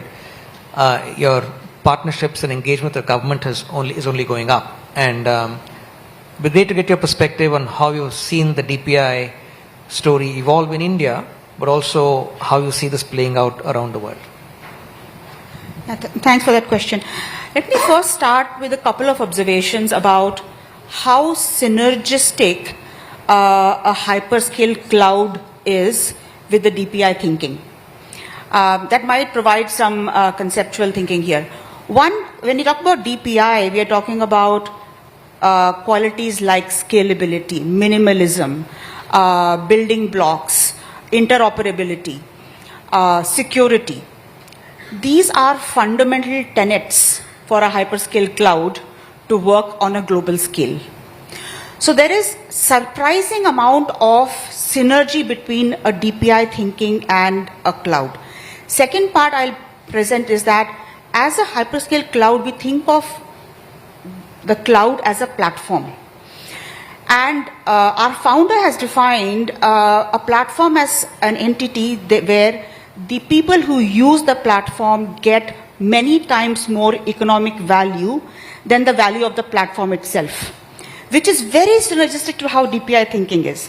That people who use DPI and create economic value has to be many, many times more than the DPI itself. The reason I bring that up is because I think the ability for governments to look at the hyperscale cloud as a partner in the journey is super critical, because it allows you a running start to understand that the infrastructure part of whatever you want to deploy is by definition, by design, scalable, interoperable, and by the way, open source friendly. Microsoft is one of the largest contributors to open source, including some of our most recent innovations in agentic frameworks like AutoGen. They are open sourced. So it is a bit of a misconception. I want to understand that, understand the nature of how a hyperscale platform works. Now I will give a couple of examples, particularly in India, where, as you mentioned in your opening remarks, the role Microsoft has played. So we heard yesterday Nandan talk about AI as DPI, and he mentioned Bhashini. Now, our research, Microsoft Research, worked with AI for Bharat at IIT Madras over many years to build these language models that they then became part of the National Language Translation Mission and our Bhashini today. So we felt that we brought the thinking of what does it take to collect data, what does it take to create data pipelines at scale and create AI models. So that has been one example of being part of creating a DPI. Second example I would give is some of the largest platforms in India, like eShram, which is on informal workers, registry, and eSanjeevani, which is a telemedicine platform which works at tremendous scale and fidelity.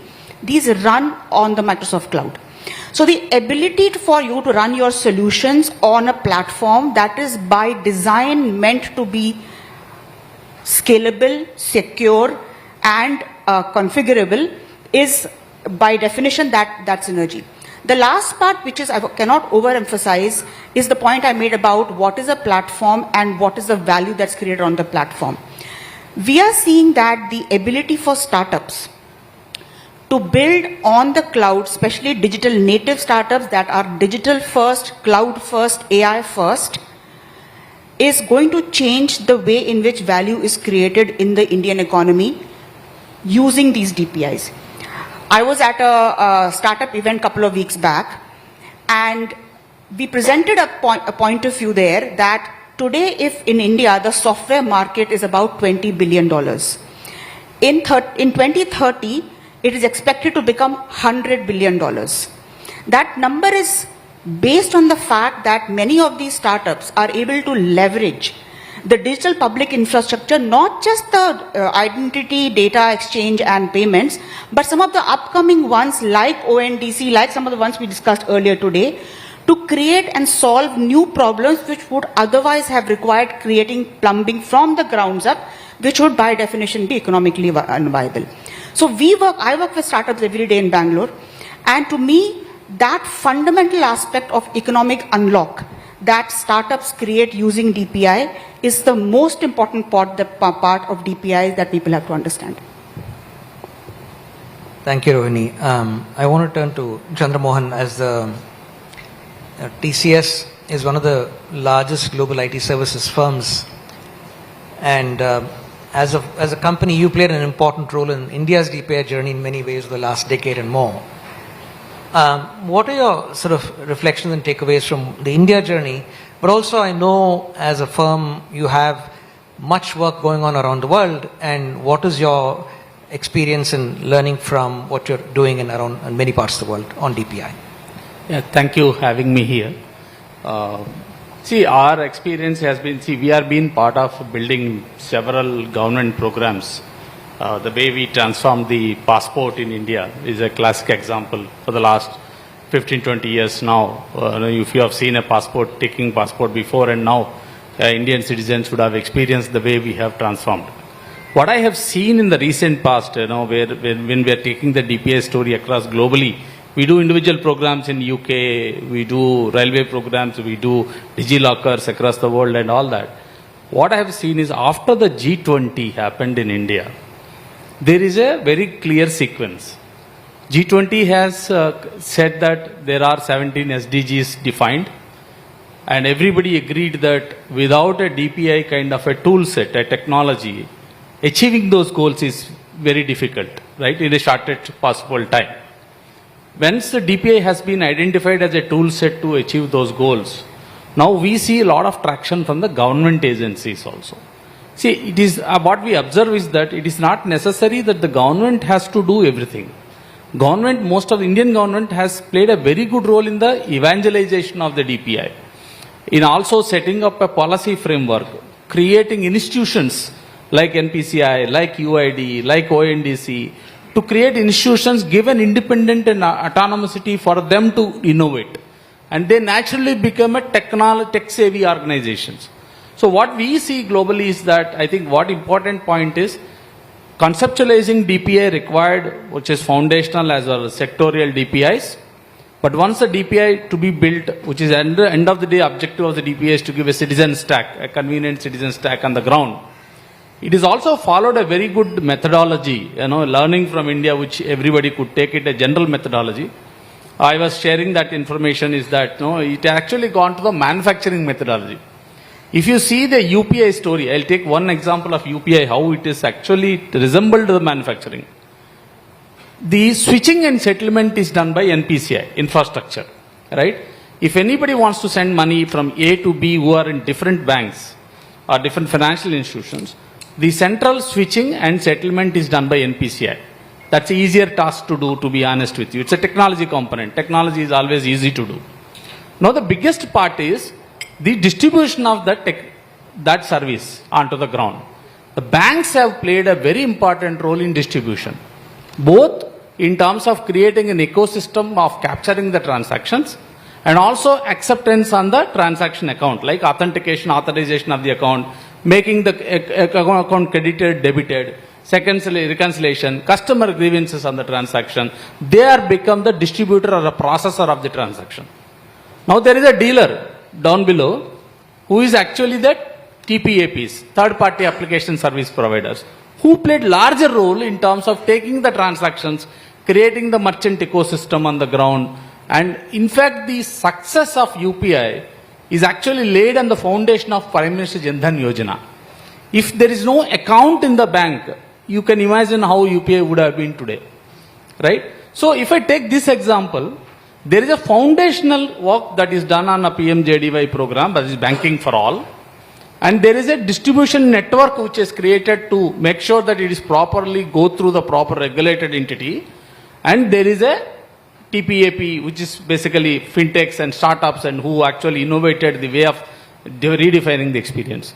And when we see this whole, the same journey applies to Aadhaar, the same journey can apply to any other, even DigiLocker for that matter. The consumption is done by a lot of businesses. The private parties have a larger role in terms of driving this transformation.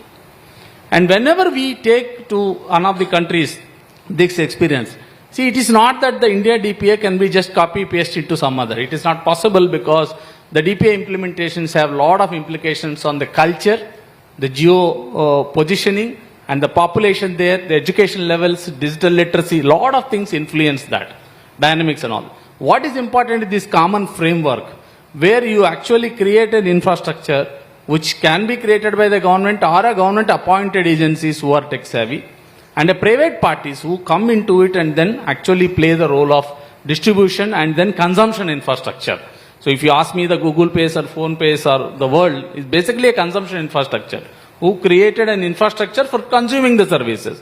But end of the transaction is done by either UID or by NPCI or somebody else.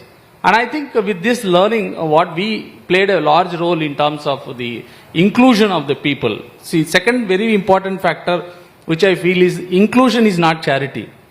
Inclusion is possible business model. I am the classic example. I started working on financial inclusion in the year 2007. Everybody asked me that you are a global banking guy, why you are doing a rural banking, right? But actually today, I am talking about now 17 years from there, I have a sustainable financial inclusion business model where I can survive as a business unit within TCS. It is all about how do you create the business products and services suitable to that segment and price it to the segment that the segment can afford it, right? So it is important that when we are as a private entity trying to do the inclusion on the ground, important is to obviously to change the lives of the people on the ground, but you have to always have a sustainable program to run it for a long run. That means unless it is profit oriented, you created a model which can actually sustain for a long, no businesses can run on it.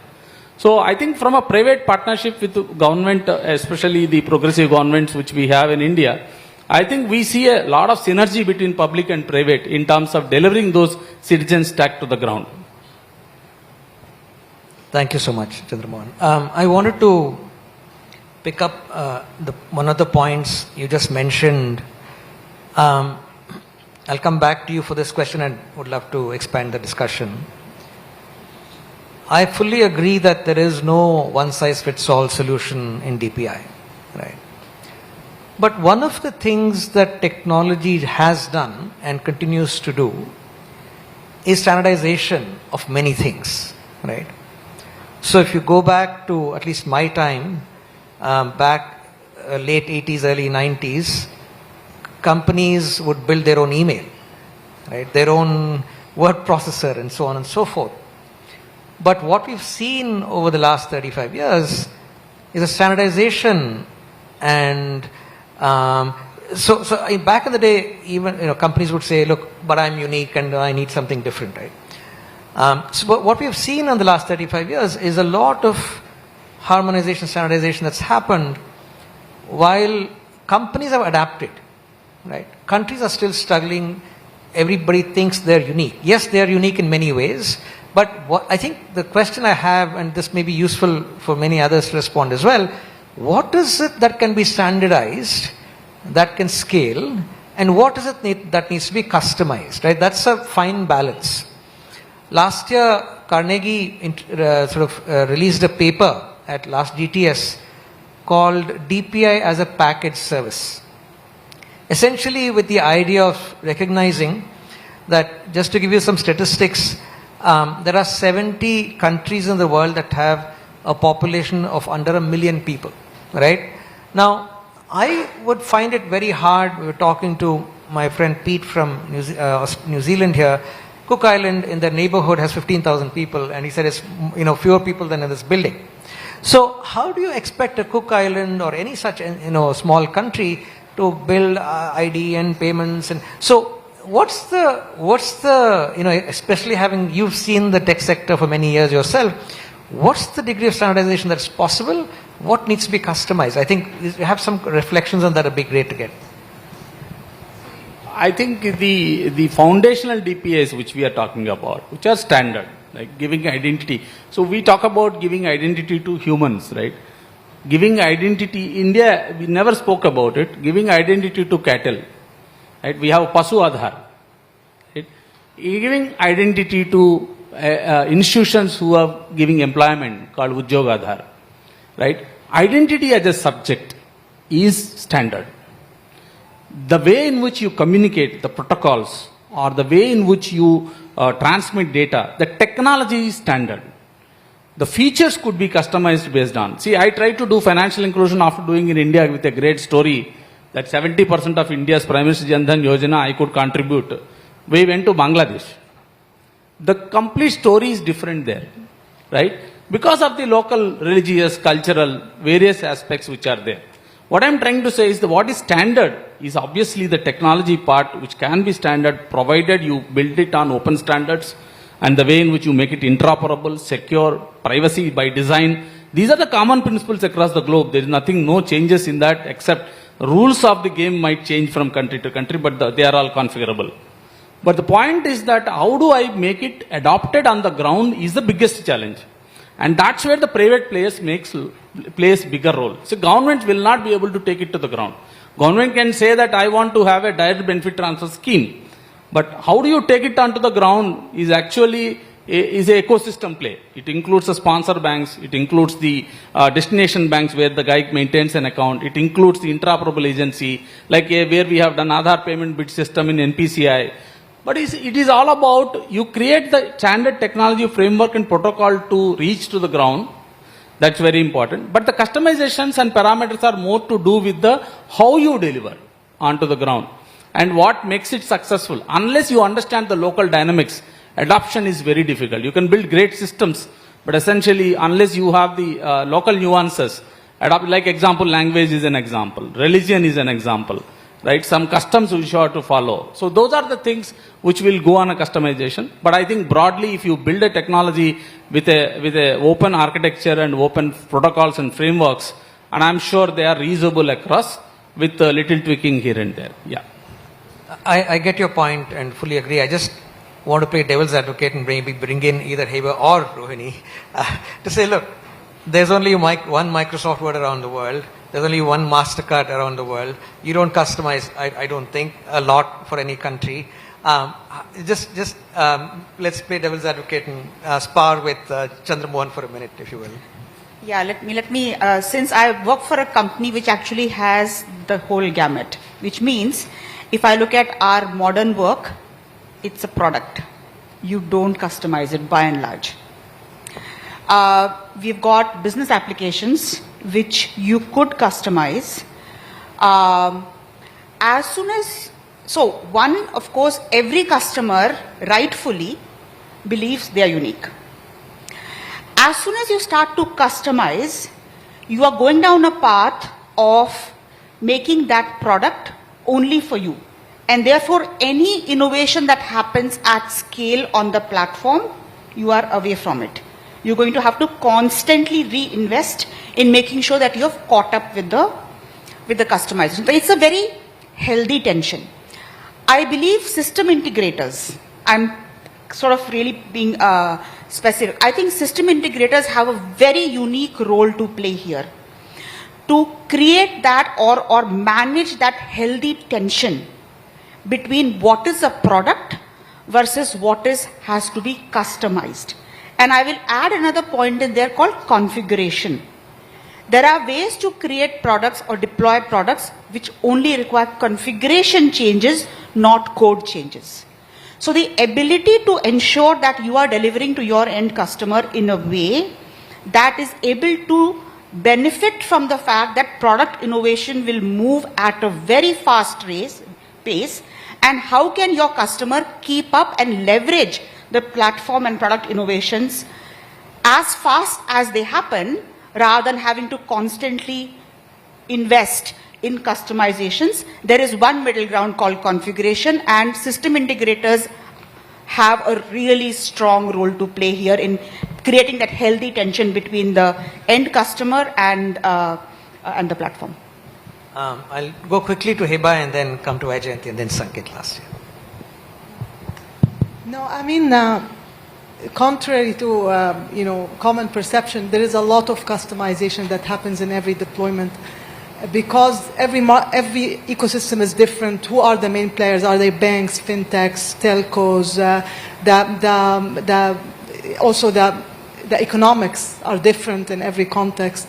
So I was myself surprised to realize how much every deployment in MasterCard involves quite a bit of customization. It might not be technology per se, but a lot of in terms of how you configure the ecosystem and define the rules and participation and so on involves quite a bit of customization. So yeah, we would love to be able to have like ready-made, but I think countries are pretty different, and that's something that comes out in a lot of the recent discussions. No, fair. I was just trying to create a bro war between Chandra Mohan and the two of you, but didn't work out. Vajayanti and Sanket, and we'll go to the audience. Yes, I agree with the prior speakers that in many ways it's just not the technology. So DPI is much more than technology, and so so some of the things, it's sort of the frameworks, the principles, the good practices, the lessons learned, and I think that's one of the benefits of the deployment of a DPI in now multiple countries, over 70 countries, where it's what we love is this iterative approach. So you have the high-level principles, the good practices, the frameworks, but then get deployed at the country level has to be customized because you have different laws.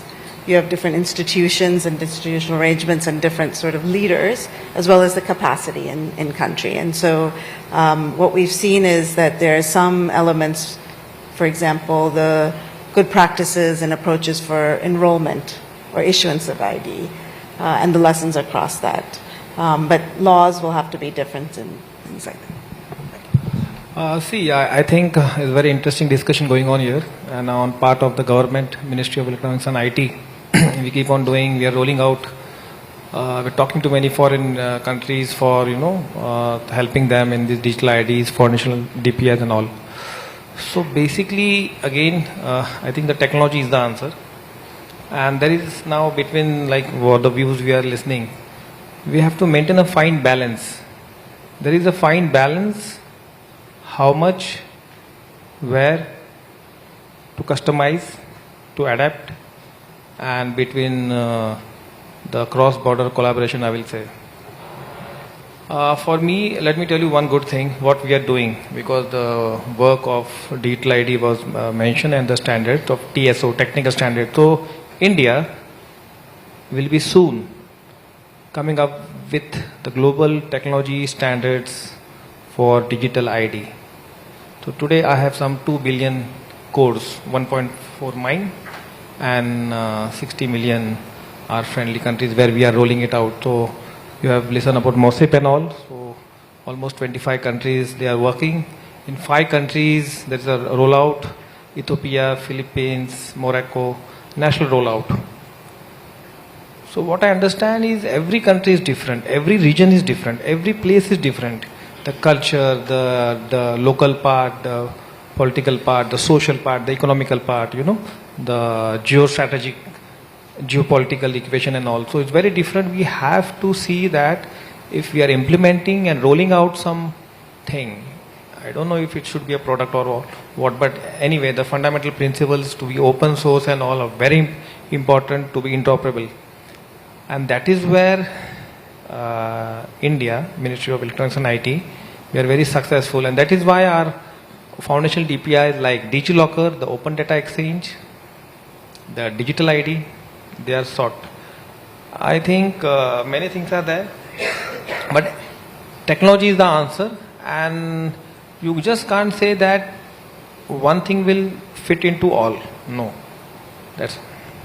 Thank you. I want to, before we open up to the audience questions, I know there are a lot of expertise in the room, and I'm sure we'll have a lively discussion.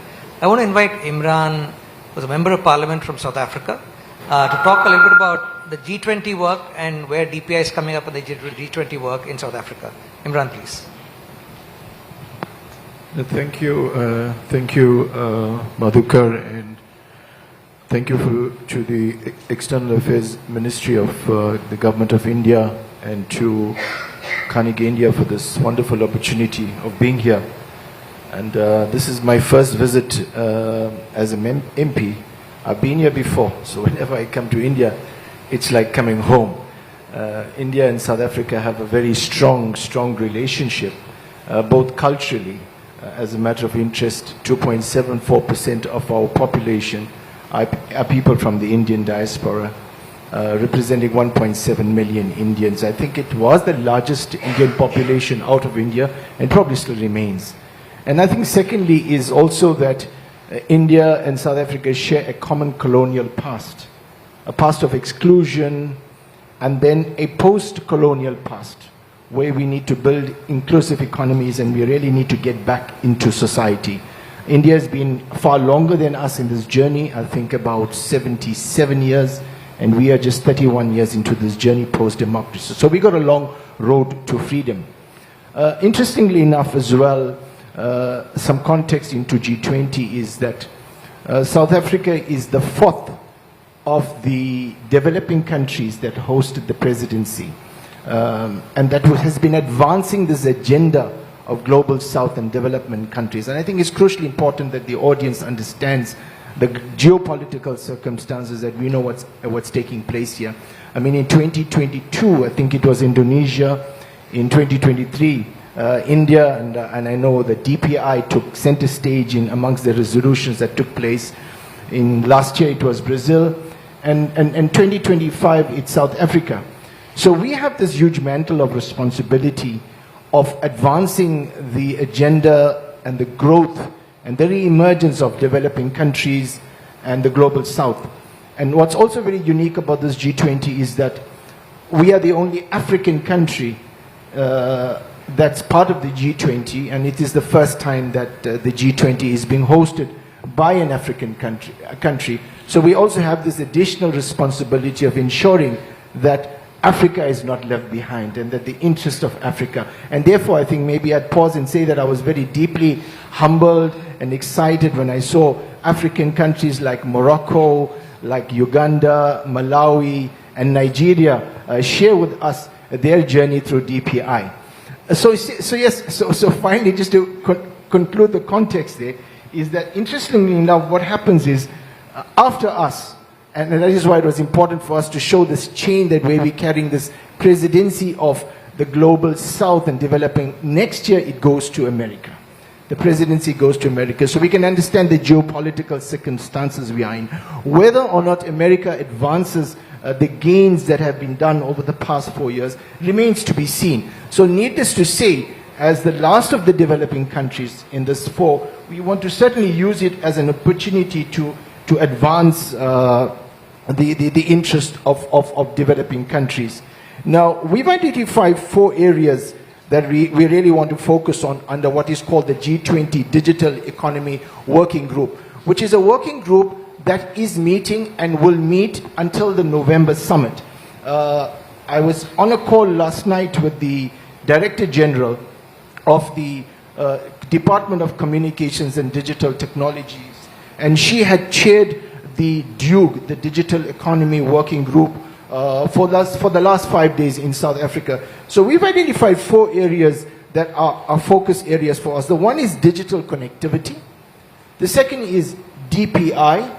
The third is digital innovation ecosystems. And the fourth is the regulation of AI. These are the key priority areas that the working group is focusing on. And hopefully we'll find when we meet in November, this group would have refined, interrogated, and come up with certain resolutions that will take this G20 forward. Now, why is connectivity crucially important for us in Africa? Because it is the basis of any digital transformation. I mean, I heard yesterday something very simple but profound, that AI is the terrace and digital connectivity is the foundation. So needless to say, if we don't get digital connectivity in Africa and in development countries right, we are not going to get off the mark. And digital connectivity talks to 2 challenges. One is infrastructure and the other is cost. And that's an area we want to deal with. We want to deal with the issues of cost, particularly around our mobile network operators. What is the cost of connectivity? And we're finding in South Africa particularly, the costs are huge in relation to the rest of the world. And finally, I think as I pause, for me, so I'll be very excited as we look forward to welcoming and hosting the G20 summit in November, where our group will try to address, just in terms of AI, interestingly enough, at very huge conversations that have been taking place within Parliament and the Portfolio Committee where I sit in,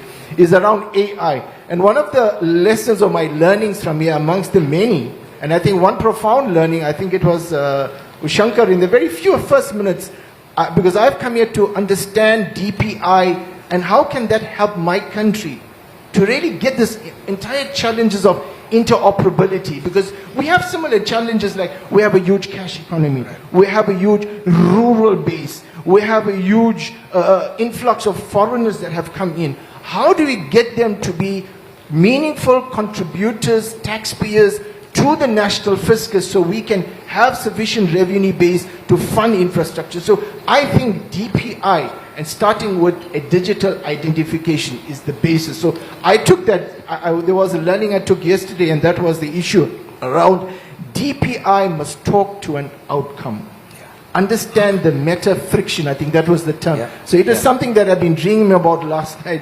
I've been trying to itemize what is that common denominator, the problem that my country is facing, that digital ID. Let me understand that meta friction. So as I land, I would really be excited to be hosting the rest of the world in November, and really we welcome yourselves and the audience here to join us in November. And thank you so much for this opportunity. Thank you, Imran. It's great to get the insight. I know the South African presidency is a few months in already and would love to figure out how we can continue to engage. We have a lot of questions in the audience. If you can put your hand up, we can go from this side of the room and yeah. Hi, my name is Rahul. I'm an independent consultant at the intersection of tech and geopolitics. I've had a long career in the digital and technology world, so I understand the technological model of DPI pretty well. What I'm particularly keen to ask Sanket ji in this case is, what is the commercial and the relational model that India is using, and sorry for sounding transactional for the times, to put this model out in the world? Right? And I've had a word with a couple of MEA folks, but I'm not getting the exact answer. I don't know if there's one that can be shared publicly. Yeah, there's second hand there and the third hand here. Yes. My name is Dr. Sarvjit Dudeja. I want to understand the way we are talking about DPI and digital economy. Are we moving to our cryptocurrency or this type of currency in the world? Even President Trump is also encouraging cryptocurrency during his campaign. He was encouraging instead of dollar. So what is the situation in the rest of the world? Thanks.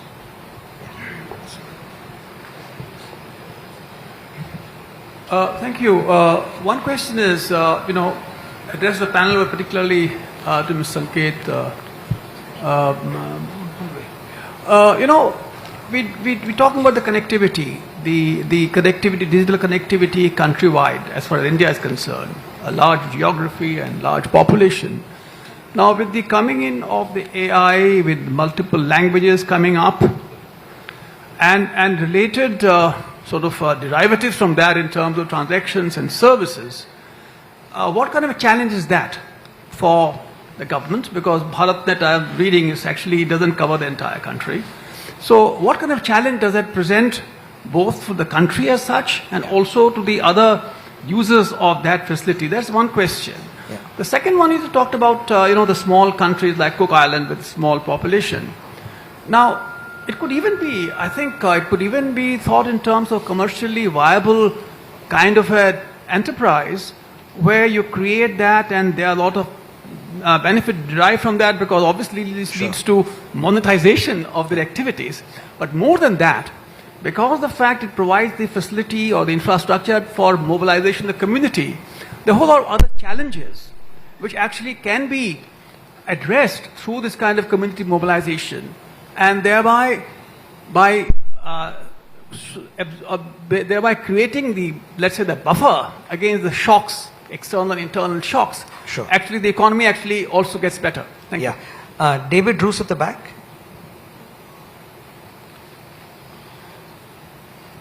Thank you, and first of all, thanks Shruti and all the Carnegie team and the government of India for hosting Can you speak up a little bit, David? this excellent summit. My question would be, frankly speaking, I think we hear a lot, technology is not the problem, but technology is the answer. And then we spend a lot of time talking about technology. So my question is maybe to Joint Secretary Mr. Bondhu would be, what was the most important policy plumbing that you've done before 2016 to allow all of the DPI marketplace? And what would be your first recommendation to a country who has not done yet that kind of heavy lifting on the ground? Thank you. I think those are great questions. You want to start off, Heba, or do you want to react to anything at all? In no particular order. If anyone wants to, I know you've got direct questions. All bombarded on me. Thank you so much. But fine, I'm very happy, because this is what is needed. To see, for the first question, I think the technological model of DPI. So, we have started working in more than 50 countries on all these foundational DPIs, sharing them on the Open Data Exchange and all. It may be the DigiLocker, it may be the Digital ID. And let me tell you, when I talk about a Digital ID, we all know, or maybe let me tell you that many of the countries, the Digital ID was not successful. So why India? Because there are some silent features in our own model, the authority, the Aadhaar and all that. Now coming to your right question, and what I have listened is about the commercialized, the commercial or the realized model, right? So interestingly, what I see or I feel, and I am working as because I am looking into DPI as a subject matter in government of India. So the government is very serious. It brought the India Eye mission, and it gave the DPI as a subject to me to look, because it's like the Ministry of Finance, MEAB, all are working together as a team. So here we are not seeing as of now any commercial gains or something sort of that. No way. It's more the trust model. What I feel, it's a trust, and as of now we think that our New Delhi leaders' declaration of G20 is very much clear how to go about it with the fundamental principles for the global south. So I think that is your short answer. Coming to the third part about the connectivity and the AI, the languages and all, I think sir asked me. So yes, that is a challenge today, not only for India. It may be for Europe, it may be for Africa, it may be for a state like Uttar Pradesh, it may be state for Northeast and all, because it's diverse. But the beauty lies here to get them all together. A fantastic, a game changer example is Bhashini. You mentioned AI, and I have Bhashini. So Bhashini, I have like 35 language models now, where from text to text, voice to text and all we are working. Also with the 6 UN languages, like Russian, Arabic, Chinese, English and all. That is one answer with an fascinating, inclusive and accessible DPI like Bhashini, and I think that should suffice. Coming to the third part, also you mentioned about Togo, right? Infrastructure, yeah. So I think I will also relate it to the last part. Like earlier, what was that? How was the ecosystem built? My friend there had asked, and what I understood, that pre-2016, obviously, see, there is some base infrastructure. Overnight, you just can't come and make some roads and bridges and all. There is some old brownfield project, and then you expand it. If you take the physical part, in the digital, even then we need some. For example, let's take telecom. There is some connectivity like 2G. We can't directly go to 6G or 7G. But yes, India have leapfrog. See the UPI experience. See the Bharat stage experience, my friend, is like the European pollution norms, and we directly went from Bharat stage 4 to Bharat stage 6 and many more. I have some more examples where India have really leapfrog into the technology. But yes, the main what I felt you were asking is, we had a basic infrastructure where it was all built, but the last decade, since 2014-15, when the Digital India campaign took over, we can see the results and the success of the Indian digital transformation story. Thank you. We're at time, but if anyone wants to add some last comments, please do. I'm sure it'd be. I think my experience has been in the successful DPI adoption. Creation is easier, adoption is tough. Okay, is that you identify the right use case to drive the DPI story. If you take Aadhaar example, I have seen on the ground in the villages. Okay, my practical experience is from the ground. If you see that the DBT program actually driven the Aadhaar, people have understood that if I don't have a mechanism to identify myself, how government will actually give me the benefit. Similarly, when you look at DigiLocker today, if you just put a DigiLocker and say start using it, nobody will use it. Suppose if the university says that I will recognize the certificate connected to DigiLocker, or I will recognize your identity connected to DigiLocker, that use case drives the adoption. I think what is important I have seen, whether you can take UPI example also, demonetization, UPI coincidentally happened similar time, then COVID took place. And smartphone revolution took place in India. So I used to think if a transaction has to happen on a touch phone, which is not hygienic to do, how people will move to touch phone. I used to like BlackBerry. But the point of the matter is the situations and the incidents and the use cases driven that. One is smartphone penetration, affordability of the data connectivity, then the Jan Dhan Yojana, then UPI infrastructure, then you have the demonetization and the COVID. I think there are several factors influences the adoption. Of course. So the use case for any DPI to sustain long term use case, strong use case is required. That's my. Did you want to add? Just quickly to add, we now are engaged in 70 countries, about $2 billion invested just in ID alone, and we do see countries learning from one another. So many have come to India and been inspired. We know the global public good of MOSIP that was initially inspired by Aadhaar, but is a broader global public good and has been adopted by a number of countries. In several of the countries we're engaging, so Morocco, half of the population is now registered. In Philippines, 90 million people registered. In Nigeria and others. And so, but I agree completely that it's the use case adoption. And to go back to the theme of this, I think we often are focused on the 1, 2, 3 use cases of government services, of public sector services. And I think more and more we need to start thinking. Practical thing. So basically when you do it, it's more, what we are doing is the proof of concept and the pilot. Because the pilot is the base and that helps in the national rollout of any DPI where you want to scale it in any foreign nation. So I think just to go back to saying that I think bringing in private sector innovation and use cases should also be at the heart of the initial 1 or 2 use case adoption. No, we're at time. Did Rohini or Hiba want to closing comments? Anything? No, I wanted to address the point the gentleman made about technology versus technology. I think, there's a stage to it. Yeah. The comments that were made in terms of driven by a use case, driven by a real problem to be solved, one starts with that use case, then there are initial technology building blocks that address helping them. Then when you scale, at that time you may have different technology elements that come in, but it is to start with it's a use case and bring the people together and making sure the policymakers and the mind share is there. So I think it's that journey that one has to think about. It's a lot of learning. I must ask you to then wrap it up for us. Heba, please. Yes. Thank you. So I'll go back to the theme. I think, we've gone a long way in terms of defining the DPI, understanding what it's about, building the public sector role. And last year we filled a big gap when again the Safeguard Initiative was launched, and now it's in its second year of iteration.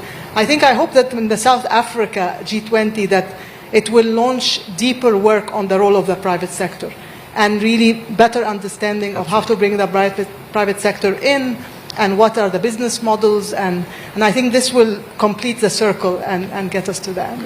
On that very constructive note, thank you very much. A big round of applause for all of our panelists.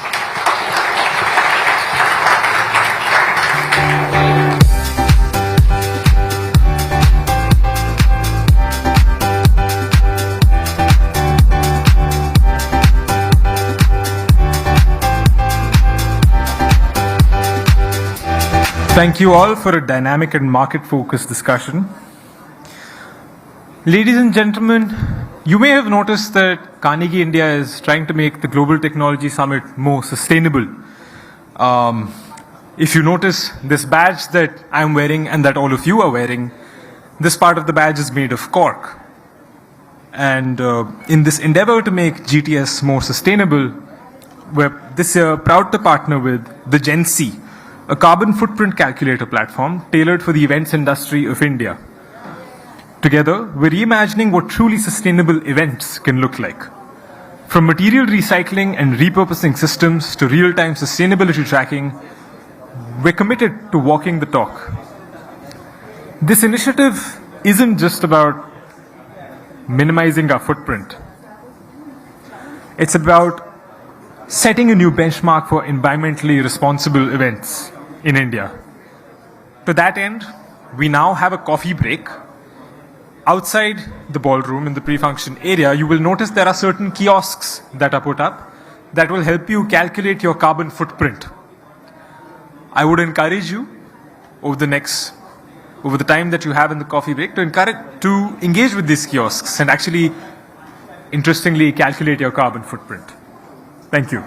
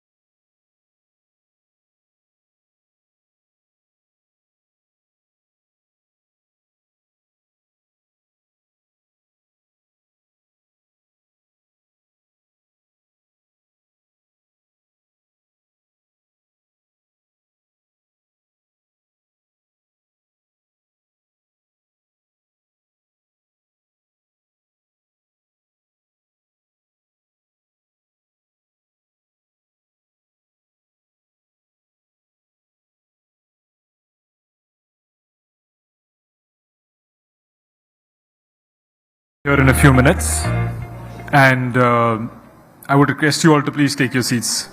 Thank you.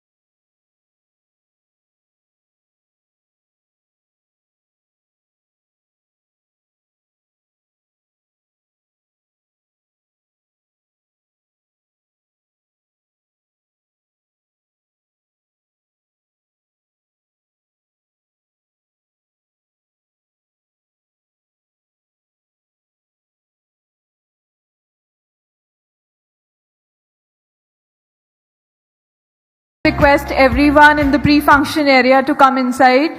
We already have Secretary Krishnan with us and we want to start the next session. Thank you.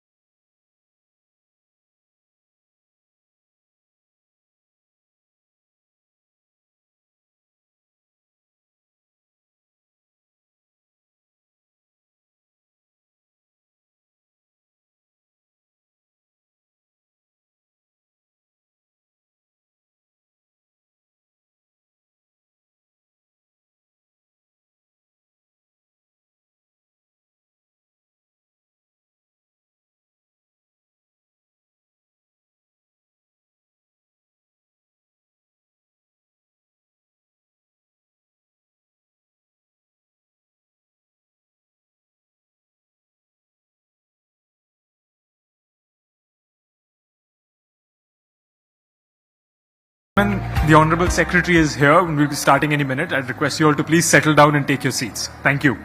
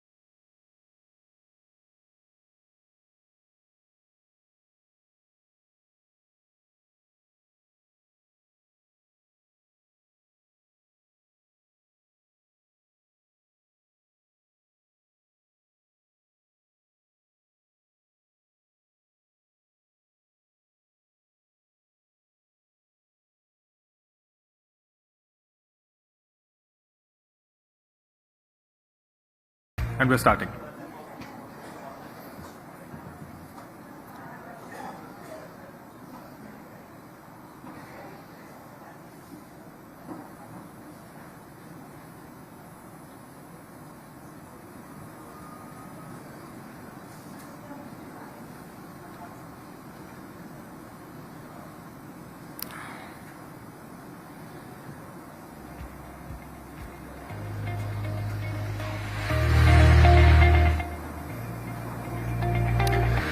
It's my great privilege to welcome to the stage for a keynote address Mr. S. Krishnan, Secretary, Ministry of Electronics and Information Technology, Government of India.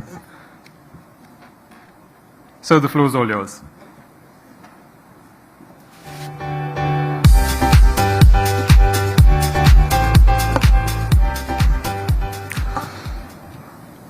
Good afternoon, ladies and gentlemen. I understand we are almost at the last leg of the Global Technology Summit this year, and I think it's very heartening to see so many members in the audience still wrapped in attention late on a Saturday evening on what has been at the end of what has been a fairly intense 3.5 days of discussions on a range of issues on global technology. Today, I've been asked to speak about what India plans to do and how India plans to work on the AI summit that our Prime Minister had offered to host at the time of the Paris AI summit. Many of my colleagues have been part of various panels and other discussions in the past 3 days on a range of issues. Most issues about AI and India's approach to AI would have been covered in many of these discussions. The one thing which is very clear about AI is that we have news every week, sometimes news every other day, and we need to keep catching up. And part of the way that we have approached it in the past little more than a year since the India AI mission was announced in March of 2024, and before that, when India started off on having a national strategy on AI with a paper from the Niti Aayog and so on, has fundamentally been that we've been flexible in our approach to this. Right from the beginning, we decided not to be doctrinaire, not to be dogmatic and say that safety is the biggest concern, we have to regulate, we have to look at these issues. We felt right up front, and this is something which the Prime Minister, and right from the top, this was a feeling that this is an opportunity. It depends on how well we use it, how we seize it, and we have to look at what the challenges are and see how we address our challenges in making most of this opportunity. So from that perspective, I think we've been open on this entire issue, and we've also followed what the global governance has been sort of looking at on the AI issue. We've been in the forefront of that. In 2023, we were the chair of the GPAI of the Global Partnership on AI. You would recall that we hosted 2 summit events here in Delhi, both of them which brought in a lot of energy, particularly of innovation, with lots of startups and others getting into the act in a big way. It is with the same spirit that we have approached the 3 AI summits that have been held so far. The first one, the AI Safety Summit at Bletchley Park, late in 2023, subsequently the summit in Seoul, and of course the summit earlier this year in February in Paris, where India was invited to be the co-chair. As you can see, the theme of these summits have moved from safety to action in the Paris summit. Now we believe it is time to start talking about impact. It's been almost about 2 to 3 years of this journey, and I think many people are impatient to see actual impact of what AI can do and what AI can deliver and what can actually happen. And when we say impact again, I think we need to look at it in a positive framework in terms of what it can actually deliver. the expectations and hopes in terms of what AI can do for India, a country like India, and likewise the rest of the global south in terms of raising the overall productivity in various real sectors of the economy, in ensuring that there is greater efficiency and effectiveness in governance, and thereby sort of significantly improving economic growth and promoting prosperity is the one angle that I think is foremost in India's mind, and how we can actually be disruptive in enabling this through innovation and startup-driven approach is what India is seriously looking at, and I think this is an approach that needs to be looked at in the rest of the world as well.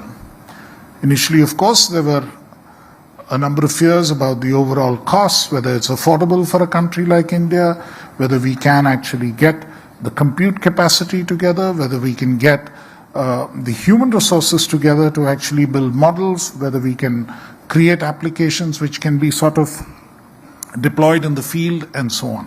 But if you look at the India AI mission and the 7 verticals there, I think it addresses the entire slew of issues. There is something in it literally for everybody.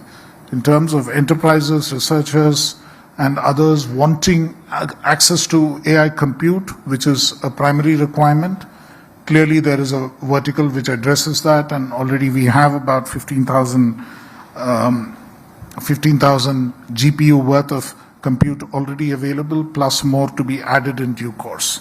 Likewise, if you look at what is happening on the models front, we should very shortly be announcing which one will be the first of the India Foundation models to be built. There is work going on there. If you come to the issue of data, and data is a critical element of what needs to be done, we launched the AI Kosh as a platform where about 300 plus data sets are already being shared and more are being added as we speak. And if you come to the issue of applications, and which is where I think most of the action will lie in a country like India, we again find that there has been tremendous enthusiasm, more than 900 applications for the first round and more than a similar number in the second round. Currently, most of them are confined to areas of governance which the government is interested in, but increasingly we believe it needs to be thrown open to look at other challenges which address society at large or the economy at large, and we'll have to see how we take it forward. So all of this means that we have addressed each of these segments. Likewise, in the skilling segment, we have to look at it all the way at the top of the line in terms of having, very, very competent and capable PhD candidates who can work on many of these research projects, and which is what has driven most of the AI research around the world, and we are supporting that, all the way down to ITI, polytechnic level students who can help with data annotation, and there could be a large number of jobs there. And the real story, I think, for India's ITES industry, in a sense, it's for them possibly another Y2K moment in terms of ensuring that most of the applications which are being developed are effectively laid out and delivered and actually deployed in a number of organizations, whether they are government organizations, enterprises, firms, and so on. So that would be a huge opportunity for them. So in that sense, if you really look at what it all offers for India, and through India to the rest of the world, given our overall DPI story, eventually, probably, as the Prime Minister indicated and as the Minister for Electronics and Information Technology also spoke about earlier in Parliament, the issue is really, I think, eventually to have a DPI layer kind of interacting with AI and enabling that to actually be used more widely so that there's even more innovation, not just at the application level, but at the agent level, agentic level, in order to take it to the next stage of how it can be applied. And this is clearly something that we can share with the rest of the world where it is needed. Data center capacities will have to come up. India is a good location where this can be created. Likewise, the compute capacity where it comes up will need to be shared with other places in the world where it requires to be created. We've had discussions with the United Nations as well to see how this could be enabled. So in that sense, India not just wants to use AI as something that it can do for itself, but wants to sort of take a leadership position on behalf of the Global South in seeing that it is deployed across the world. So these are the efforts that we are making, and I think the key element of the way the government is working on AI is that it's a complete collaborative approach. No part of the India AI mission actually works in isolation of either private sector, academia, or civil society. We have continuous engagements on each of these verticals, and it's been a collaborative effort in which we would like to continue. And it's that theme, in terms of bringing in more and more stakeholders, that is the theme we would like to take into the AI Impact Summit, which we would host early next year, and ensure that multiple stakeholders become part of this, and we should be able to actually showcase all that has been done here and in other parts of the world in terms of impact by then. Thank you very much.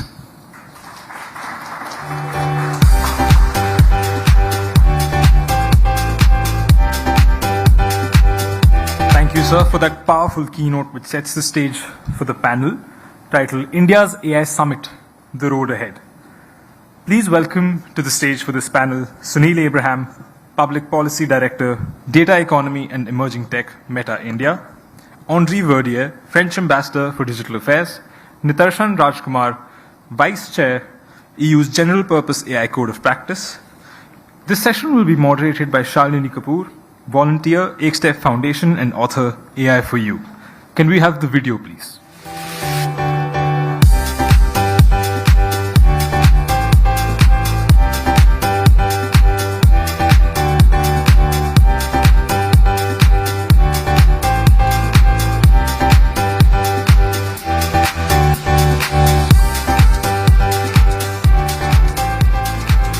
Shalini, the floor is all yours. Thank you. Thank you so much, everyone. It's definitely Saturday evening, and I'm sure everybody wants to go home. We have debated, talked, learned, networked, collaborated, and made our plans for next week as well of what meetings to continue. But yes, right now we have the esteemed panel with us. So let's discuss about the AI Summit for Impact, which is going to happen next year, and do a bit of brainstorming or thinking in a bit of unstructured way. We don't want to be structured like, end of Saturday. So I think I'll do a quick round first with each one of you, which is, go back in some time and then quickly go ahead in some time, right? Sorry, this is not the questions which I had sent to you. Yeah.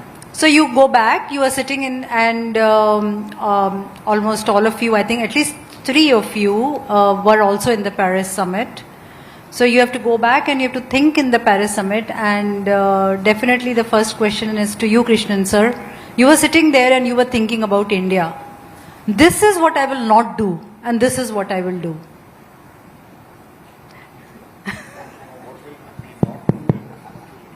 Interesting. I think what we will do, I think there are 2 things we will certainly do. I think one thing is collaborate and make sure that in each of these areas that concern us, we work with as broad a cross-section as we can actually collect and put together.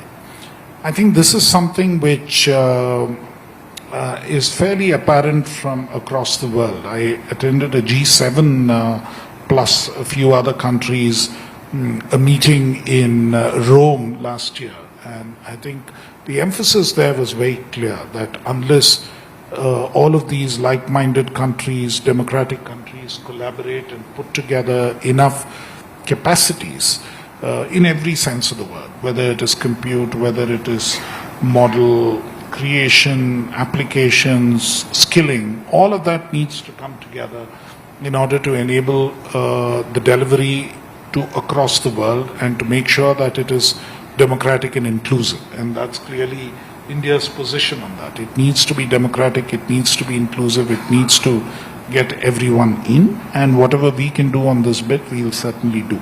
So this is what we want to do. Now, what we will not do is throttle an opportunity. So that is something we are fairly clear about. Interestingly, many people initially, it was even the word regulation was a not so good word.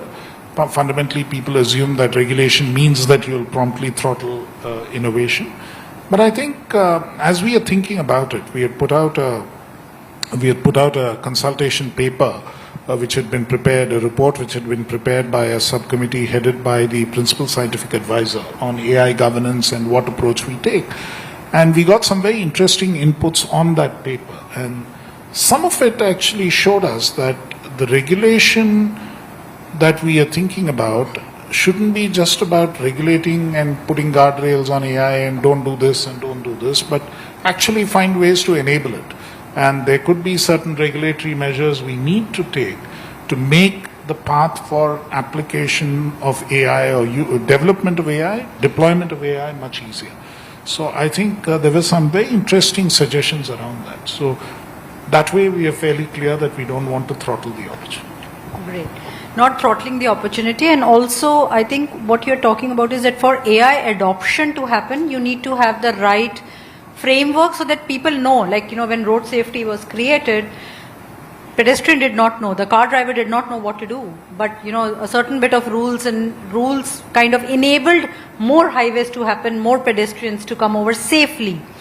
So thank you, Andre. You have to go back into the past and imagine the future and say what is it that you definitely do not want to get repeated, and what is your expectations? But that's not the question. The question is, something was born in Bletchley Park. Korea did build upon this. We did build upon Korea. India will go further. So the question is not, you cannot repeat the French summit. By the way, there is something you cannot do. That's to propose to India to co-chair the summit, because you chair the summit, so you cannot co-chair the summit. So we did try to do something. So in Bletchley Park was convened around one important question, that is are there existential risks? I think that now every government knows that they have to consider this question and to be prepared mentally for this. So Korea did speak a bit more about innovation. We tried to propose a broad conversation regarding opportunities and risks. That's not by coincidence that President Macron and President von der Leyen did announce engagement. That's because we wanted to show that we believe in this technology and we want to develop innovation. But we wanted also to, our conviction is that innovation doesn't automatically lead to progress. Innovation is innovation, for good or bad. If you want innovation to become progress, you need good policies, you need governance that is not always regulation, but sometimes regulation. You need investment, we need common knowledge and common resources and open source and cooperation and competition. And so you have to design something. And probably the conversation in Paris was about this. And I feel that we did succeed at least to frame this conversation. So now we have to invade this framework and to work and to propose and to find solutions and maybe to pass the mic to my neighbor. Maybe I want to commend the Indian project to focus on impact, and it gave me a title. That's just to say that maybe there are existential risks, but there are also existential needs, and we need to address existential needs. If we don't use AI to improve by, 10% the agricultural efficiency in developing countries, we are criminals.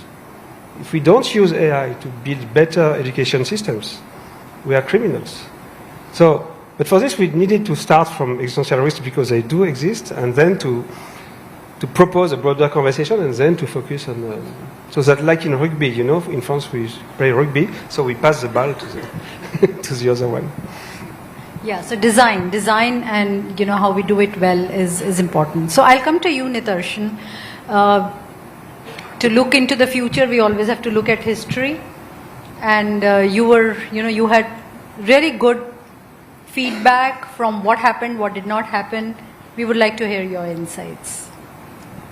Yeah, and I should start by saying that I'm speaking in an individual capacity. I have a bit of a luxury in being able to do that. I'm not in British government anymore. So this is purely my own views and reflections. What happened at Bletchley was that, in the months coming after ChatGPT, there was a realization that this is a technology that's moving faster than any that we've encountered before, and that government needed to act differently to how it's responded to other challenges in technology. It needed to be much faster. It needed to get ahead of the problem, potentially some of the most extreme problems, the existential or the catastrophic risks.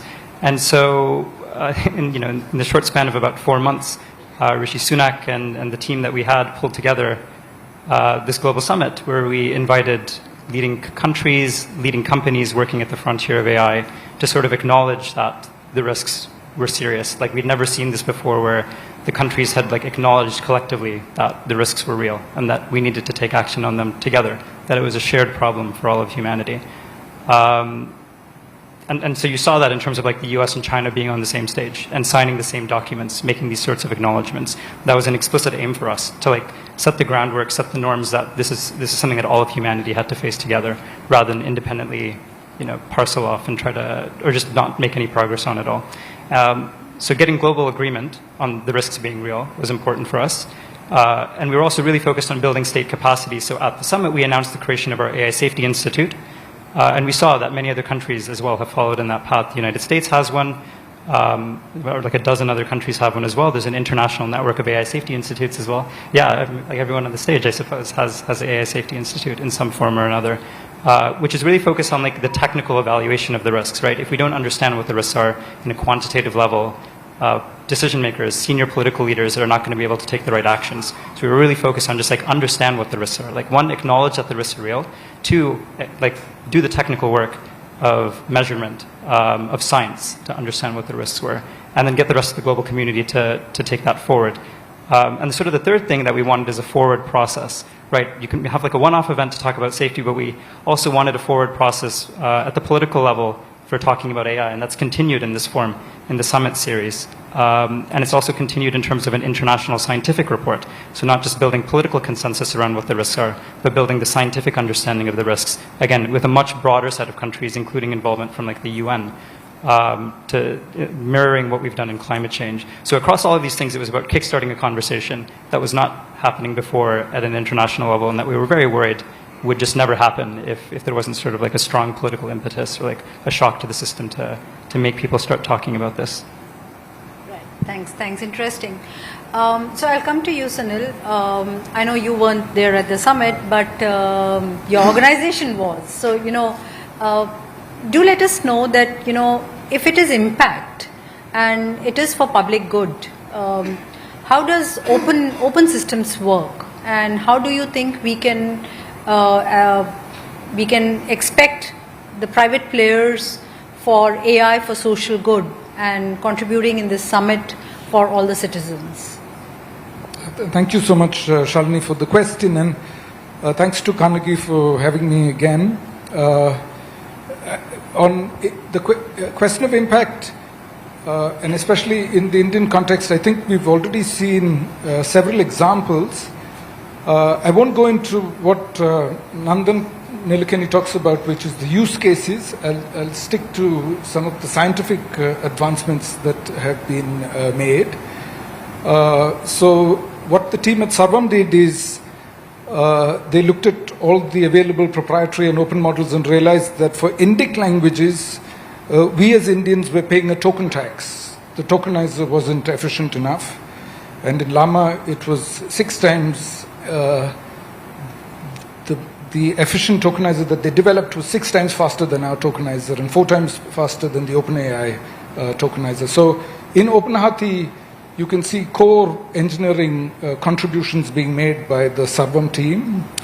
AI for Bharat took another model of ours Meta has a huge range of open source projects, more than 900 open source projects, seamless for MT, and they trained it in 12 Indian languages, and now they have a much more performant text-to-speech and speech-to-text model called Indic Seamless.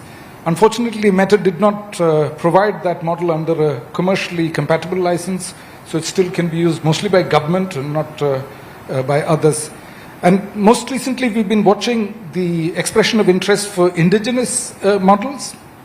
And I think it is clear from the design of that EOI that they don't want to have derivative works from globally available open models. So we're going to watch the open winners a little more closely, and we're going to wonder how many of them are going to use PyTorch, which PyTorch is an open source project from Meta. And what's interesting about that open source project in particular is Meta became more radical on open source than any of the other big tech companies that I know. They took this crown jewel, if you may, and they donated it to Linux Foundation. So if somebody has a sovereignty anxiety, if they're using PyTorch, they need not have that anxiety because the trademark, the copyright of the code and the trademark no longer belongs to Meta.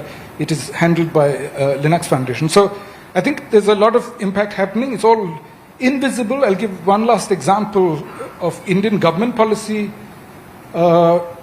CSIR has an open access mandate. That means the $500 million that is spent by CSIR every year will produce open access journal articles or be published in faster moving sciences onto just archive.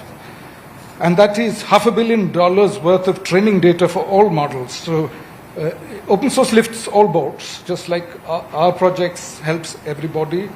The contribution that the Indian government makes of $500 million, just from CSIR, I'm not counting the other funding from the Indian government. That's $500 million worth of training data being contributed by the Indian government to the whole planet. So there's a lot of impact happening. We're just not sitting and doing the bean counting yet. I think some of us should start doing the bean counting and checking and quantizing this impact. Yeah, I hope you are not being asked those things internally. Okay. So let's, I think we have kind of, understood what we want out of the summit. And I'll come back to the audience in some time and kind of, take inputs to you. Secretary Sir is here, so, some input from the audience would also be welcome. Let's get into some fun. Let's do some rapid fire. And I'll start with you, Nitarshan. At the summit, something for all or a large-scale challenge which is contributed by all? You clarify with that? Could you clarify what you meant by that? Like AI? Is the summit going to be something for all? Yes. Or is it going to be a large-scale challenge contributed by all? What do you choose? You can choose one. So if I understand what you're saying, right, like I think the way we did our summit in Bletchley Park was we had a very small set of people and countries and companies that were invited, which I think is a different approach to where the summits have gone for like various reasons. But we were focused again on like risks that were emerging at the frontier from a small set of companies, from a small set of countries.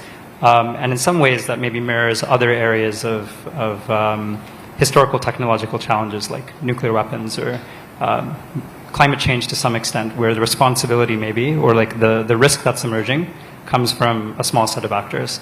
So that made sense when the focus was on safety. And I'll leave it to the others to talk about the shifting focus to opportunity, but there, like, everyone wants the opportunity, everyone wants the upside of the summit. And so for the Indian summit, I suppose if the focus is on like impact, if the focus is on the broad distribution of benefits, then like having a broad set of people involved and like feeling like they have a stake in this conversation is going to be quite important. But for the safety conversation, maybe in some ways we want everyone to acknowledge that the risks are there, but it's the actions of a small set of people that's actually going to matter. A small set of companies, like on the order of 10 companies in the world currently today, that will affect what the safety issues look like for the next handful of years. I'll come to you, Krishan sir. Do you think summit should be something for all, or we take one large-scale challenge which everybody contributes in? And you can choose one. I choose something in between, I guess. That's not the quite option. Honestly, something for all is I think much as we would love to offer something for all, it may not work. But then, given the scale of challenges and everything, it can't be reduced to just one challenge. So probably, in a sense, it'll be more than one challenge, and thereby, everyone contributes and gets something out of it. Sure. Yeah. I mean, just one other thing is I think whether people think Bletchley was a success or not, if one were to interpret it as a success, which I obviously do, it's because we had a clear focus, right? It was like we were really trying to make progress on a very narrow set of things rather than trying to solve every single problem that existed in the world around AI. The problems of AI are as multifaceted as the problems of climate change or like the problem of global governance in general, right? And so that's like an almost intractable, infinite set of problems to try to solve. And because we were able to make progress because we picked a small set of things that we initiated conversations on, that we initiated like international processes and institution building on, that we wanted to make like concrete progress on. So it feels like for like the summit process going forward, even if there's like a broader focus on opportunity or on like distribution of benefits, it still might. I mean, I'd love to hear others' views on this too, but it still feels like you need to pick like, 2 or 3 things that you want to make concrete progress on in those areas, which could be like the commercial deployment of data centers, right, for the rest of the world, and access of AI to the rest of the world in like some really measurable concrete form, and then just like do as much as you can on that, rather than try to solve everything about global AI governance as a whole. But Okay. Good viewpoint. And the next question is for Sunil and Andre. 100 agents for all Indian citizens or one large LLM for India? Yeah, that's easy for me to answer because there is a official position on this from Mark Zuckerberg himself. So he doesn't want to stop at 100. He said, let a million flowers bloom.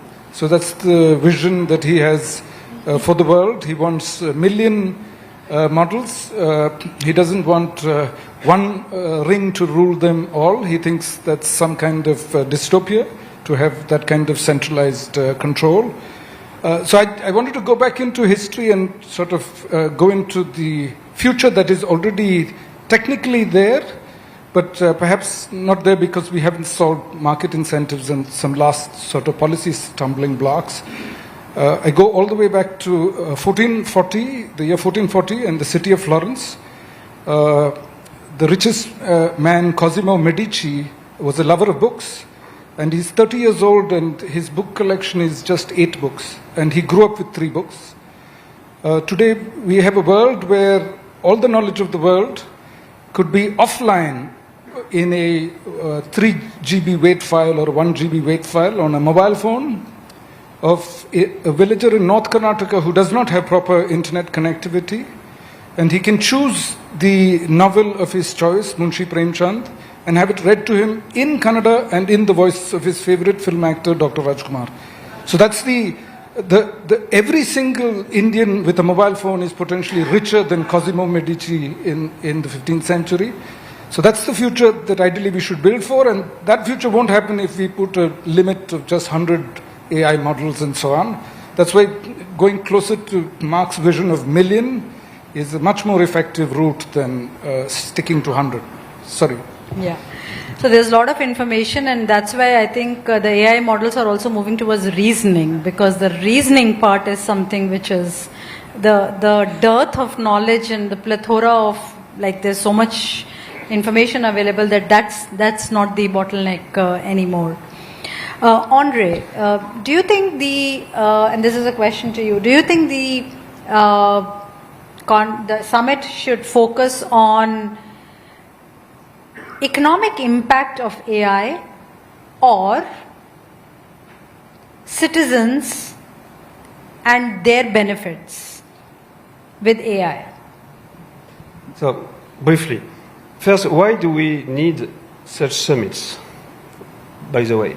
We need this because we are living an arms race.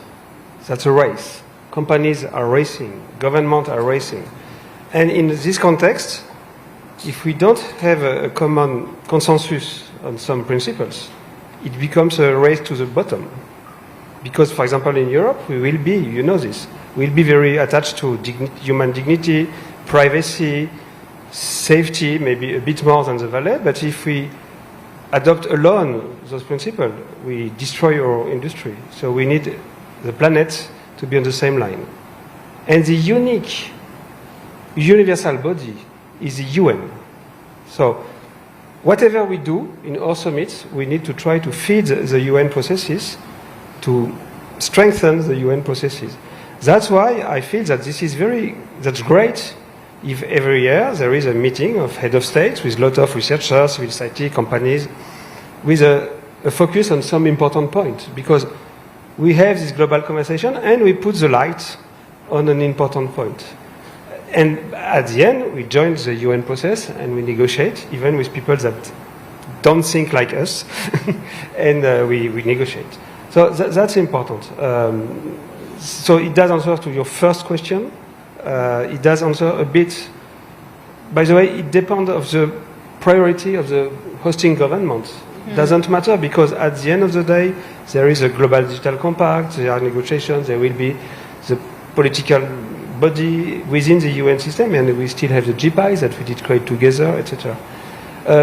Very briefly regarding the question about 1 or 1,000 or 1 million, for us, and I feel that India will share this view, that of the utmost importance to be sure that at the center of this revolution there is enough commonality, open source, common knowledge, science, and not just a privatized knowledge in 3 or 4 companies.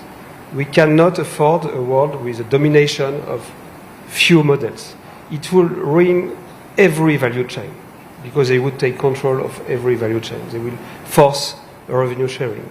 So whatever happens, we will stand for the existence. I don't deny the interest of, if you want, of some proprietary model, but at the center, like in science, you could not find new patents without public science. You need public science to make patents. So, and that's why we did launch the current AI Foundation at the Paris Summit to have a vehicle to finance. Not one more open source LLM, we don't need to, you have yours, but to help tactically where it is necessary. Maybe we need to develop new technology for secure access to health data, protecting privacy. Maybe we need some data sets, maybe we need some tools. So it will be a contribution to the world of open knowledge regarding AI. Yeah, I think you also brought a good point of consensus building for the public good, and then how we need to work towards that. So yeah, that's a very important point. I think you were also hinting to the wow, or I would say the investments which we can take for the summit, and I believe there were some and investments announced, and Nitarshan pointed it to that the Safety Institute was announced, and at every summit there have been investments which have been announced or metrics being discussed. So let's talk a bit on that. Secretary Sir, how do you think you see the investment? Do you think investment announcement or metrics of the India mission is what should be shared in the summit, or are you thinking that this could be another place to get incentive investments decided on some common theme, and we should do the call out because it's like still 7 months away? So what's your take on the investments in this space? I think there are 2 or 3 things on investments which are important. See, if you chase investment numbers for the sake of chasing investment numbers, you get announcements, they may not get implemented. So I think we should be a little wary on that. I've run investor summits, and where our focus is much more on conversion, saying how many of what is announced and what is stated actually gets converted into on-ground investment. So from that perspective, this is all about impact, and I think it will be a good occasion to take stock, not just in India but across the world, of what has happened so far in terms of impact, and what do we expect in the next stages in terms of what is it that we would see as real impact, and what would be the commitments made towards actually achieving the desired impact. I think that is the way you need to really look at it, and that would be really one of the areas that we would be seriously focusing on. The investments are an aside, because they just, a number gets thrown out. Then I've read very learned commentariat on trying to compare completely numbers which it's not even apples and oranges. It's not even comparing different types of fruits. They're comparing something else with something else altogether, saying this number is so big and this number is so small. I think that's not the way it is. The numbers and investments are very, very contextual and very specific to what they are meant to be. So I would caution against an approach which just focuses on that, and I would look at what we have done so far and what we aim to do next. Okay. Andre, would you like to throw some light in terms of the Paris summit, especially the investments which were announced, and what has been the follow through of them? How are they turning into? It was an action summit. How are they turning into tangible goals which people are doing, and where are they today? Okay. First, I should take your point. And we didn't decide to invest because of the summit. We decided to invest because we want to have a seat on the driver's seat and not on the passenger seat. So that's our story and our industrial policy. But we decided to announce the investment during the summit. That was because we wanted to show that we believe in innovation, that we are not just speaking about regulation. Maybe that you cannot regulate if you don't innovate. That's an important thing. So we wanted to prove that we are making both. Maybe because I thought that you were preparing a question regarding innovation and regulation. So I did prepare an answer, but in one sentence. I think that regulation is not the enemy of innovation. And I want to ask the room, can you, quote, tell me one innovation that was born in the Wild West? Was something important conceived, any innovation in the Far West, in the Wild West? No. Innovation needs science, policies, infrastructure, research, and needs some politics. So that's a small contribution. Where we are, that's quite simple. President Macron did not announce a governmental investment. He did announce some private investments in the French economy, mostly in data center or infrastructure. So they are delivering because that are private decisions. President von der Leyen did announce 200 billion euros in European investment. We are working hard between the 27 to discuss, to prepare, but we are working. So because the negotiation started in Paris and is currently ongoing. Yeah, innovation needs a lot of politics, or some politics. That's a takeaway. Maybe, of course, obviously, you can have bad regulation. Yeah. And you can make mistake. You can also make bad investment. But I never read anywhere that investment was the enemy of innovation. That's. Yeah. Thank you, Sunil. I'll come to you. There was a lot of discussion in the last 2 days that, and there are a lot of private players who are very keen to invest in the summit, and they're keen to run tracks, run use cases, challenges. So, how do you see the investments, or for the public good, for the citizens of India during the summit? Yeah, I'd like to sort of get to the monitoring and evaluation piece of the investment life cycle. And I've seen some analysis where the health of the Indian AI sector is measured by the number of patents that we have in AI. And there, I'd like to provide a small critique to that approach. If what we were evaluating were telecom technologies like 5G and so on, then counting the number of patents makes a lot of sense. Even if we were completely we ignored Prime Minister Modi's embrace of open source at Paris, and we said we're only going to do it proprietary. And even if we counted the patents for a proprietary AI ecosystem, that's the wrong measure, because the royalty that the patents earn is more important than the number of patents themselves, because you could just have a patent, but nobody is using your patent and nobody is licensing your patent. So I wanted to sort of connect this to how the Indian government could shape the market in a very significant way, and governments across the world do shape markets in a very straightforward manner through procurement policy and procurement behavior. India has, of course, a much more sophisticated approach to this, which is we invest in DPIs. DPIs are built on DPGs, or digital public goods. Open source AI is just another DPG, so that part is fine. But we could update the procurement approach as well. There is the old 2014 government policy for open source in government. If we updated that policy and either had a mandate for open source in certain places, or a preference for open source in certain places, or some kind of test for people in government to decide, should I go with open source in this use case or not, that would be an incredible way in which the procurement budgets of the government would shape the ecosystem, would incentivize open science.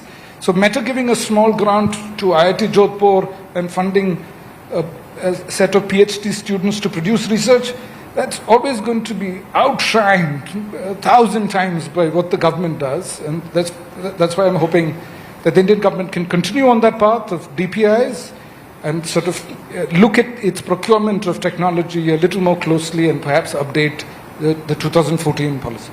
Thank you. Sure. So I think I'll have one last question before I open it up to the audience for questions. If you can just look at the AI summit as like 7 months run up, and then there is also post that time. What would, and I would go to Krishan sir, to you first, that what could be the Mangalyaan moment of India AI summit? And I'm not calling it DeepSeek for a reason. Okay, now that's a tough one. I mean, I think to anticipate or to expect what would be that moment. But I think the one area in technology that India seems to have led in, as Sunil was just talking about, is creating DPIs.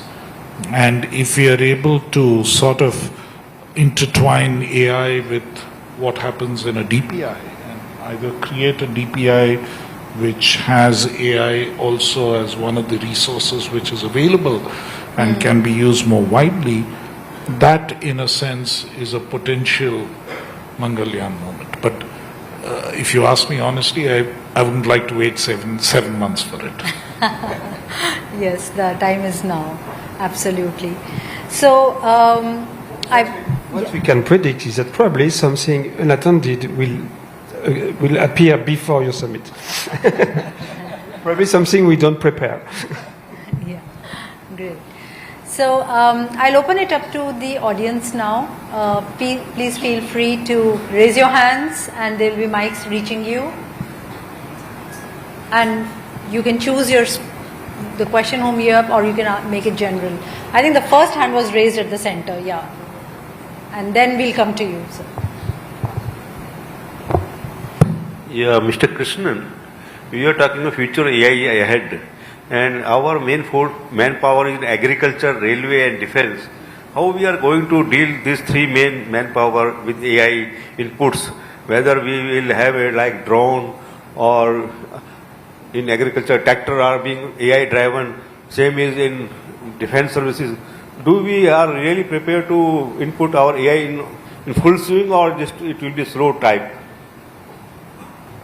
I think in each of these sectors there are efforts on currently as to what would be the most effective deployment of AI. In agriculture, Krishi AI is already being applied. We are working with a range of stakeholders. The Agriculture Ministry is working intensely on it to actually look at range of data sets to figure out what better advice can be given to farmers, how you can actually leverage all this information, run it through a model, and then tell farmers and give them very specific advice related to where they are and how yields can go up. Similarly, our armed forces are also working on how AI can help them increase effectiveness. Likewise, in every other sector. So I think the work which is happening in this field is significant. And the other interesting thing is that even within government, I mean, forget about what is happening outside government, there's a lot of curiosity. But we did find that even within government, there's a lot of curiosity and willingness to learn about AI. On Karmayogi Bharat, the IGOT platform, which is the training platform, the most popular course is yoga at the workplace. And the second most popular course is AI. So most people have done, I think at last count, close to 1 million people had taken this course on AI at the workplace. So there is reality. People say AI is hype, but yoga is reality. You better exercise and keep moving. We had a question here, yes. Thank you. There was a mention earlier in the discussion about the realization that AI actually also has an existential threat dimension. And the National Intelligence Council of the US, they actually have a kind of what they call the concept of existential risk, and AI is one of them. My question actually is this here, that if AI is such a thing that is being talked about, why there are different processes? G7 runs its own process. The Bletchley process started there.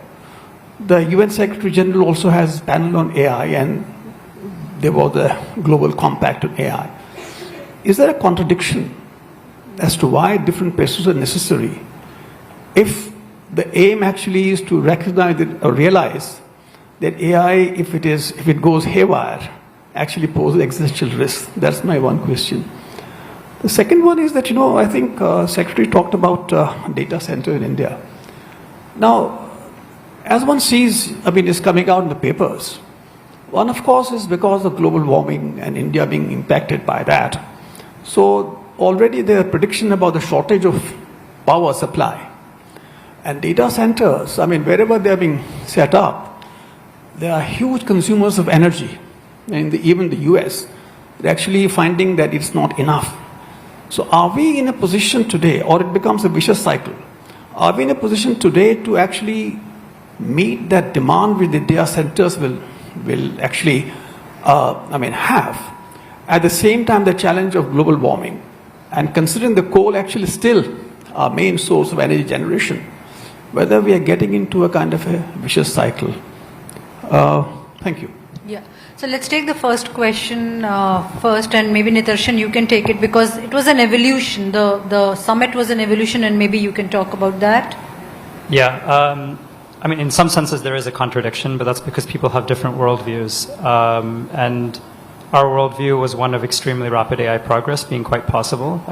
This isn't even that outlier of a view. If you listen to company CEOs, all of them think that they'll have systems that are as capable as expert level humans on almost any task by the end of the decade.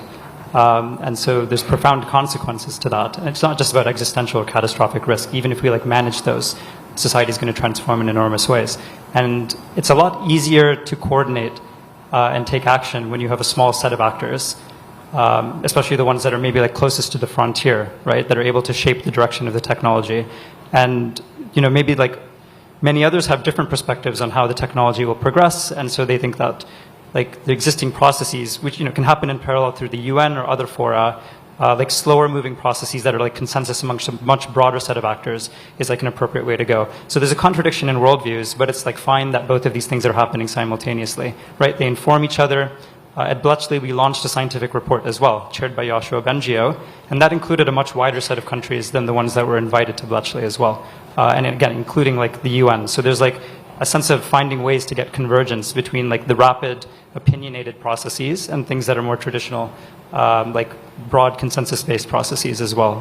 But my worldview is definitely we'll see extremely rapid progress, and so things are going to the existing systems, I think, are going to have to act much faster over the next 2 to 5 years as well. Yeah, sure. Please go ahead. Maybe I can add that your question is a very interesting and genuine question, so I will genuinely answer. The international order is not perfect, and by far and large. So today, as you did notice, there is no such thing as a world government. So we are quite 200 sovereign states, and we try to negotiate a bit. So if we decide that we want to forbid something, for example, I said yesterday, I think that we should ban AIs that can evolve alone and duplicate themselves. That would be a good security. Let's avoid to have a model that can self-evolve and modify. So we need to forbid to this company to do this. This company might be in the US, so we need the US administration to forbid this in their internal law. So we need them to sign a treaty, for example. But can you negotiate a treaty with China and the US and Russia and Europe? So that's long. And usually what diplomacy for other topics, nuclear, bioweapon, etc. First, we need to frame a consensus, to frame even the debate, to build consensus on some solutions, to progress slowly, to find allies, to build coalitions. You cannot decide tomorrow this is forbidden. Because there is no world government, world police, and world justice. And that's what we decided after World War II, to respect the sovereignty of sovereign states. Sure. Yeah. The second question, yes. The second question on data centers, I think, again, a good question because it is a matter of concern. It's not a straightforward equation.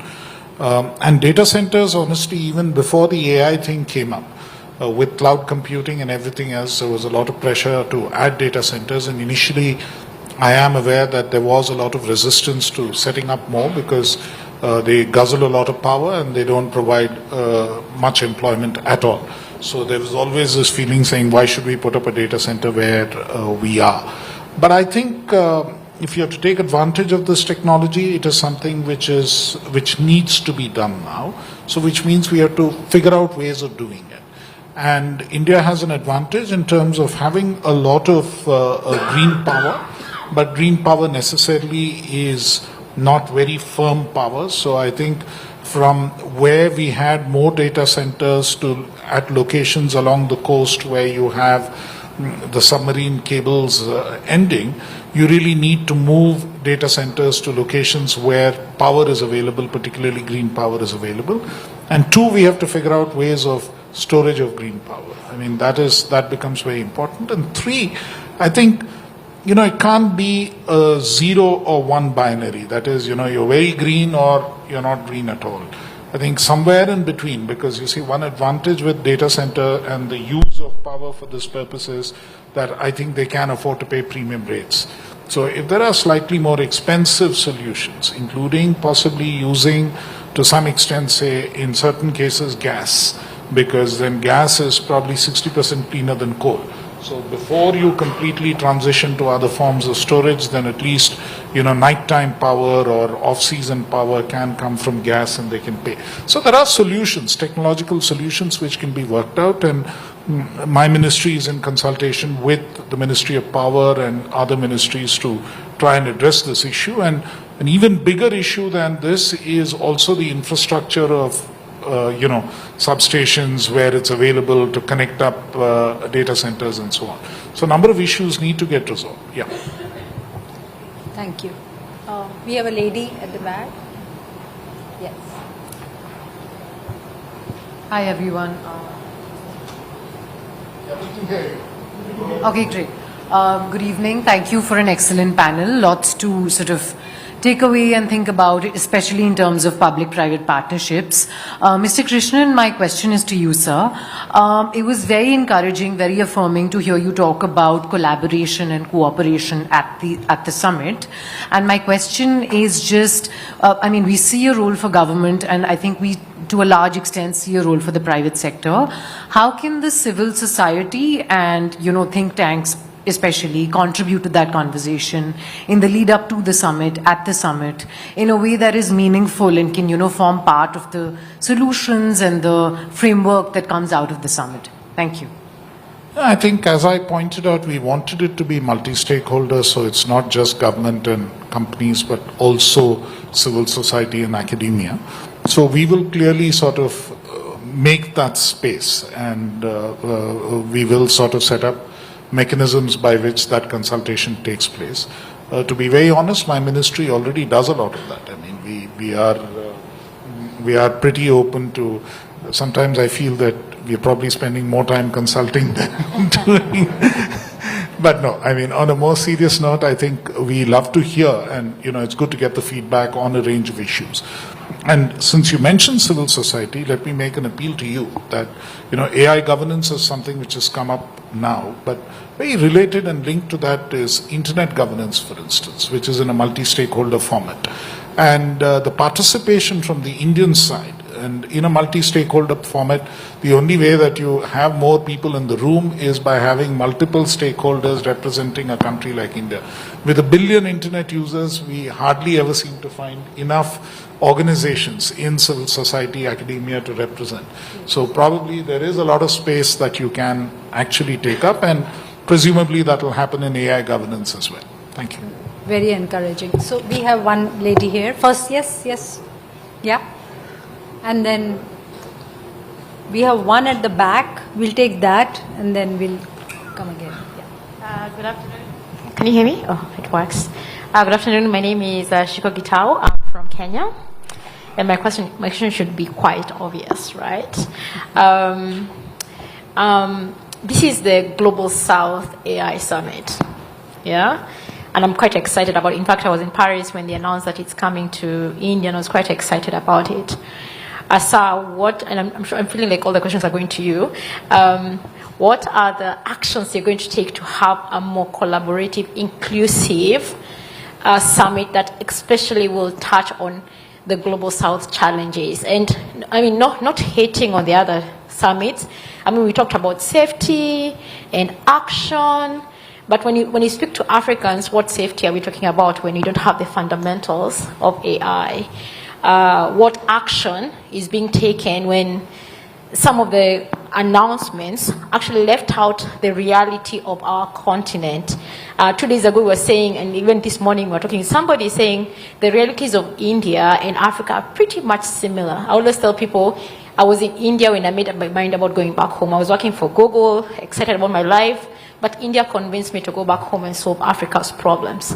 So how is this summit going to have a significant moving of the needle in terms of impact on how the rest of the world perceives the Global South and its contribution, or its impact on the AI conversations and impact? Thank you. Oh, I have an offer.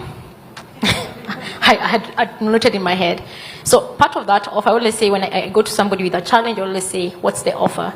I'm part of a group of people who are very bullish about what AI can do on the African continent. I'm willing to bring this group of people to support in building a working group for the African continent on this summit. Thank you.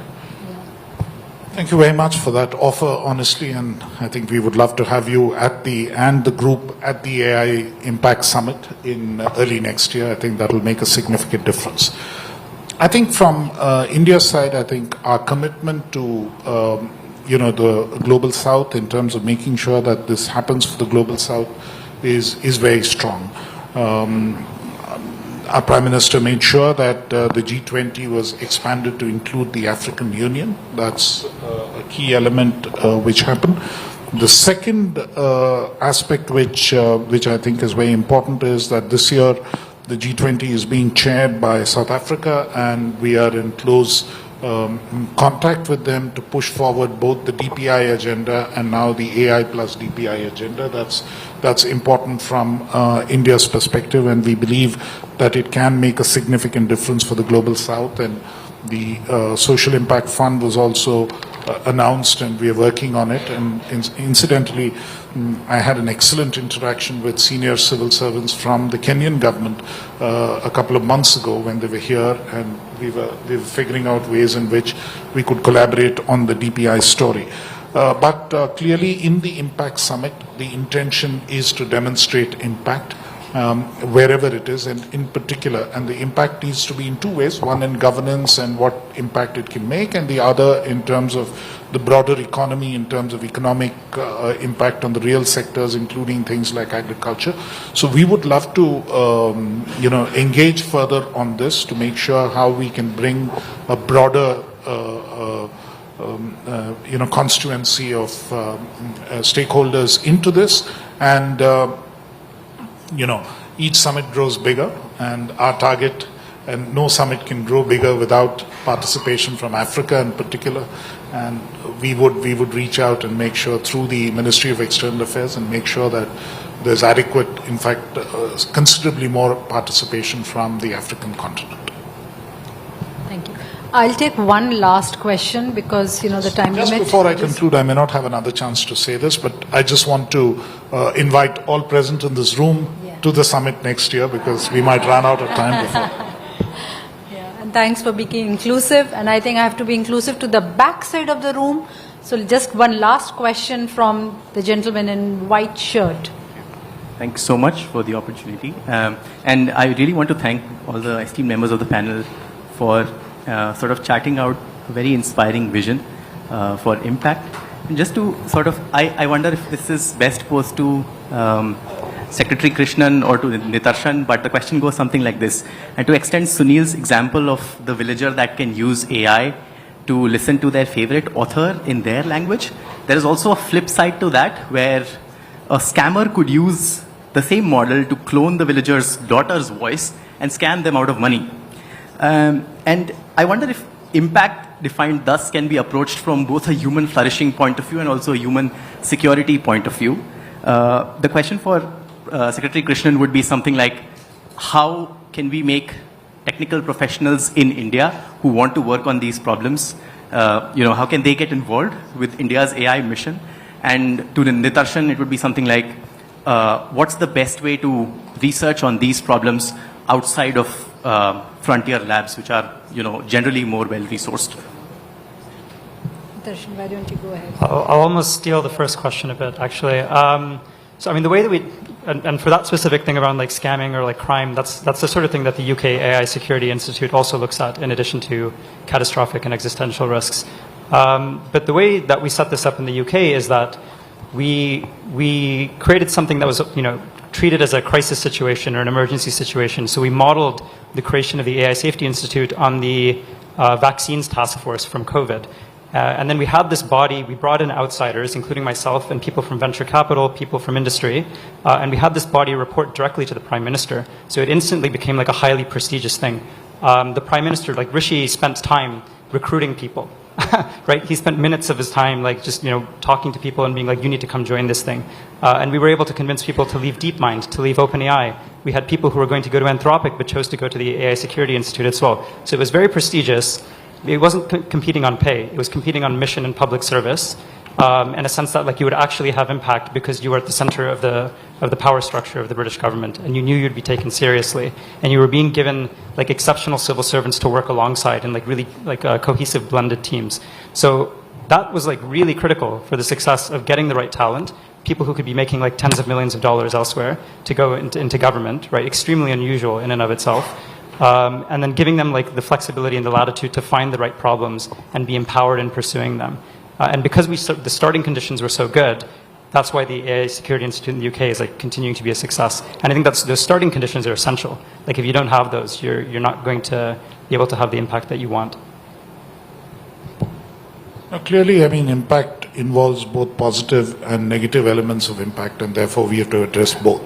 And safety of individuals, safety from being scammed by all of this is an important element of how we are addressing the whole cybersecurity question as well.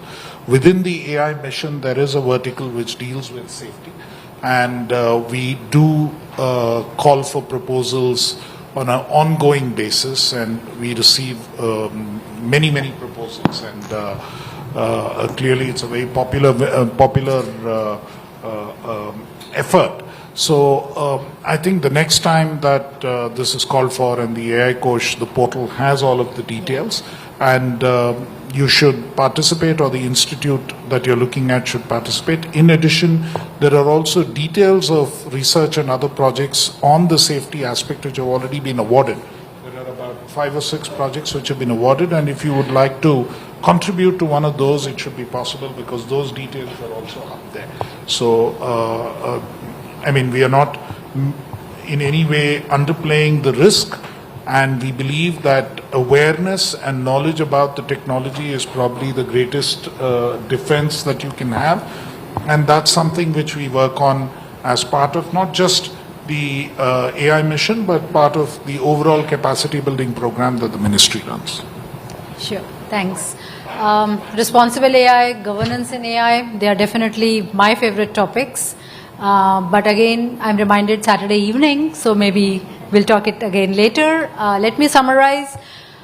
Today we talked about the AI summit, which we are going to have in February, the theme being impact. Some of the key things which came up is, number one, we should not throttle the opportunity. We have to seize the opportunity. Inclusive for citizens of the Global South, so that all are included and are heard, and we jointly create a plan. Let the million flowers bloom, we heard that. And investments, which is conversion of investments, and make things fruitful for the entire Global South. DPI to the power of AI, and that we should take the opportunity to make that happen. So those are the themes, takeaways for us. And I thank you, Secretary Sir, thank you Sunil, thank you Andre, thank you Nitarshan for being there and enlightening us on the way forward. Bye.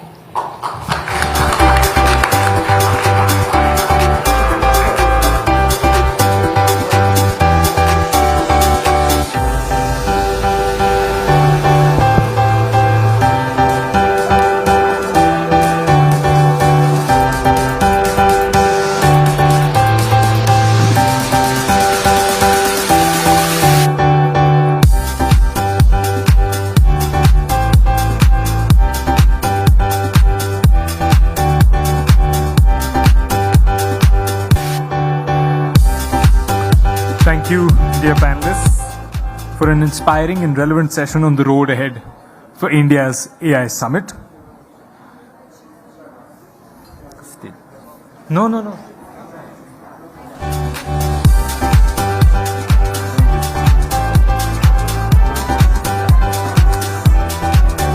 Our next session is titled Powering AI, Sustainable Futures.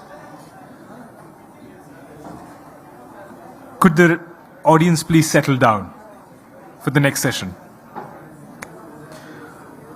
For this session, I would like to welcome to the stage Urmi Tat, Manager, Public Policy and Government Affairs, Salesforce India; Bikas Kumar Singh, Vice President and India Head, Government Affairs, SAP; Mahavir Singhvi, Joint Secretary, Nest Division, Ministry of External Affairs, Government of India; Srinivas Varadarajan, Chief Executive Officer, Vigyan Labs. This session will be moderated by the Chief Coordinator for the GTS and a dear colleague, Shruti Sharma, Fellow Technology and Society Program, Carnegie, India. Can I have the video, please?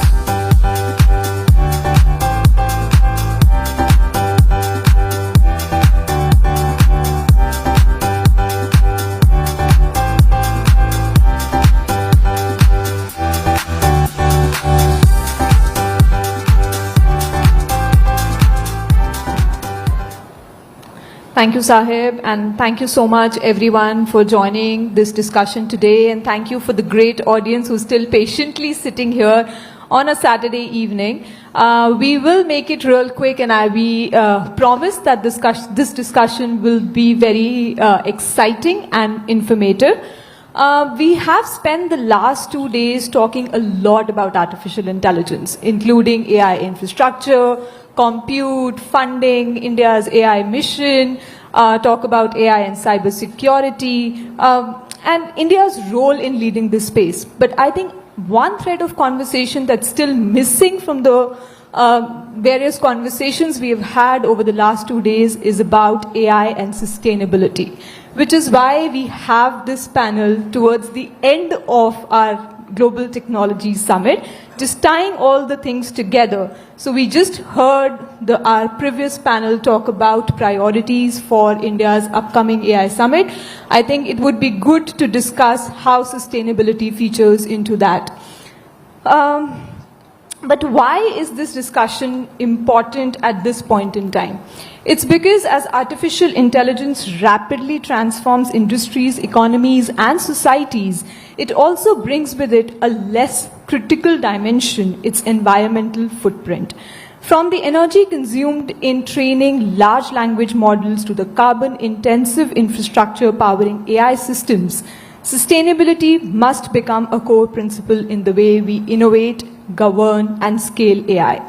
This session and the way it's going to be designed will be split into 2 halves, where the first half of the conversation will talk about how do you make AI innovations, AI applications more sustainable, but the other half of the discussion will also talk about how do you actually leverage AI for sustainability.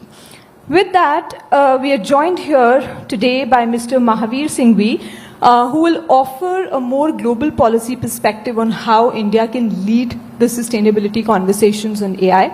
Vikas from SAP to explore the private sector's role in balancing innovation with our climate responsibility. Urmi with insights from Salesforce pioneering work on sustainable AI and how AI is already being used to support climate resilience on ground. And last but not the least, Srinivas Varadarajan to help us understand the technical and infrastructure level shifts like green cloud, edge computing, terms that I also need to know and learn a lot about. And but with that, Urmi, let me start with you. The definition for responsible AI, also we heard this term during the last panel as Shalini wrapped up the last session.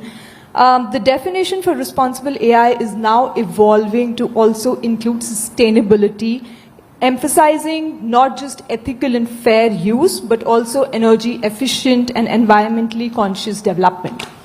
Salesforce is has been one of the few companies to roll out sustainable AI policy principles. Could you share insights on how your company is measuring and addressing the carbon footprint of its AI services? Thank you, Shruti, and a very important conversation. I think the idea of encompassing sustainability into the definition of responsible AI comes from the inevitable truth about climate change. I think the statistics are quite self-explanatory. You know, data centers consume about 1.5% of power generation today, and by 2030 it's said to be 4.5, and some statistics even pose it to be much higher than that. And I think the risk that we end up running if the energy consumption compounds at this stage is a high level of inequality that might occur because of the kind of consumption that and the dispersion of energy consumption around the globe. We've been on this sustainability journey for a decade now, and we really recognize that sustainability is one of our core values, along with innovation, along with customer success. And the way we really see climate change and addressing climate mitigation is through a multi-pronged approach, because addressing it is ultimately a multifaceted arena. So one of the ways we do this is by offsetting our own carbon footprint. So that could be in terms of buying carbon credits. It could be in terms of buying renewable energy certificates to offset the energy that our AI models use to train. And the other is, supporting ecopreneurs, people who are working at the very forefront of climate change, and to give them the tools like Agentforce and supporting through philanthropy to kind of help them to reach, to get the reach that they otherwise would not have done. And the other is through regulation and policy. So this is where the sustainable AI principles come in. This is where we try to engage with governments, to work with them, and in order to incorporate sustainability into policy frameworks themselves. And one of the ways we do that is by measuring impact. At the Paris Summit, we unveiled the AI Energy Score. So this was a way of measuring power consumption, a benchmarking way of measuring power consumption of AI models. So, we've declared that, we will be we will have full disclosure under this model, so we will be disclosing our exact carbon footprint through this. So how it works is that there is a portal where developers can submit their AI models, and there is a benchmarking tool which then scores these AI models according to some very basic AI tasks like text generation, how much energy consumption is being used in text generation or image generation or summarization. And then the idea is to kind of come up with like an energy star for white goods, to have like a energy label for AI models. And of course, the key to success of any kind of standardization is adoption. And, and companies or governments kind of aligning on full disclosure. This is still something that is very close to us and we push for.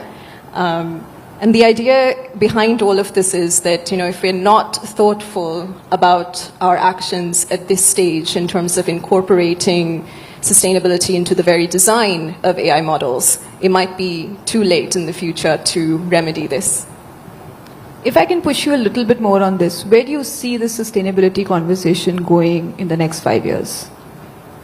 I think there's a consciousness, especially among businesses, because there's a huge responsibility on big businesses because of their outreach, their access to capital, to do more in this space. It also is something that even makes business sense if you're able to see a long-term vision. So this is something that, it drives customer success, it brings customers, in the long run it contributes to revenue. And it's just about popularizing that vision amongst companies and pushing all stakeholders to do this. I think otherwise the inevitability of what we're facing will be quite stark. Great. I think it's a good segue for me to bring in Srinivas into the conversation. So Urmi did mention something about data centers taking a lot of energy consumption. She also mentioned how big businesses are thinking about measuring sustainability and how they're thinking about all the sustainability efforts more consciously. You've been part of Vigyan Labs, which is transitioning to like green data centers, or you're adopting newer and innovative ways to make AI innovation more sustainable. We have heard things like edge computing and the way it actually works to improve AI applications and make them more sustainable. So could you just unpack the term maybe edge computing for our audience, and also talk about why is it just the big businesses and how do you even get the smaller businesses to think about sustainability from the very beginning? Yeah. Just to go back a little in time, because when I just started designing Aadhaar, whole infrastructure, right? It opened my eyes that IT infrastructure could be a massive guzzler of energy. So when I wrote the specs, I wanted a PUE of 1.2. All the vendors said, everybody in the world said it is impossible, right? And I spent some research of Aadhaar is over. It's a big problem. Nobody in the world had solved. Why can't we solve it, right? I saw that, I think last decade back we saw that energy is going to be a big guzzler in the future data center world, AI world. And we were one of the pioneers who used AI to actually solve the energy problems. We started. And coming to Salesforce, right? I have some connection, deep connection with you guys. I built the first agentic AI and met Mrs. Arundhati at the time. I told her I can save 30 gigawatts of energy for you. And next few weeks I got a call from her saying that, how can you help SBI? I think within 3 months we went live. till date, we have saved 100 gigawatt hours of energy for State Bank of India. That's what she saw the future sustainability. I think that was a big first point for us. That's where our sustainability energy started with Mrs. Arundhati at State Bank of India. And then we continued that journey to innovate continuously because we saw that, digital infrastructure globally is not just data center, endpoint computing, the endpoints, the smartphones, the towers, together consume 6 to 7% of energy today, which will probably become 10 to 12% in the next 4-5 years. We started applying AI long back because turning off a light is easy. Turning off a computing resource is not easy, a lot more complex. So we had to use, today we have agentic AI running about 5 million machines in the world, probably the biggest footprint of our AI running in the world today. And the impact we have made is we have saved about 2 terawatt hours of energy just by using AI globally. And our research continued as we started saving. Customers came to us like SBI, can you save more, can you do more? And been continuously researching. And globally we look at, you look at the SDG goals, right? What are things? Land is a common issue. Water is the issue. Energy is the issue, right? Because still energy, today still large amount of energy is coal and oil. Energy is still a small percentage. We started looking at all these things, and after other, he started working on building data centers around the world for many countries, Philippines, Morocco, every country we went around. We started challenge. Getting land is a problem. Getting energy is a problem. Water was always a scarce resource. And sometime in just before COVID, I thought, while we are innovating in AI, why can't we create a model data center in the world, which is completely run on solar? My goal was not to use water, run at a PU 1.2, cut down the energy consumption drastically. And we said, let's create a modular edge small data center, micro data center. We pioneered the concept of micro data center. We can make the footprint very, very small. It can run a massively workload. We did it, just a couple of years back. We built a green building, earthquake-proof building. We redesigned. I'm not a civil engineer, but learned everything. We built a building with 70% less cement, used special construction material. The building is naturally cooled by 6 degrees centigrade, which reduces energy consumption by 30%. We removed all switches in the building, only sensors and AI. And we removed false roofings. Pretty much we eliminated, okay? Today, just to give an example, how much energy we have reduced, my goal was clearly not to consume more than what you can produce. We have a 60 kVA solar panel, rooftop building. How do you redesign everything so that you don't consume more than what you produce? And a sunny day in India, typically on a 60 kVA panel, you can produce about 300 to 350 kilowatt hours of energy. So we had to redesign everything, redesign the electrical panel, UPS, bus bars, everything in the system we had to redesign, including the servers part of it. Today, I'll just give a number. We do about 6 to 7 billion messages a day, month, slightly less than UPI. We have 5 petaflops of GPU, few hundred terabytes of RAM, then 10,000 plus virtual machines running. The total energy consumption is just 15 kilowatts. And our goal is that as AI, and we have demonstrated that you can actually build a sustainable edge data center. Because the world is distributed, and country, I think, we talk about distributed energy. But when energy is distributed, why can't compute be distributed? And what you need is just a small piece of land. Sunlight is plenty in this country. You don't need water. And we create a model, say that we can create hundreds and thousands of distributed edge computing. It's highly sustainable. You don't need grid at all. You don't need water. Go into a place where there's a barren land, nothing grows. And that's what I see, where we can look at how do we replicate this around the world, make the AI highly, because we use AI. We are probably one of the pioneers. We use AI for everything. The electrical systems, the panels, the chillers, servers, every component has AI, agentic AI running. Because manually it's not possible to, do what we talk sustainability is humanly impossible to do controls. I think you need a control system which is AI. What does it take to maybe include sustainability into any AI conversation or any AI innovation that happens in India. So how do you kind of integrate sustainability? I think we need into to have the metrics, right? Metrics, right? How many, example, I use the metric, how many watts per token, right? Example, we just built a chat GPT like, one using the open source AI tool. Any of you can look at Mysore.ai with a low-end GPUs. We run the whole Mysore.ai LLMs run with less than 1 kV of power. And we started to put a metric, like one is PUE, mandate PUE, I think 1.2 is achievable, mandate industry, the government mandates 1.2 PUE, reduce the water consumption, and let everybody benchmark by watts per token, right? I think we are able to do, I think, almost less than a milliwatt per token and keep reducing, right? And I think everybody is mandated to declare the carbon footprint of their AI infrastructure and benchmark, right? Watts per token. How many watts per token? Then I think it will set the precedent for Let me come to Mr. Singhvi. So we've just heard the two big players in the industry talk about AI and sustainability. Given your expertise and also since you're heading the Nest division here, can India lead the global conversations on making AI more sustainable without compromising innovation and inclusivity? Thank you, Shruti. Let me first thank you and Carnegie and Rudra for inviting me here in this interesting conversation on AI and sustainability. I think sustainability is important, very important, and in fact, what I feel is that you should have kept it earlier, because we should have talked sustainability first and the rest of the things should come later. But anyway, now we are talking about it, and that's very important. Talk about sustainability. So I think it's very important in a way to have sustainable AI because as being pointed out by both the previous speakers, that AI is highly energy intensive in terms of power consumption.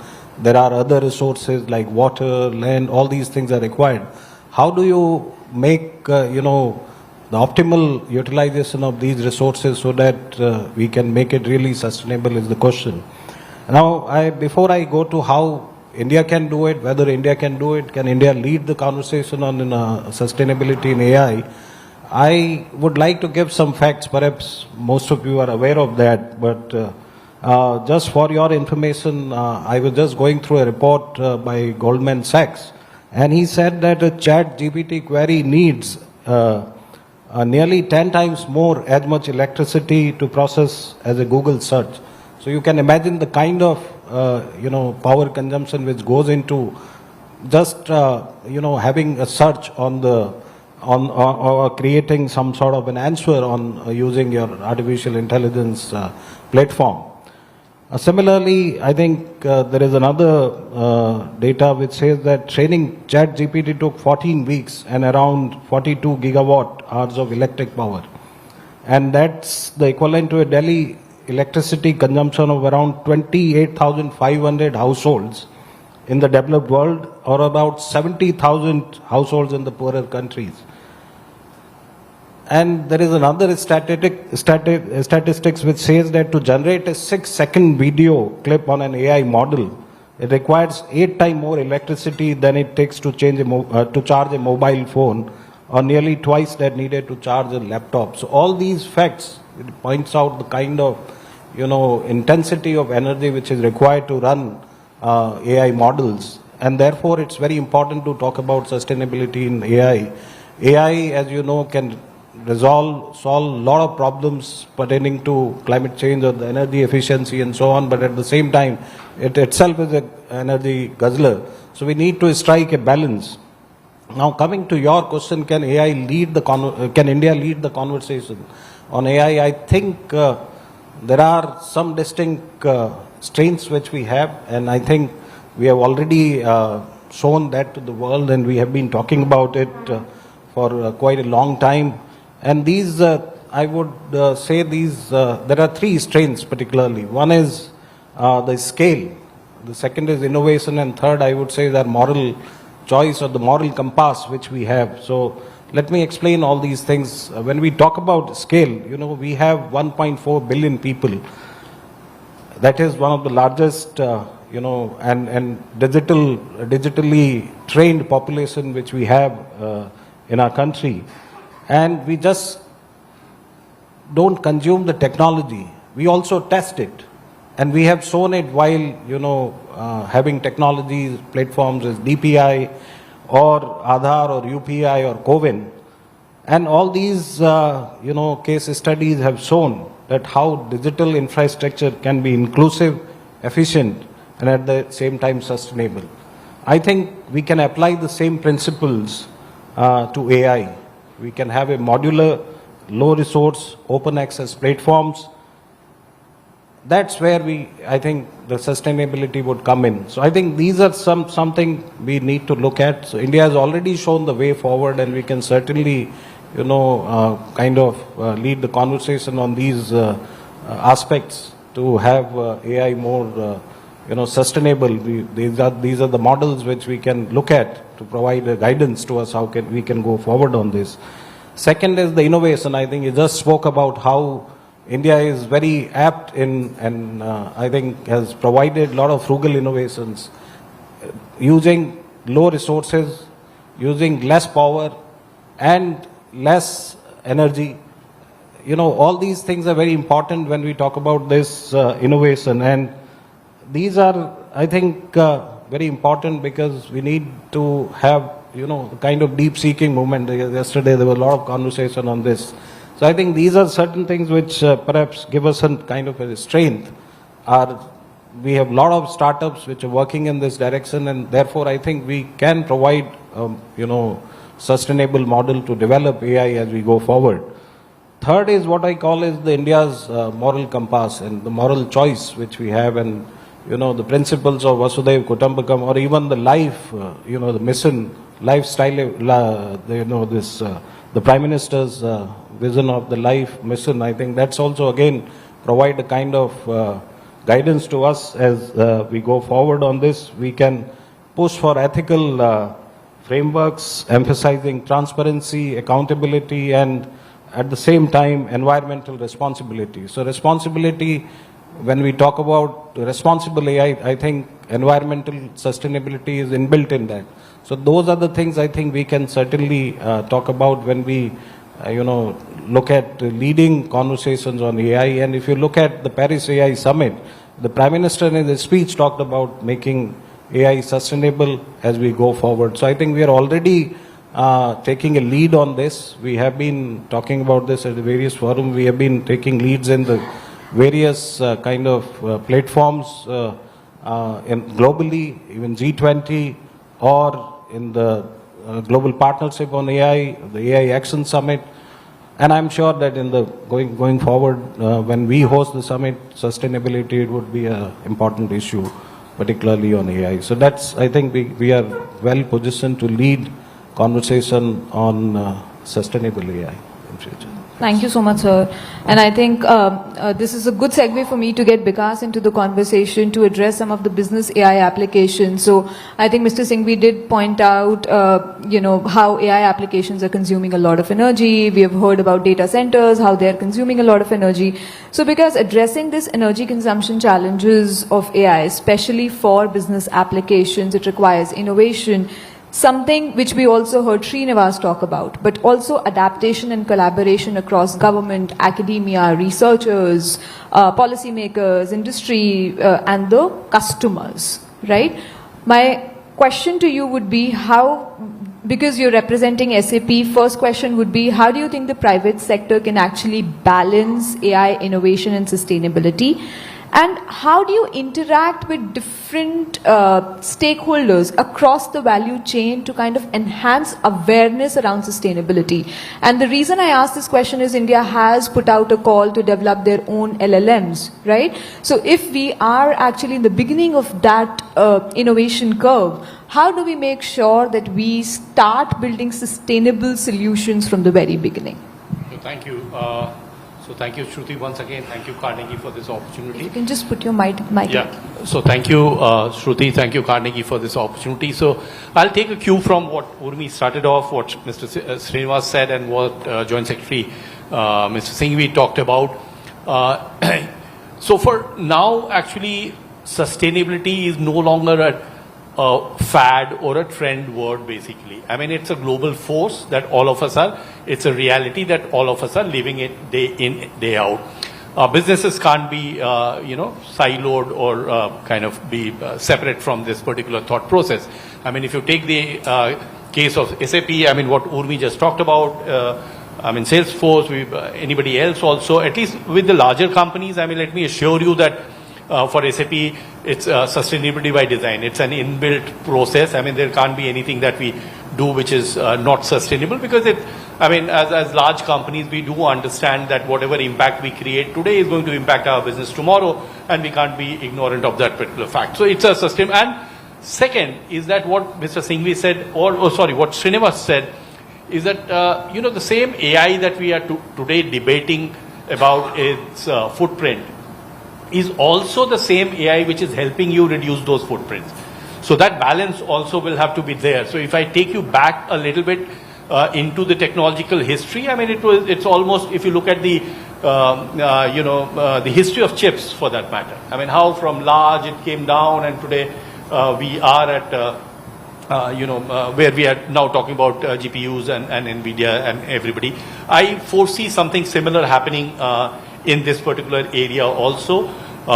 The AI today, which may be looking like not a very green thing to do, will be the same AI which will train us to become more green tomorrow. I mean, as a proponent of technology, I definitely am confident about that. So having said that, you touched upon a very good point, Shruti, So at the core of everything, you should always remember that digital and sustainability has a very strategic linkage. I mean, you cannot talk about sustainability without bringing in a digital element onto that. Typical thing being, unless you know how are you going to improve, that insight actually comes in from the data that you have. AI cleans that data and does that insight generation much more faster, which then takes you to the whole the output of actually taking a decision, which is not just, bottom line oriented in finance terms, but also how much in green terms. Thankfully, research after research is now showing that being sustainable is actually a better financial decision also. I mean, so that part I'm just not going into that, but to reach that particular position, it is important that you collect the data, you crunch that data, and you get those insights that you're asking for, and AI actually does that. Coming back to company-specific, Shruti, so what we do is obviously, I mean, there are some low-hanging ones, which Srinivas talked about, how as a country we can do, or going in for renewable energy to run our data centers. What Urmi talked about, wherever we feel that we have not been able to meet those, balancing footprint, we actually go out and buy the certificates. So that, I mean, that's an option which is available in the market today. So we exercise that option wherever we want to do that. So those are the low-hanging ones. Typically from an operational perspective, things which are very, very simple, and which, Srini, probably you'd like it, in a large company like SAP, we have already started monitoring, using the non-peak hours, those kind of things. So small things which add to that. End of the day, Shruti, I would like to really put this forth, a very basic fundamental. End of the day, energy is a cost for me, mind you. I am obliged to reduce that cost in case I want to do, a good job as far as my market capturing is concerned. One. Number two, the same data that we are generating. So already we are creating internal benchmarks, the way Urumi talked about. Internal benchmarks are being created as to how much of LLM, how much of energy, how should you really run that through to get the output. We are also calculating what is the net impact of creating that, running on that LLM output. Customer, what you talked about, very important, because when we actually deploy an SAP solution which has an embedded AI into that, we are actually calculating the usage of the customer also. So we are knowing that by producing something at X level of energy, usage was not, let's say, was only 50%, probably I need to rethink that. Did I do a good job by spending X amount of energy to do something which was not utilized? So that capturing we are already doing, and retraining, always constantly retraining our model. So those are the kind of things that we are doing. Even at the customer end, we are actually, for us, which I'll come to probably the second part, we are now really propagating solutions which are, which we call the, green ledger or the SAP Sustainability Tower solutions and everything, which we are helping, showing. And these are not just solutions which are into plant side, manufacturing side. We have solutions for CFO, how a CFO can be more green. We have solutions for a CHRO, how can a CHRO in his decision making be more green? How can the procurement team be more green in their solutions? And all those are actually embedded. So so coming back to your question, what we do, we are obviously tracking data centers that we have direct control on the energy consumption over there. We are tracking that and trying to improve that. Data centers which are not mine, we are very heavily dependent on hyperscalers. We are actually getting the data from them as well. So anything that we report has a scope 3 emission reporting inbuilt into that. So to that extent, we are even controlling that. Customer data also we are getting it. So we are trying to cover the entire value chain to figure out where the footprints lie and how we can improve that.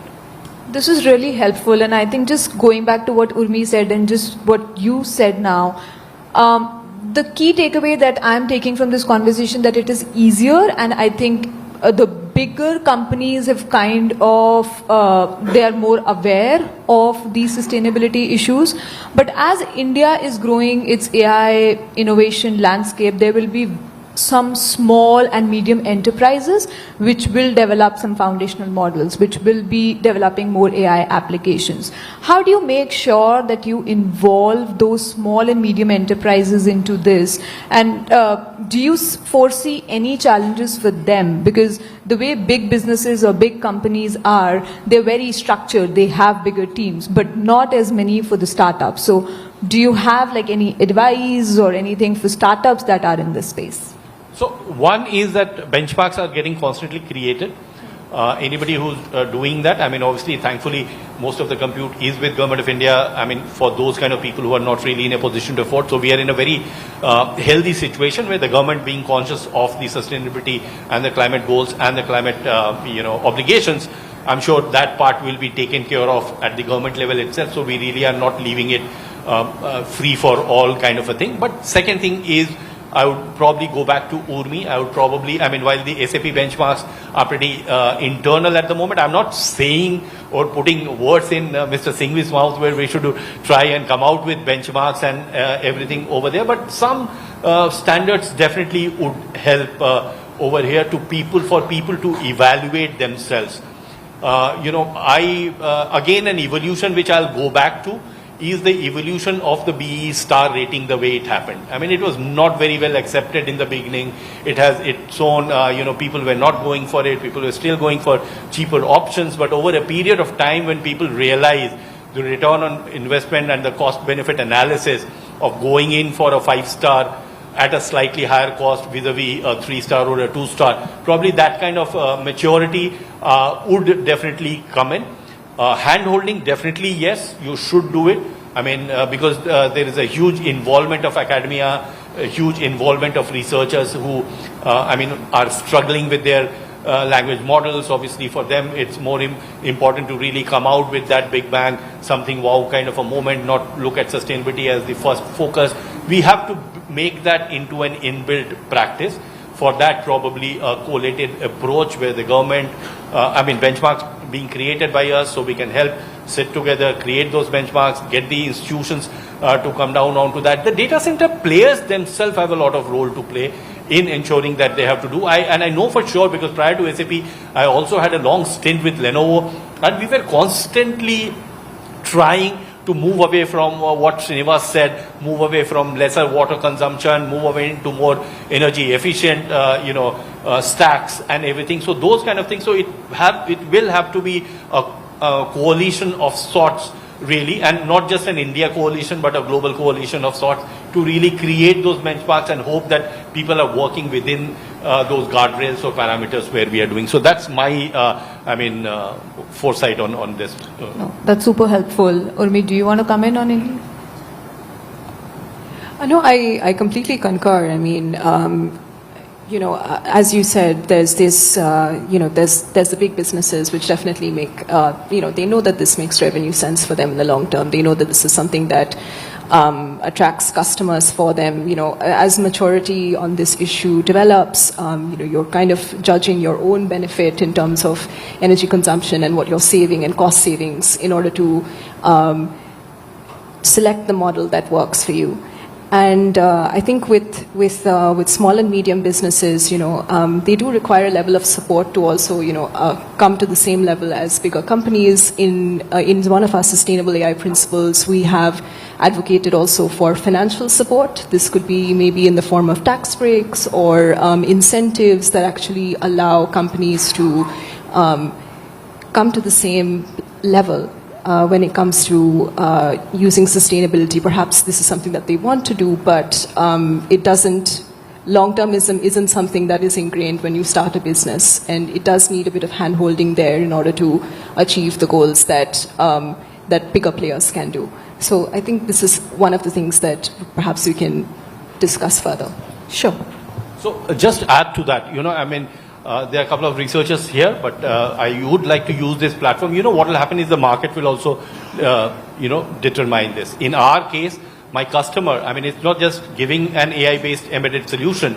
The customer has to then, end of the day, do the ROI at their end also. Is that how much of, hardware requirement, how much of energy consumption is happening at their end to get that benefit that I may have probably gone and sold ahead. So the customer himself or herself is also doing that analysis all the time.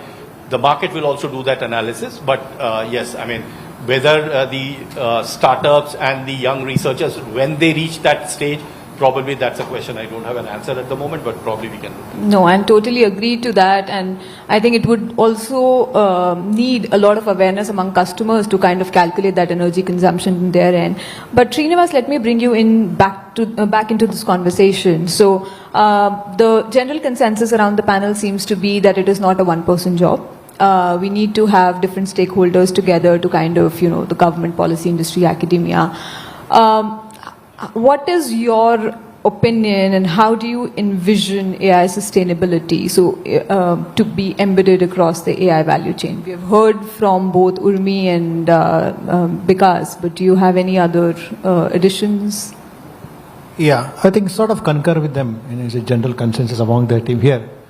The only one thing I think I change our stance, because India, finally it's kitna milti hai, standard goes up.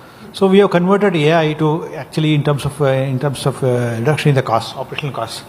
That number speaks for itself. So when you just talk about cloud or a private cloud, a data center, you talk to customers about reducing your operational expenses, because one of the biggest costs of running a data center, example is IT, is your energy.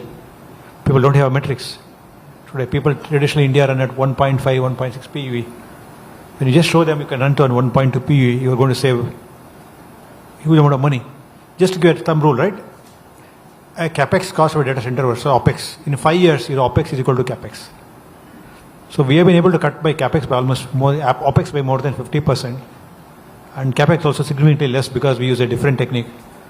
So cost saving is everybody looks for. I think when you translate your sustainability into a financial metric, and people readily accept that. And that's what I've seen. When you talk to CFOs, I say, I cut your cost by 50%. Nobody says no, right? By the same time, you're sustainable. So I just started using the word profitable sustainability. It's like help your planet, help yourself. And that's a story that seems to work everywhere. Yeah. That's a nice way to put it, profitable sustainability. But let me come back to you, Mr. Singhvi. So we've just heard the panel talk about collaborative approach. We've heard about profitable sustainability. How, according to you, can policymakers, industry leaders, researchers implement strategies to ensure AI development that aligns with global climate goals?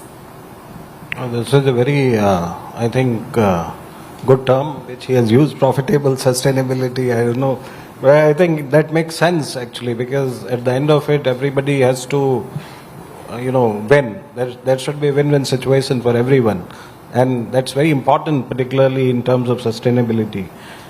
When we talk about how can we align with the climate goals, I think as all of them have pointed out, for the policymakers, it's important that they provide some guidance, some sort of benchmarks, some sort of standards or so to follow up by everyone. I think that perhaps may be a guideline to start with, to make, to examine themselves whether they are meeting those or not. And I think that is something very important. I don't want to prescribe here anything, but that's my personal view. I think that standardization at the end of it helps to a great extent in terms of, going forward, particularly on the sustainability aspect. Similarly, I think he talked about greening the data center, and I think if you look at the draft data center policy also, which was framed some time back, that also talked about green data center, and some of the state governments in their data center policy to attract investment, they have mentioned about issues pertaining to sustainability apart from other the kind of facilities or the incentives they are giving to attract investment for the data centers. I think at the international level, I think there is a need to integrate AI policy into the climate governance also. So whenever we are talking about climate governance, issues at any forum for that matter, I think now AI sustainability should also become a part of that. And that's very important because AI is going to be there forever and as in the near future or in the distant future as I can see it. So I think we need to have some sort of discussions on all these forums where, climate negotiations or climate discussions are happening. So that would give some sort of, kind of attention to this issue of AI sustainability and the sustainable AI as we go forward. We also need to strengthen global cooperation on this. We have been doing it ourselves, and as we, I think perhaps in the previous session also, perhaps Secretary Master told that we would be hosting the next AI summit, and we look at this issue particularly, very closely in that summit, and we'll see that as we go forward, more and more discussions happens on this, and that's very important to bring some sort of, attention to this issue. And this is the responsibility at the end of it for everyone. Everyone should recognize that whenever you are using AI, you are somewhere contributing to the, maybe emissions at some level. So I think you need to be frugal in your approach. You need to be responsible in your approach, how much AI you need to use, so that you can also contribute to the, maybe climate, the challenges which we face. So I think these are some important things we need to keep in mind. So that's what I want to say. I think the upcoming India's AI Impact Summit is a good way to start the benchmark conversation, something that is born out of this conversation as a policy impact, just putting it out there. But I think we're going to switch gears a little bit, and we've talked a lot about how do you make AI innovations more sustainable, but let us talk about how is AI actually helping achieve sustainable development goals. So let me turn to you, Vikas, again. How do you think and what is AI for sustainability, and how can the private sector and government use AI to meet their climate commitments? Sure. Thank you, Shruti. So, as Srinivas also pointed out, the same AI has a huge role to play. I'll come back to my first point that I said that there is this very, very deep strategic linkage between digital and sustainability. So the data that you are collecting at every stage of doing business, right, and from your supplier, from their sub-suppliers to the whole supply chain, procurement, manufacturing, packaging, logistics, every point you are generating data. And that data that you are capturing is actually capturing the footprint that you are accruing at each and every stage. So basically, in a very simple term in SAP, we call that you record, then you kind of report, and then you take action on basis of that. So CEOs, as I told you, but sustainability is no longer some kind of a trend. It's actually a global force. Every business is conscious. It is adding to their bottom line. That part is also well established. So that data which you need to really take that decision to go sustainable or go green or howsoever you want to say that, that can come only, and it's a huge amount of data. You can get that data and use that efficiently to process that data. You need AI. To give the insights out of that data, after that processing, you again need that AI. And the same AI has to constantly keep improving on itself to give you a better insight next time. So that's exactly what's happening on business AI side. That's exactly where SAP solutions, which are already embedded with AI now, are actually throwing open. In our terms, we have something called a green ledger, where we say that the same ERP that is giving you financial data is also giving you green data. We have something called sustainability towers that we call, those are the terms, but probably I'm sure Urmi would have something similar, and Sini does that day in, day out. So that's where it is. I mean, the same AI, and for government also, in governance, I mean, how you're running large citizen-centric programs, you need to constantly crunch that data to improve on that data. So, for example, state of Andhra Pradesh runs on SAP. We have something called Comprehensive Financial Management System.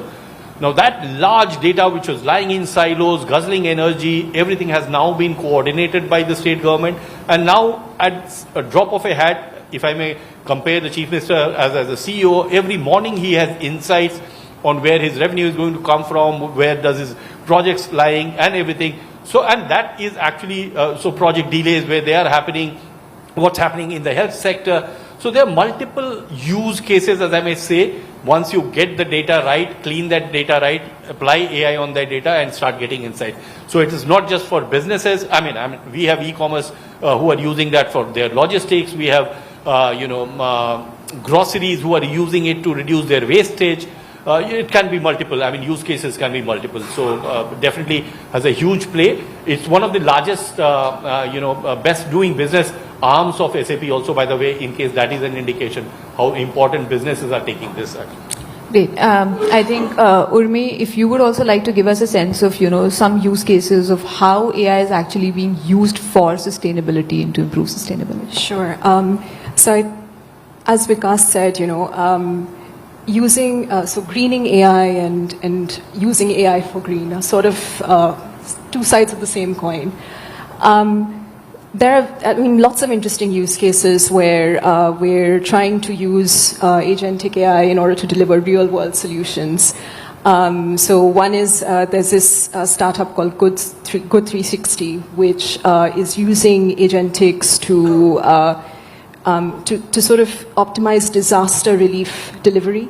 So it kind of tracks the routes and patterns that all their delivery trucks take in order to deliver foreign aid more efficiently and optimize those traffic routes. So that saves energy, that saves cost. So that's one good example. The other is we're also working with the government of Andhra Pradesh with Producers Trust in order to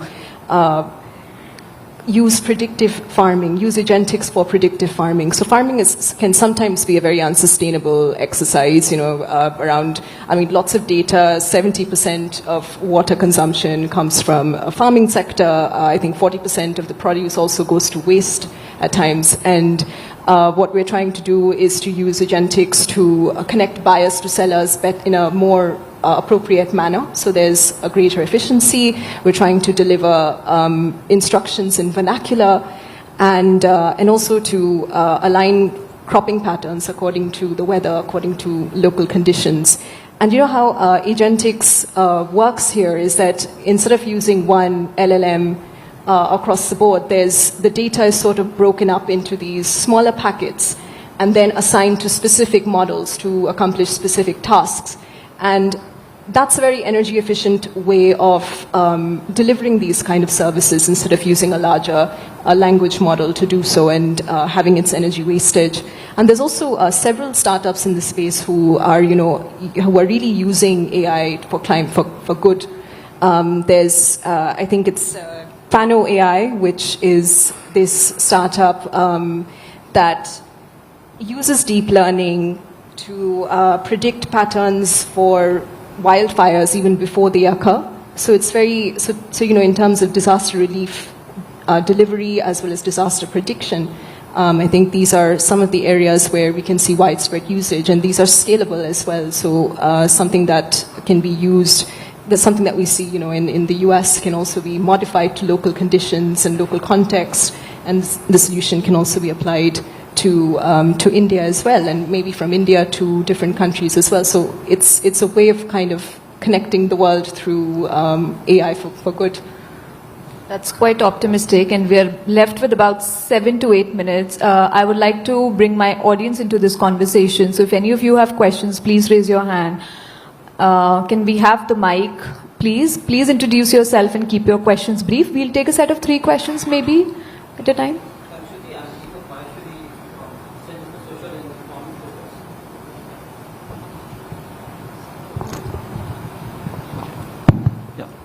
Hi, I'm Deepak Maheshwari with the Center for Social and Economic Progress.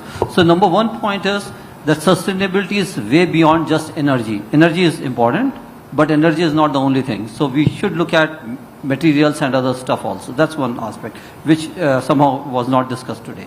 Second thing is you mentioned about the suggestion for the Impact Summit.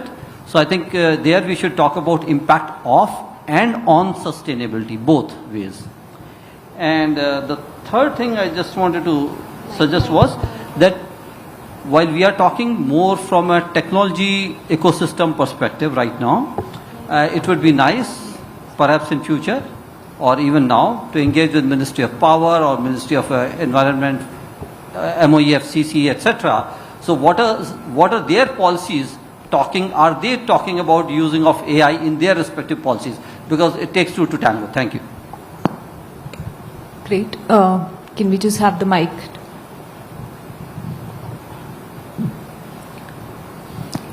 Thank you. My name is Yogendra Kumar, former ambassador. My question is basically, there are 2 questions I have. One is that we also in the previous session heard about the data centers and what kind of demand they make on the energy requirement, which is huge. Even for the US, one reads about these things, that even they find it very difficult to cope with the rapidly growing demand for this. And we heard also just in this panel about the micro data centers. So I'm wondering, between the two of them, micro data center and data centers, I mean, how is the modeling to be developed as far as we are concerned in terms of, scaling up our LLM and all those kind of things that we've been talking about? That is one question. The other question is to Ms. Urmi Tat. And, you talked about the agentic, the predictive farming. And that is linked to, climate change. Now, climate change, as one sees at the moment, actually its localized impacts are highly unpredictable. So, what kind of modeling you're developing in a situation which actually, by itself, intrinsically unpredictable? That's what kind of exercise this actually entails. Thank you. Okay. Can we have the mic, please? Hello, everyone. Vikrant, this side from EY. So my question to you is regarding that, as Mahavir Singhviji said, sustainable is win-win for all. So the thing is, whatever we are putting it in terms of resource allocation, whether it's coal for energy, whether it's all rare earth mineral for making semiconductors, which is powering AI, and then we supply or fit these semiconductor in data centers, and so much amount of money has been putting into this. So how do you see this trade-off as this now? Is it going to get paid off? One question. And if it is going to pay off, when it is going to be done? Or we just have to wait and see approach. So just to draw an analogy, almost 5 years ago when 5G was being developed, and there are many reports you can see right now in vendor ecosystem that 5G will bring in so much amount of money and all. We are in 2025, we do not see 5G a lot all over the world. Okay. Would someone like to take the first crack at the first question, the micro data centers and... Can talk about, 2 things, right? One of the important things, what we try to do micro data center is, look at today is how to minimize the footprint, because what is important for running data center is land. land, water, and energy. Okay, so our concept of micro data center was to minimize the footprint, because one of the biggest challenges in data center is about energy and heat. If we can, so we try to eliminate some of these aspects. Micro doesn't mean you cannot run very workloads. See, there are a few cases everybody in the world does not have to run training. Majority will do inferencing, right? Inferencing doesn't require a massive amount of infrastructure. A micro data center, I would say, you can have about 50 to 100 racks. You can do in a quarter acre of land. It's completely solar powered. You don't need water. And as a country as such, India is a high density of population, and we have so much of diversity. Sorry? Can we do without data centers? See, we need computing power somewhere. Okay, computing power somewhere. Data center could be, we just coined the concept of a data center, micro, nano, and pico. A pico could be one rack itself. We are able to run, one of the customers, I said, one fairly large language model, we are able to run a rack about a 2 kilowatt of power. So, as a country of diverse us, we need, different conditions, different languages, culture. A distributed model is the way to go. We need a large central model for certain things, but for our regional, we are a country of 1,000 districts, thousands of villages and taluks. A small taluk can do with a one rack, that's it, They're self-cooled, solar powered, you don't need any energy from the grid. It automatically can be autonomous, AI driven, and that's probably one of the way to go in this country. Urmi? Thank you so much for your question. I would definitely add that anything that is predictive is never 100% the word of God. And what we can basically do is to make it as accurate as possible, pulling it from making data sources as integrative as possible in order to give you the most accurate results. Currently, there are schemes running, for example, I think there's predictive farming practices that some universities are attached to. They do send the most accurate data that they can to farmers in order to influence their cropping patterns. So what our technology does is make that a lot more accurate by creating these data sets, pulling together different data sets and making the process a lot more integrative. So it's about giving you better tools, incrementally improving the kind of technology that you have. So I'll just add to that. I'm not an expert on the agri side, which Urmi talked about, sir. But in case I can give you an example from business AI side of it. So a very simple example, which will probably put things into perspective.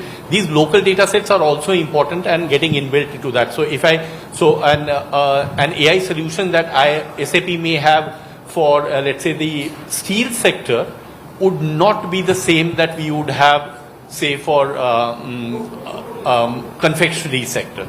Because those set of data which are unique to confectionery will be utilized over there, the ones which are unique to steel. So there is an element of small building blocks actually coming up. You can probably restrict that. I fully agree with you that, large, probably, and why us? The whole Indian Meteorological Department is actually, their prediction is going for a 6 because of very localized this thing. So, you have a point definitely over there, but that's how probably it's getting built up. And it's a work in progress. It's never one day. Srinivas, quickly, last question. Yeah. Next question, I think somebody asked about ROI data center, just like 5G and 4G. What I've seen, you look at today, unfortunately, a lot of data center people think it's a real estate play. You build large ones. Historically, data center people, the ROI has been 7 to 8 years. Unfortunately so. Except the hyperscalers, nobody had made money. So we looked at reinventing data centers, micro data centers, the ROI is just 2 years. You don't need massive one. You can build a micro and modular one, 2 years with ROI, because your operational costs are significantly lower. You run on solar power. You don't use water. So we have seen ROI of just 2 years for a micro data center. Thank you, and I think we are right on time. Thank you so much, everyone, for this engaging and insightful conversation, and thank you to the audience for patiently listening to us. Thank you.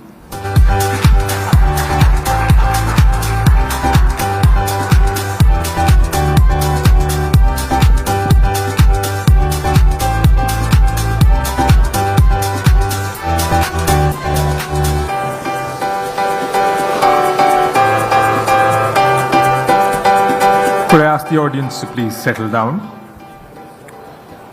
Thank you, dear panelists, for a forward-thinking and important conversation on a sustainable future for artificial intelligence.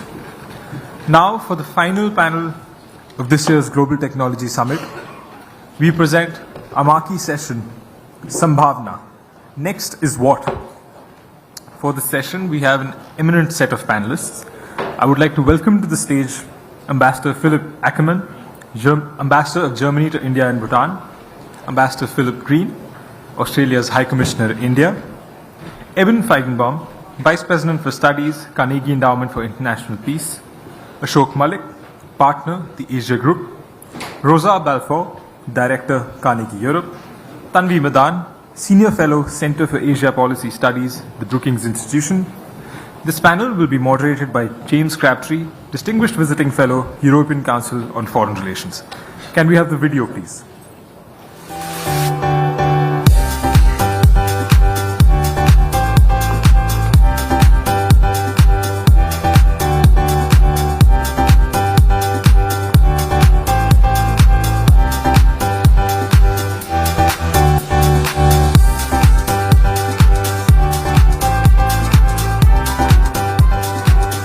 James, the floor is yours.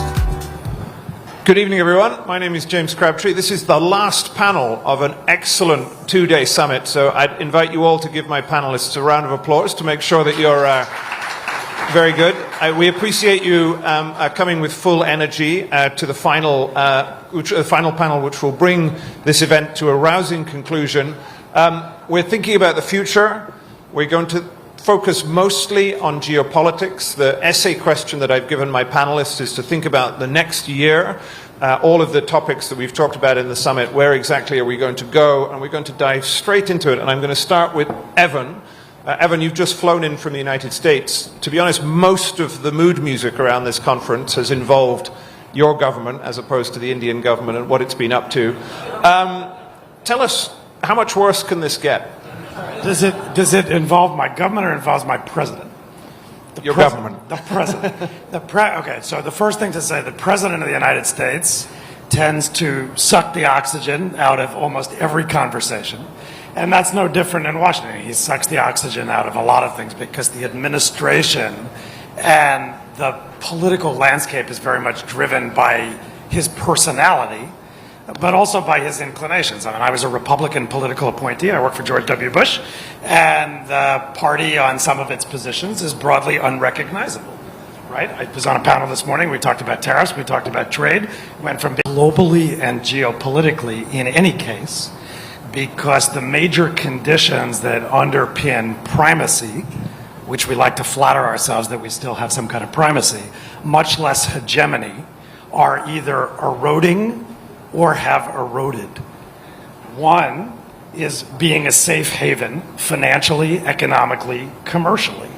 And if you look what's been happening in the markets for the last several days, there's a broad, as we were discussing on a panel this morning, moderated by Ambassador Singh, who I see here, there's been a broad liquidation of U.S. assets in the last few days in ways that cut at this question of safe haven, because it's not just risk assets, but it's safe assets that are trading in some ways as if they're risk assets. And that raises some fundamental questions about where the United States is heading, particularly in the fixed income and the bond market. Second, and most importantly, is the willingness to provide public goods.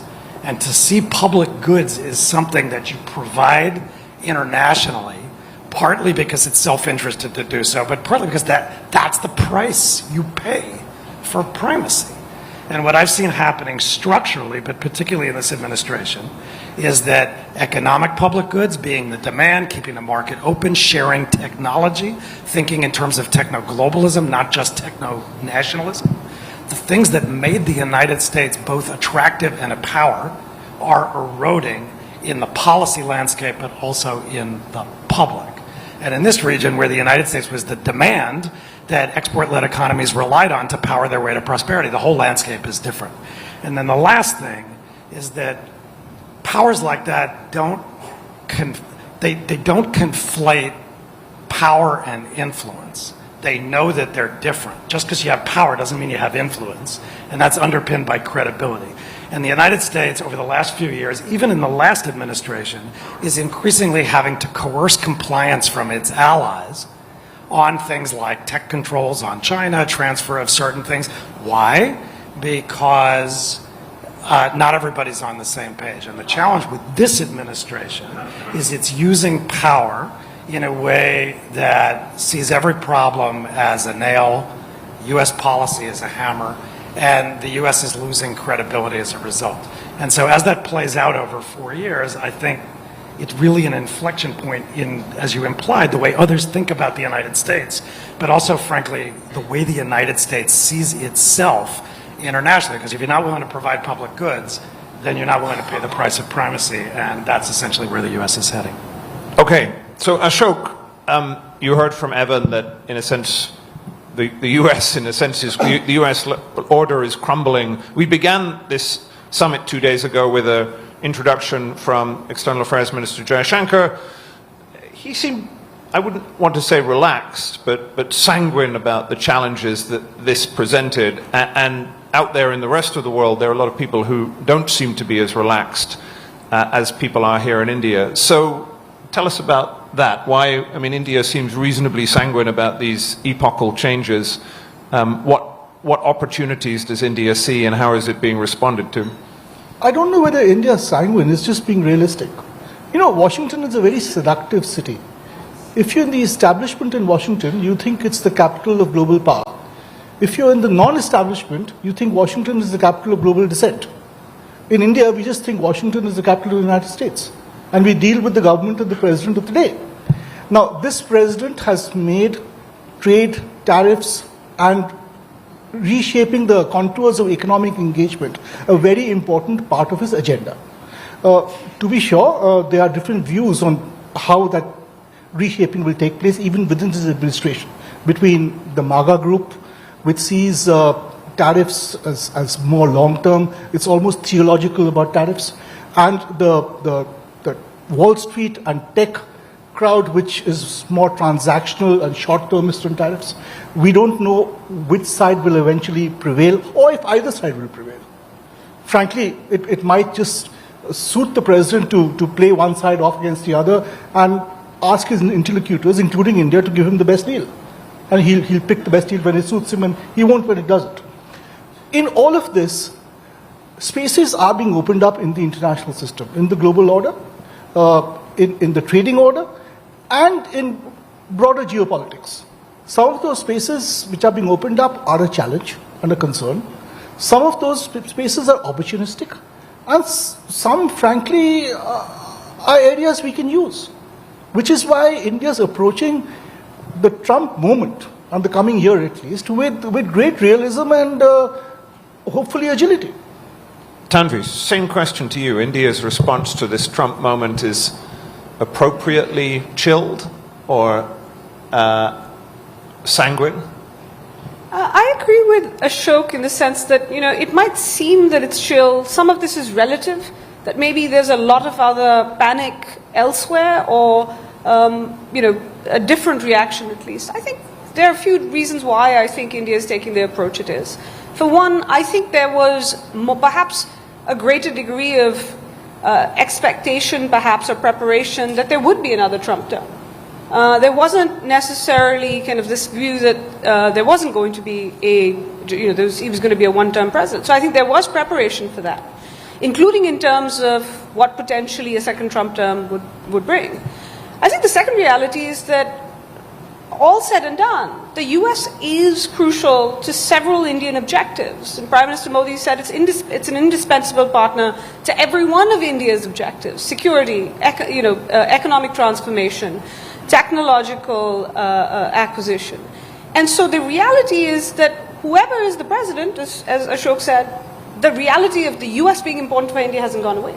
And so I think what you've seen, and you saw the contours of this in the first Trump term, but you're seeing it, I think, even more now, an approach that has involved invest, adapt, insulate, which is in continuing to invest in alignment with the US where possible, adapting to the new realities of a second-term Trump, with the only constant in the next 4 years going to be volatility. And then third, to some degree try to insulate India from kind of the headwinds that might come through continuing to invest in building Indian autonomy, continuing to diversify and perhaps speed up diversification of India's partnerships with Europe, with Australia, with Japan, with others, with Russia as well, maintaining that relationship. And then finally, I think with stabilizing the relationship with China. I'll come on to China in a minute, but we're looking in this panel forward to what's coming next. One of the things that's happening is we might get a Trump visit to China in the middle of the year, but also we're almost certainly going to get a Trump visit here in India because of the Quad Summit. And so, Philip, let me turn to you as a Quad member. What can we expect from this Quad Summit? And if I might ask a sort of slightly sharper question, under President Trump, one can surmise that he would like to have a slightly harder-edged defense and security-focused Quad. Neither India nor Australia have been terribly keen on this idea. So talk to us about the future direction of the Quad as well as what we might expect when President Trump turns up in Delhi later in the year. Firstly, about the current moment we're in, and by the way, it's a moment where Australia is in the middle of an election campaign, so I'm going to be a little more cautioned about what I would say. I should say this is being carried live, this debate, so whatever the ambassador says will immediately go straight home. So. There's a new figure of speech in the Department of Foreign Affairs and Trade in Canberra, which is operating at the speed of relevance. And we are at a moment where being able to perceive what is going on, interpret it, analyse it, engage on it and find responses to it at a level of quickness that has not been required at any time during my career. Look, I just want to say something about some of what the others have said. Look, Mr. Trump won the election on a mandate for change. So none of us should be surprised that change is coming at Washington and that we will have to adapt to it. That's a reality of politics. I think what we are learning or being reminded of is just how salient the United States is in global affairs. Sometimes when I hear people talking about multipolarity, they talk as though there's a group of global powers that are more or less equal. That's not true. The United States is still at the apex of the global order. Australia understands that, India understands that, and that explains a lot of our responses. On the Quad, we're looking forward to the second Trump term. It was under the first Trump term that the Quad began its second journey. Since then, and I was the Quad Sherpa at that point, and I can tell you a vast amount has changed. In those days, the Quad was seeking to become the Quad, in effect. We were meeting at senior officials' levels on the sidelines of other meetings, sometimes not putting out a statement, occasionally a few lines. Now we have summits, we have foreign ministers' meetings, we have working groups, we have a whole range of activity going forward. So the Quad has really matured in a very important way. I think what we can be sure is that all members of the Quad are now keen to make it even more effective. It is now well established. It now has a positive framework. We've had, on the very day of the inauguration of the Trump administration, a clear signal that the Quad is very important in the foreign ministers' meeting. But I think what we're all looking for now is to make it even more effective. Let me turn to my two European co-panelists. Ambassador Ackermann, during this event, my colleague at the European Council on Foreign Relations, Janko Ortel, had a back and forth with Piyush Goyal in which he stated that he thought Europe was currently in crisis. He was referring partly to trade negotiations and non-tariff barriers and environmental regulations, but he was making a broader point. I wondered, before we get into the substance of Europe-India relations, if you might like to respond to that and in a sense, give a sense of where you see the Europe-India relationship. So let me start by saying that we know the Honourable Minister of Commerce very well. He is a friend of a good debate and is in front of the camera. He can be very, very, let's say, argumentative. I mean, that's maybe the word that comes to mind. I would respectfully disagree. I think Europe... You don't have to be too respectful. Yeah, well, I'm ambassador in India. I better respectfully disagree. So I would say that Europe is, undergoing we have some difficulties where basically not alone. You see the rest of the world, including the United States of America, having a couple of difficulties. So that's the reality. But I think when you look at what happened in the last weeks, Europe has shown in a remarkable moment of strength. And I would say that the visit of the President of the Commission and 21 commissioners to Delhi 5 weeks ago was one of these remarkable events where the Commission has shown that, they shift their attention very much towards India. I think I've never seen such a visit before to any other country. I think there is a dedication and a commitment to the FTA between India and Europe, and we should not forget it is a time now where those who believe in global and free trade should join hands. I mean, this is the time where we should sit together and try to figure out what is possible in the framework of an FTA. And at this moment, I have to say, and the Honorable Minister of Commerce is very aware of this, that the Prime Minister Modi, and the President of the Commission have agreed on a negotiated free trade agreement by the end of this year. Yeah? So we have another 8 months to get through this, and this is a sort of a clear order, I would see, and I think for the next round we'll see whether progress will be made. The other thing where I feel Europe has shown quite a strength is when we saw the up and down in the United States of America. I mean, the Commission has reacted in a very sensible way, calm but very resolved, and I think what we've seen as a reaction has shown that this reaction was the way, the approach the European Commission has taken was quite a wise and a sensible one. So, although Europe has a tendency of belittling itself and also exaggerating the difficulties in which it is right now, I think you should not underestimate the strength and the resolve Europe has right now. Rosa, given we're here under the auspices of the good people of Carnegie, I should plug a Carnegie publication, which is you wrote a rather good essay a few months ago talking about a strategic Europe. In his opening remarks, the External Affairs Minister had a line in which he said it was important to India that Europe was a pole in the international system and that it behaved as if it was a pole. One of the themes I've detected from this conference is, in a sense, a sort of growing Indian respect for Europe, as Europe becomes more carnivorous and less herbivorous, India it sort of sees a partner it can work with. Is there truth in that? Can India expect a stronger and more strategic Europe as a partner in future? I do see the signs of Europe flipping the narrative away from belittling itself towards thinking far more sharply about what its actual interests are and what it needs to do to pursue them. But I don't want to gloss over the predicament in which Europe is at the moment, because there is a war in Europe. Russia is conducting a conventional warfare in Ukraine, hybrid warfare in other parts of Europe, and is trying to subvert European democracies. The United States appears to be siding with Putin's vision of the world divided into spheres of influence, so it's absolutely existential that Europe rises to the challenge. And I do see the signs of this, despite the fact that Europe has come through a long period of economic stagnation and political volatility.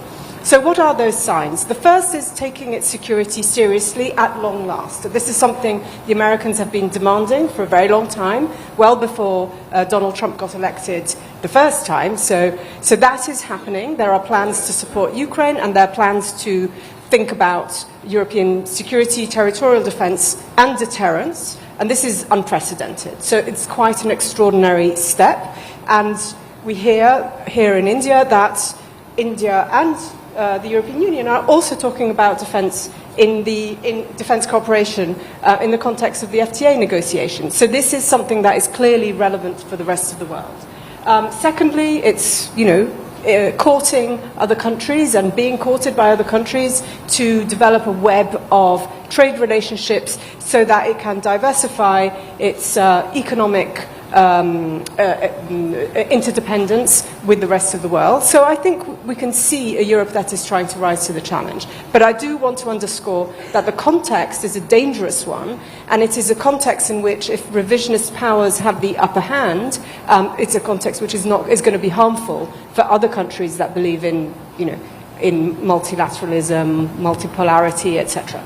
Let's start this next stage of the conversation and talk about trade and tariffs if you want, but particularly trade. So we have a US-India trade deal that is pending. We have an EU-India trade deal that has to be done, in theory, by the end of the year, when there should be a Europe-India summit in the final quarter of the year. Philip, let me turn to you first. Australia has signed a trade deal with India. It's called ECTA. What advice do you have about negotiating with the Indians? Oh, first of all, we're not done yet. We've got this first phase of the free trade agreement, and that's very good, and it's working very well for both countries. I mean, just an interesting fact, India's exports to the world have grown by 35% over the last 5 years. That sounds pretty good. India's exports to Australia have grown by 66% in the same period. So, massive acceleration in the character of our trade. What advice would I give? Well, first thing I'd say, be respectful and listen. Understand each other's sensitive points and be prepared to work around them rather than go at them. Work with the grain.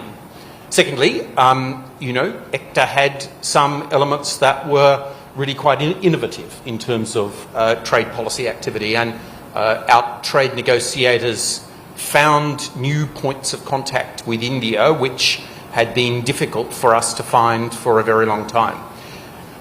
Third, trust amongst the top negotiators was really important, and establishing a sense that we were embarked on something that we both wanted to get to, and we were prepared to go out of our way to get it and not irritate the other in the time was vital. And then be decisive. Those final days and weeks where high-level negotiations were going on line by line was, frankly, one of the most active, forward-leaning periods of Australia's trade policy, and hugely advantageous to both countries, and with great credit to those who are involved. I'll come back to our European friends, but let's do the India-US first. Ashok, can I turn to you? I mean, the outlook for this, I presume, is that we want to have this deal done by the time of Trump's visit for the Quad Summit, but that frustratingly is longer than the 90-day timetable, so something needs to be done prior to the 90-day timetable to avoid a potential return of the reciprocal tariffs. So how do you see this game playing out? Look, there could be an interim deal theoretically in the 90 days leading up to a bigger proper deal by the autumn, by the fall. But more seriously, if the US is to sign any deal in this 90-day period, I would say the deal with India would pretty much have a very good chance, simply because the Indians and the Americans have been negotiating before almost anybody else started negotiating on tariffs and trade. We have continued and expanded on a discussion and a negotiation that began in the first Trump administration, was not taken up in the Biden administration because trade deals were not being discussed, and was picked up again in February, almost as soon as the USTR was confirmed by the Congress. So when President Trump met Prime Minister Modi, it was Prime Minister Modi who raised the idea of a trade deal and trade negotiations, even before Mr. Trump did. So I think India has been quite focused and astute in this. It's made an offer, which by Indian standards I understand is an ambitious offer. Perhaps it can lead to further negotiations. But if there is a trade deal with any country in the next 90 days, I'm pretty sure India would be one of the first. Tanvi, I know you're not a trade specialist per se. You cover many topics, but do you have a view on this as well? Do you think this deal will kind of get over the line? I mean, I'll make a broader point about these trade agreements. I do sense a different attitude from the Indian government on this, at least in terms of rhetoric. We obviously don't know what is in these deals. And you've heard this from the External Affairs Minister in recent weeks. You've heard this from the Commerce Minister just yesterday. his comments in Europe got a lot of attention, but he was very clear yesterday. He made a few points that are worth noting. One, he said we need to do trade, and he also mentioned investment, not just trade. He's talked about that India needs to do more business with the world. But he also specified that India wants to do business in particular with trusted partners in the developed world. And the third thing that he mentioned, and this seemed to signal more to certain parts of, I think in terms of a domestic audience, is that it is become, that certain Indian sectors have become too used to having the domestic market and too comfortable, and that it'd actually be good for Indian consumers and things like the Indian economy, job creation, to actually engage in this process. And the reason I think this is perhaps a different moment, I think nothing is inevitable, which is also why I don't think India is sanguine. I think you see that India is not sanguine in the fact that there seems to be some sense of difference from previous attitudes about trade agreements. This government, when it came in, was not keen on trade and bilateral investment agreements. And I think it's a confluence of conditions that bring us to this point. I do think the Trump administration's approach on this is one, but I do think as well the need for additional growth and job-creating growth, as well as the fact there is another thing that perhaps adds to this moment, is that politically, perhaps for the government, there is a moment. There's only one state election between now and next year. This time next year, maybe that gives the government a little bit of space, including to socialize the public about these agreements. But I'll make two other points. I think one other thing that I get the sense at least some recognize, if not a number of people in government, is that this is not a business as usual moment for India or the world. This is a moment at the end of the day, I think, this is my view, that we have not seen since that period between 1989 and 1991. And it deserves the kind of reaction, even though it's not a crisis point like 1991 was, it deserves the kind of reaction in terms of understanding there needs to be urgency and agility, and perhaps going beyond that business as usual as India. So I do think this trade part of it is part of seeing that differently. I'm going to go to our European colleagues now. In a sense, so Tanvi says this is not a business as usual moment. If Europe is to sign a trade deal with India by the time of the summit in the autumn, that will really be a not business as usual process for Europe, because it will mean, in effect, Europe is going to have to sign a deal similar to the Australians, a sort of stage one deal. You can't do a full Europe-style FTA in 6 months. So, Ambassador Ackermann, do you think this is going to happen? Yeah, I think, it's no secret that the European Union is not an easy partner when it comes to FTAs. Not only do we have 27 different member states with different priorities, but also we tend to go for this comprehensiveness, in the FTAs, and I think Tanvi is right. This is not something we can, it's not the same pattern that we did with Canada or New Zealand or something. It has to be different, and that means also the European side has to adapt to the realities. But adapting to realities doesn't mean, and that's also valid for the American thing, that you throw your convictions overboard. You have to see what you can do. I'm very convinced that if both sides are serious and they are really willing to come to a conclusion, they will be able to do it. That it is not maybe the full-fledged Canada CETA deal, clearly, but it's maybe more than the Australia deal also. So I think let's see what comes out of it. I'm pretty convinced that I'm convinced because I think now is the moment, actually. Now is the moment to show that we believe in global trade. And I think the investment part, which the Indian side emphasizes, is an important part of this. The investment part is important, and I think it will also come. For the German business in India, an FTA will be a game changer, and that will bring new investment in India, there is no doubt. More than an Australia deal. This now sounds like a contest between ambassadors named Philip in Delhi for who can get the best FTA. So can I say my friend Philip said that they are not done yet. You know, that's why I can say more than the Australia Day on the first stage, because they are working on the next stage. So I like this Philip-based competition over Indian trade policy. This is terrific.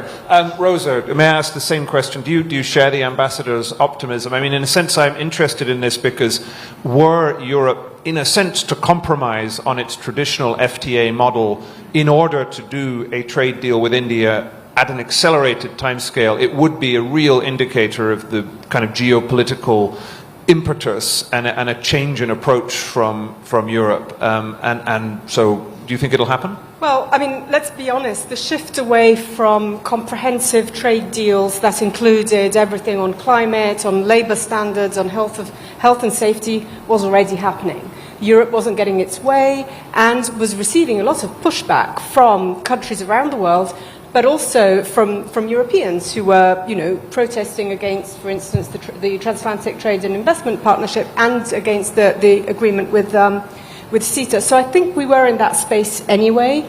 So what is important? Number one is to lock in relationships through trade. Number two, to continue the conversation on all those things that might not get in the trade agreement, but that are important. And I do think Europe has a special role to play, together with others, in supporting what we call global commons or global public goods, which are very much related to climate, related to technology, related to all those trends that escape state control. Because what we have is a trend in which several states are trying to maintain and extend national control undemocratically, and we have a number of trends that go beyond states and that need to be regulated. And I think the EU definitely, and European countries, are in that camp of countries that want to think about global commons together with others. So I think that's the sort of way in which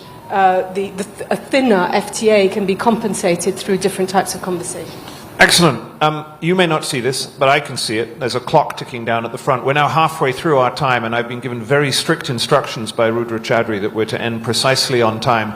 I want to ask about China, and I also want to ask about the opportunity for India, and we'll see if we can squeeze in a couple of audience questions as well. But first I want to go to Evan, in a sense, to talk about the balance between the US and China in the region. We face a curious next year because, in one sense, the US is going to be at the very center of Asian economic diplomacy. It's going to be negotiating with India, with Japan, with everybody else. At another level, it seems that the US is really abdicating its role as a leader in Asia. And you have this wonderful phrase where you have warned against the United States becoming the Hessians of Asia. I wonder, could you explain what you mean by that? And in a sense, what game you think the US is playing in terms of economic statecraft at the moment? Yeah, I can explain that. I mean, to explain it gets at actually the way the region is changing, and whether and how the U.S. is adapting. And as is implicit in my use of the phrase, the U.S., in my view, is not really adapting. If you think about why the United States was a leader in Asia, by which I really mean East Asia, in the post-World War II period, but particularly after the 1960s, it was because it was the principal provider of both security-related public goods and economic-related public goods and other benefits.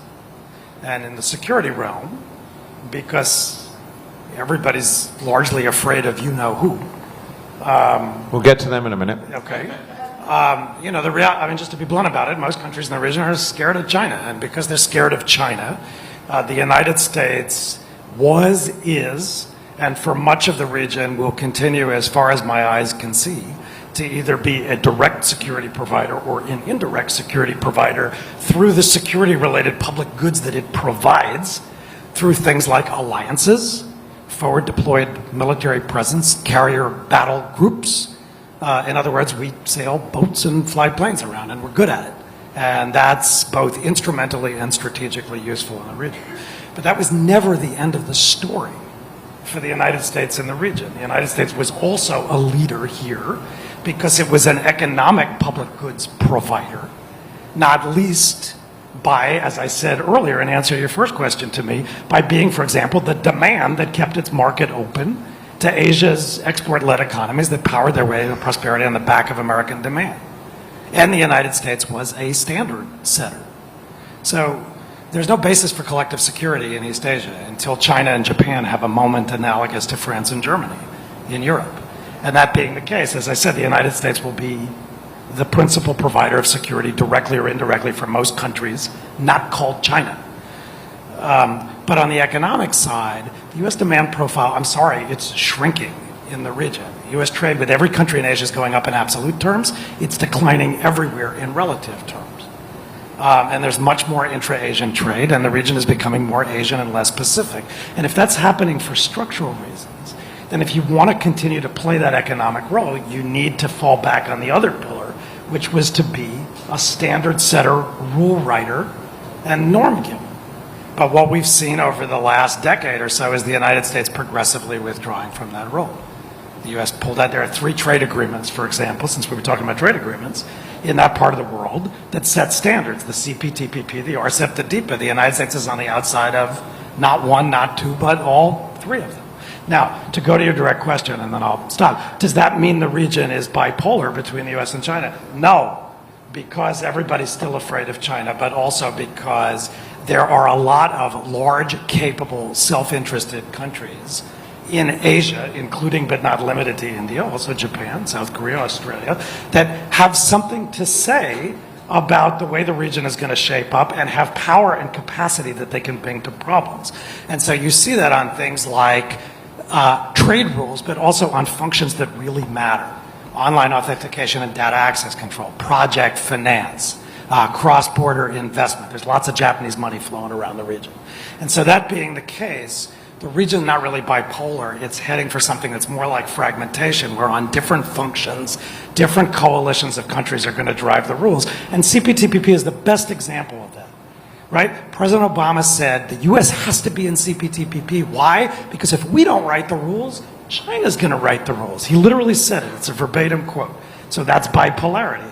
But that's not what happened. When President Trump took the U.S. out of TPP, China did not come in and write the rules. Instead, the other 11 got together, solidified the agreement, and neither the United States nor China was party to the agreement. So that to me suggests, I don't know if you want to call it multipolarity, I call it kind of fragmentation, diversity. The United States needs to be adaptive to that Asia. And what I meant by Hessians was I see the U.S. abdicating the standard setting role, shrinking in the demand role. It's being exacerbated by protectionism in the United States, and we don't want to end up in a position where we're basically just the security provider sailing boats and flying planes around. Because what that means is the region will become more Asian and less Pacific on functions that actually matter to American interests. And I think that's a trend line that's concerned me for 15 years. It's not specific to Trump.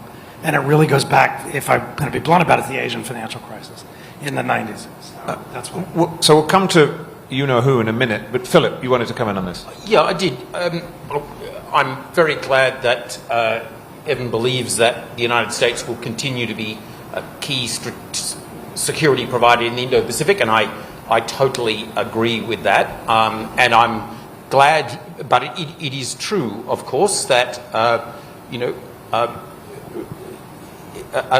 Australian governments, as a matter of long history, have sought the US's deeper engagement with the trade and economic affairs of our region. And it was a disappointment to us when the US removed itself from TPP. But look what happened.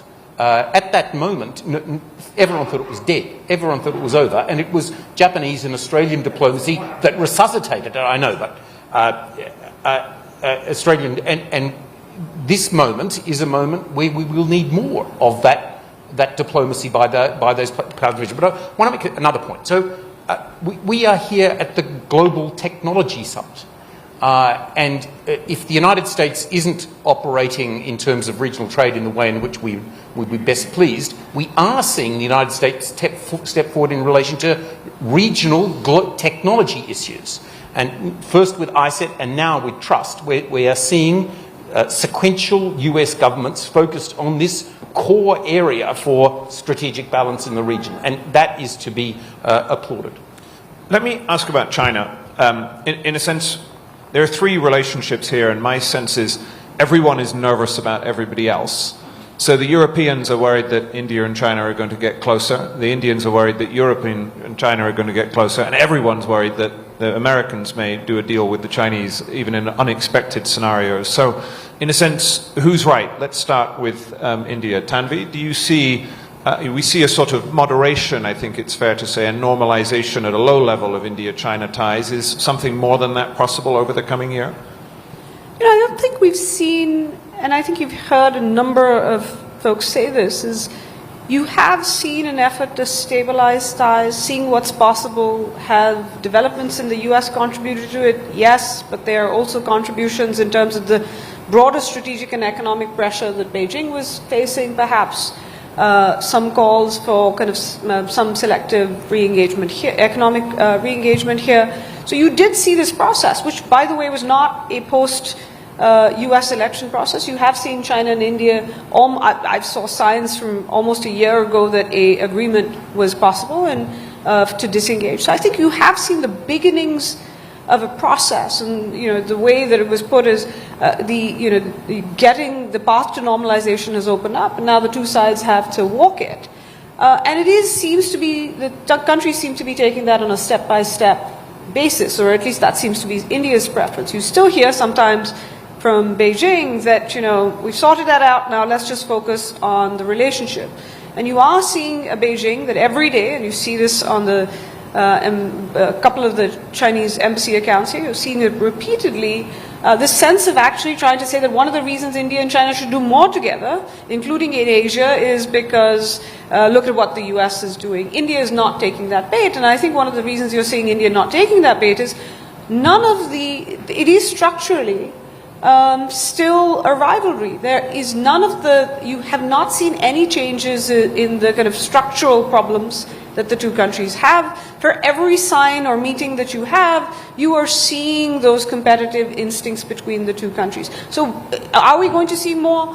Yes, we might see more steps. I think it depends on whether both sides think they're getting from this dialogue, what they think is going to get them to move forward.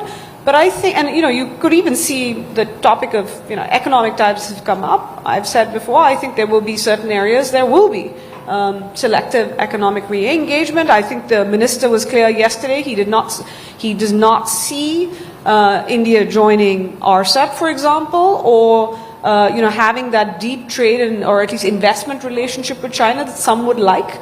But nonetheless, I do think you've already seen some signs of that. But I do not see, unless China makes an offer to India to take it off the table in some ways and changes its behavior radically, that you are going to see a massive shift. And one other thing that just worries, when you talk about people worrying about relation, the thing that people used to worry about when they saw China and India talking in the US, elsewhere, was that if China and India were getting along, or because India was concerned about provoking China, it would stop doing things with the US, with the Quad and others. We have not seen any signs of that, or any major signs of that in the last few months, even as India has been on this normalization process. Ashok, same question to you, but in a slightly different way. We saw again my colleague Anka's interview with Piyush Goyal. He again sort of appeared to rule out BYD investment in India, said he preferred India doing business with developed economies rather than China. Nonetheless, there are two areas in which sort of India and China have an incentive to become more entwined. One is manufacturing, where Chinese inputs are necessary and FDI is necessary. There's been a debate about that. The other is the green transition, where it is tempting to meet green transition targets using Chinese technology, batteries, turbines. In a sense, is it possible to have a China-free supply chain for India? In some cases, no. In some cases, frankly, we just have to. I'll give you one example of an area where a China-free supply chain is and was possible for all our countries: COVID vaccines. I worked on it when I was in the ministry. And you either had a China supply chain COVID vaccine, or you had a non-China supply chain COVID vaccine involving India, Australia, Poland, America, all countries. Anyway, that's besides the point. How does India approach China? Look, it's complex. China is India's largest trading partner in most years. In some years, it's the United States. China is a very significant economy. It's not going to go away. To boycott China is to punish Indian consumers. If my daughter wants to buy a laptop to do homework, chances are she'll buy something made in China, even if it has a US brand or a Japanese brand. Indian manufacturing, as it grows, as it advances, will need more and more cooperation with China, more equipment from China, more ingredients from China, more machines from China. The more iPhones we make, the more components we import. Having said that, and perhaps that should continue even faster than it is. Having said that, there are other areas where China remains a concern. One, the political relationship is still too poor, and I suspect will remain too poor, for Chinese companies to be allowed into public procurement in India. That's over. Second, India's economic transformation is coinciding with the digital moment. And digital technologies pose risk of permeation, of infiltration in a way traditional technologies did not. So if you look at electric vehicles, which are data ingesters, if you look at AI, if you look at semiconductors, if you look at quantum computing, if you look at advanced biology or biotech, frankly, it's not just a question of diversifying from China, it's a question of decoupling. And if that means greater short-term cost, they'll have to be borne. In telecom, we had to bear that. We kept out Huawei. The European companies, which were not as inexpensive, gained. Finally, India is very conscious and sensitive to dumping by China in not just in high-end goods, but also in low-end goods. Where the reason we did not sign onto RCEP is because our experience with trade deals with countries to our east, ASEAN countries broadly, in the early 2000s, led to a situation where eventually all supply chains seemed to lead to China, and Chinese goods were flooding our markets. Not just Chinese electric vehicles and semiconductors, but Chinese frying pans. And that poses not just an economic challenge to India, but also a social dislocation.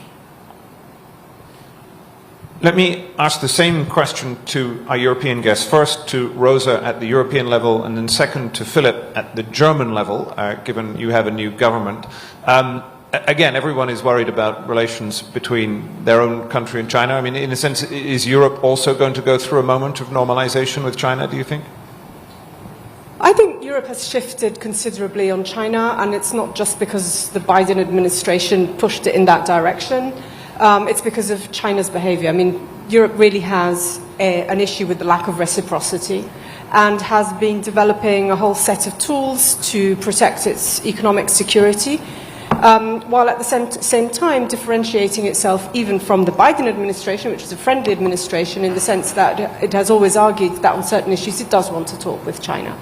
And I actually think that that position will be maintained, that Europeans, yes, there was a phone call the other day about how to handle the tariffs between the President of the Commission and the Prime Minister, but that was of China, but that was to avoid China flooding the European market with cheap goods. So I think that balance will be maintained. And there's a paradoxical reason for which that balance will be maintained, and that is that actually European countries disagree quite a lot on how to deal with China.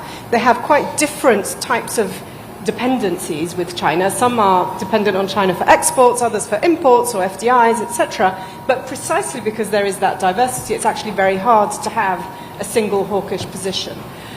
So I think that is my expectation, that at least that there will be an attempt to keep that distance and to keep focused on economic security and a balance between economic security and free trade and global commons, etc.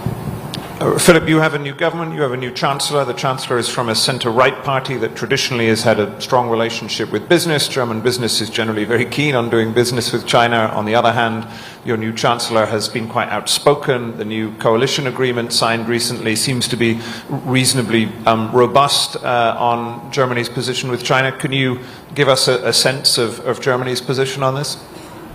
I think it's wonderful that everybody thinks we have a new government. We don't, actually. But, Germany is so reliable that you think we have a new government, and everybody will soon have a new government. In a couple of weeks, 2 weeks maybe. But I think I can say with some conviction that, the position of Germany when it comes to China will not change. I think one should not get confused that we are now together with China against some power that wants to unwind the global trade and global business.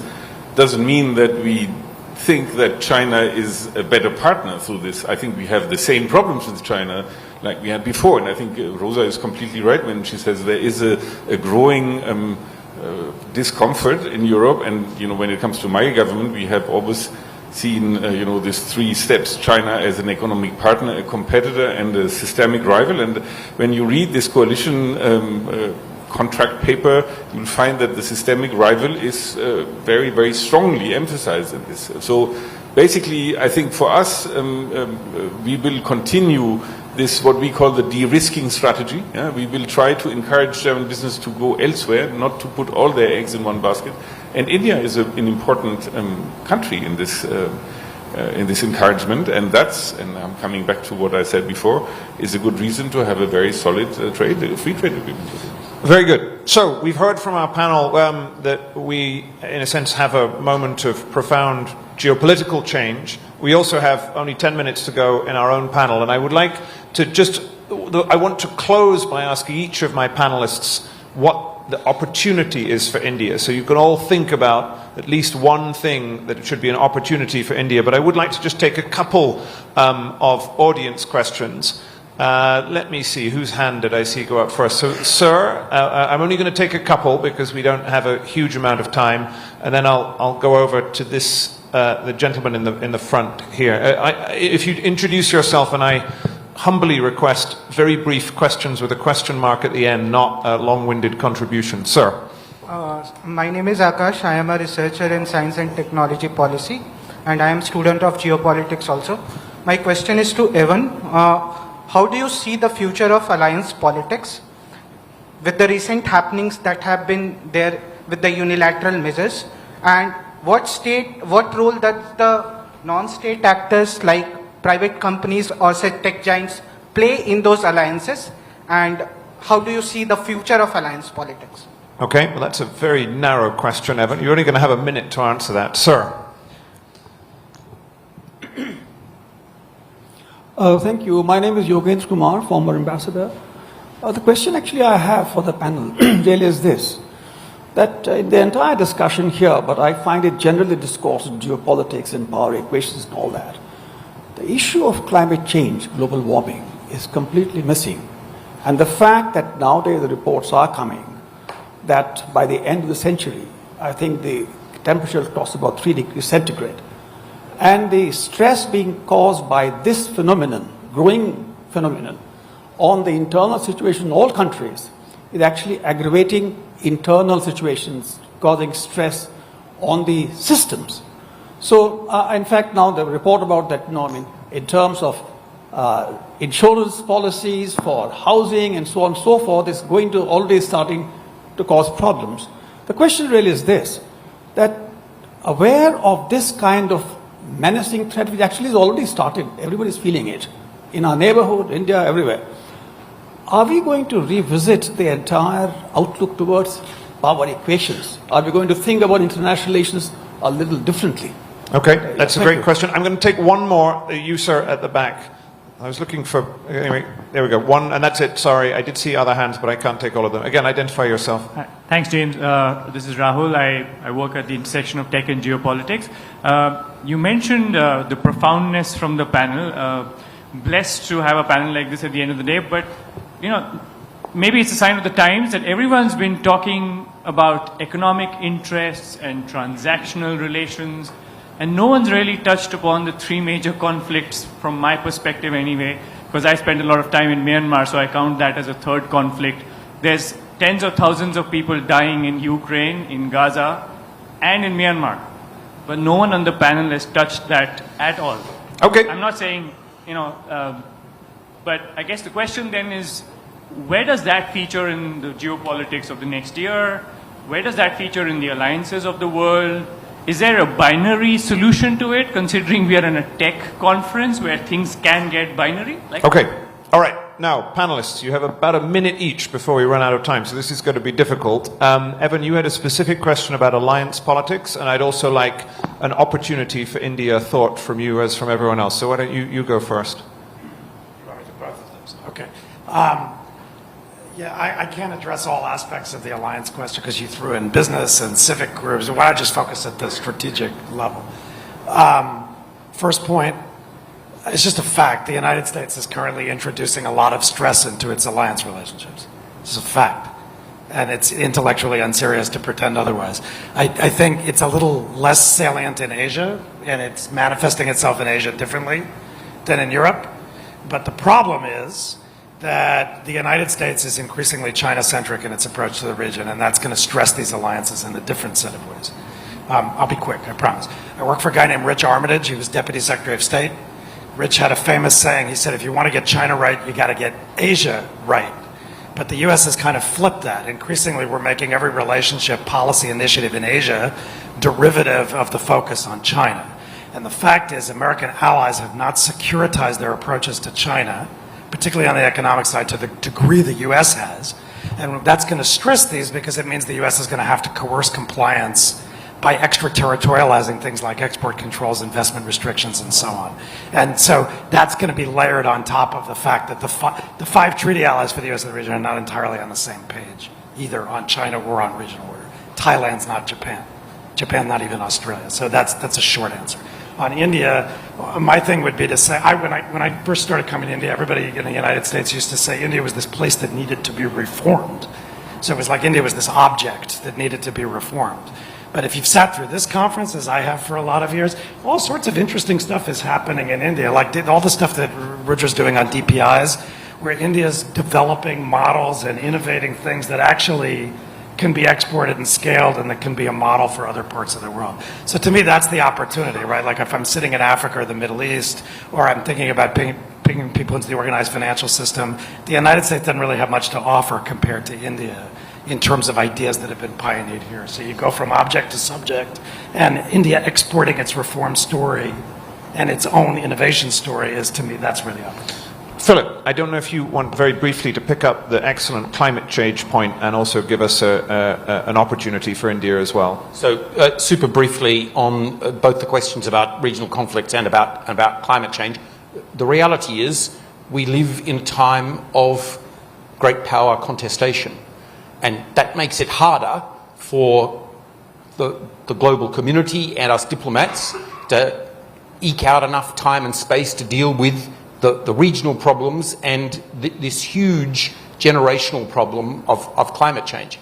I don't have the answer to that. All I can say is that the word that jangles around our system, reverberates around our system, is agency. That countries of the size of Australia need to engage with utmost agency to do what we can to try to resolve these problems as great power contestation flows through. Opportunity for India? Reform. Okay. Let me go to Rosa. I wonder if you would like, you had a mention of Ukraine. I thought you might want to say a word about that, and again, an opportunity for India in this moment. Well, I mean, there's one thing, there's, I can sense quite a bit of glee at the decline of the United States as a hegemonic power, but I think we should remember that with hegemony comes responsibility. So if power is diffused towards a multilateral order, that means that these poles of the global relations need to take responsibility. And I think the responsibility really has to be towards peace and addressing conflicts. And you mentioned there's also Sudan, Ukraine, Gaza, Myanmar. It's only getting worse because great power rivalry encourages adventurism on part of regional actors, middle-sized actors, and climate. I mean, there is a planet that ought to be, at least needs to adapt to the reality of climate change. So I think for India as well, the idea of thinking about what kind of responsibility it can take on its shoulders so that it can have a greater say in global affairs, and how, together with other allies, it can work in the international organizations that at the moment are pretty much bankrupt. How can we work together to address those global commons? That, to me, is an opportunity for India as well. Ambassador Ackermann. Can I just jump in, because I think it's exactly what my point would have been. It's an India moment right now. The world is looking with great sympathy and great positivism at India. I would even say India is courted, generally speaking, and that means that this India moment can be used in a way that India is a proactive partner, a popular partner in the international setup. And I want to quote one specific example, because it was mentioned. India was, at the end of COP, Baku, basically isolated. And it is very strange that, it was alone. And I would hope that India now, in this context, gets a more constructive and more proactive negotiation approach, and it is more sort of constructive at the table. I think that would be the India moment I would wish for. And so, Ashok and Tanvi, both in a sense, India specialists, can you give us an opportunity for India to close? Maybe Ashok first and then Tanvi. Okay, Tanvi first and then Ashok. Don't be too modest. I'm going to use an Americanism. If you build it, they will come. And yesterday, Nandan Nilekani pointed out that the things India needs to do, it's not about what's going on are internal. And if India builds the environment, capital is looking for places, countries are looking for partners, the region is looking for leadership. If India offers it, India will have that opportunity. Ashok, final word to you. Well, what will India do in the coming year? Quite honestly, hunker down, look inwards, show great urgency, long overdue, in signing trade deals with compatible partners such as the US, the EU, New Zealand, the UK. These are not trade deals that really threaten India in a way a trade deal with China would. I think there's great keenness and urgency to actually do those. Second, in a world which is perhaps moving towards spheres of influence and regions of influence, and certainly more great power competition, India needs to work much more closely with its immediate neighbors, because great power competition is coming very, very, very close to our borders. Very good. This has been a fantastic event, and I think this has been a fantastic panel, so please give my panelists a big round of applause. Thank you very much for a great discussion. And I think this marks the end of the event. I will hand back to our hosts at Carnegie if someone wants to close, otherwise we will draw proceedings to a close. There we go. Thank you very much.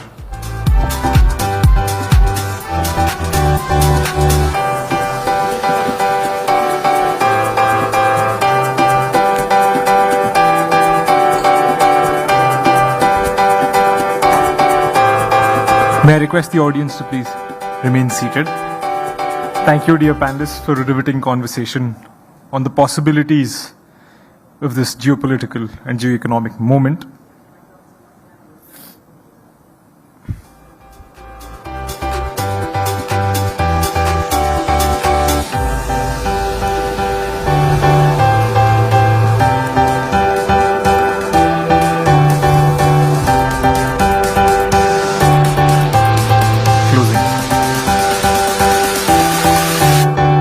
Ladies and gentlemen, that brings us to the conclusion of Carnegie India's Global Technology Summit 2025.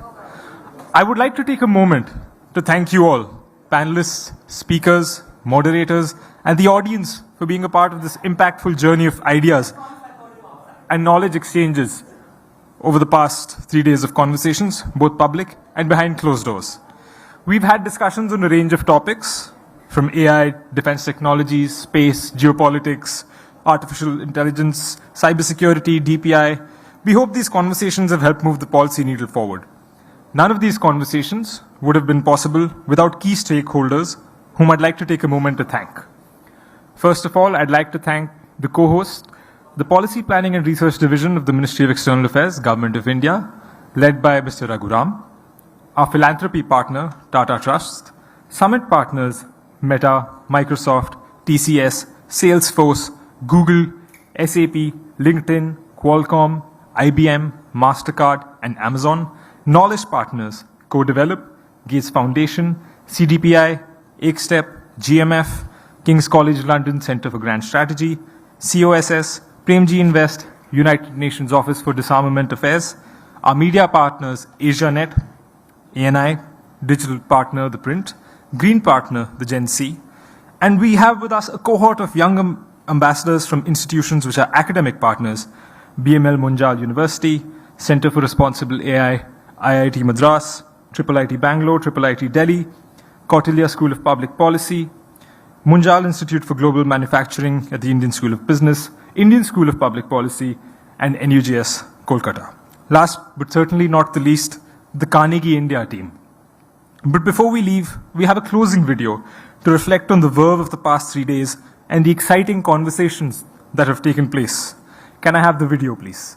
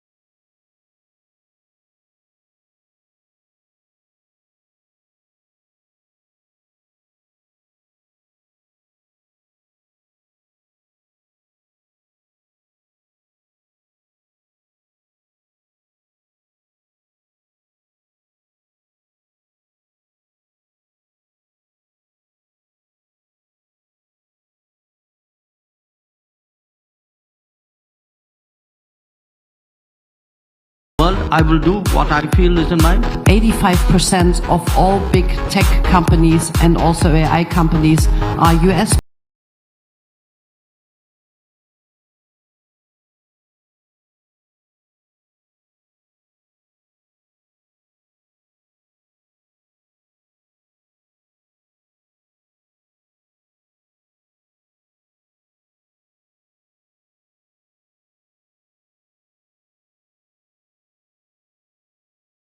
Is thrown on my face is Africa cannot afford AI.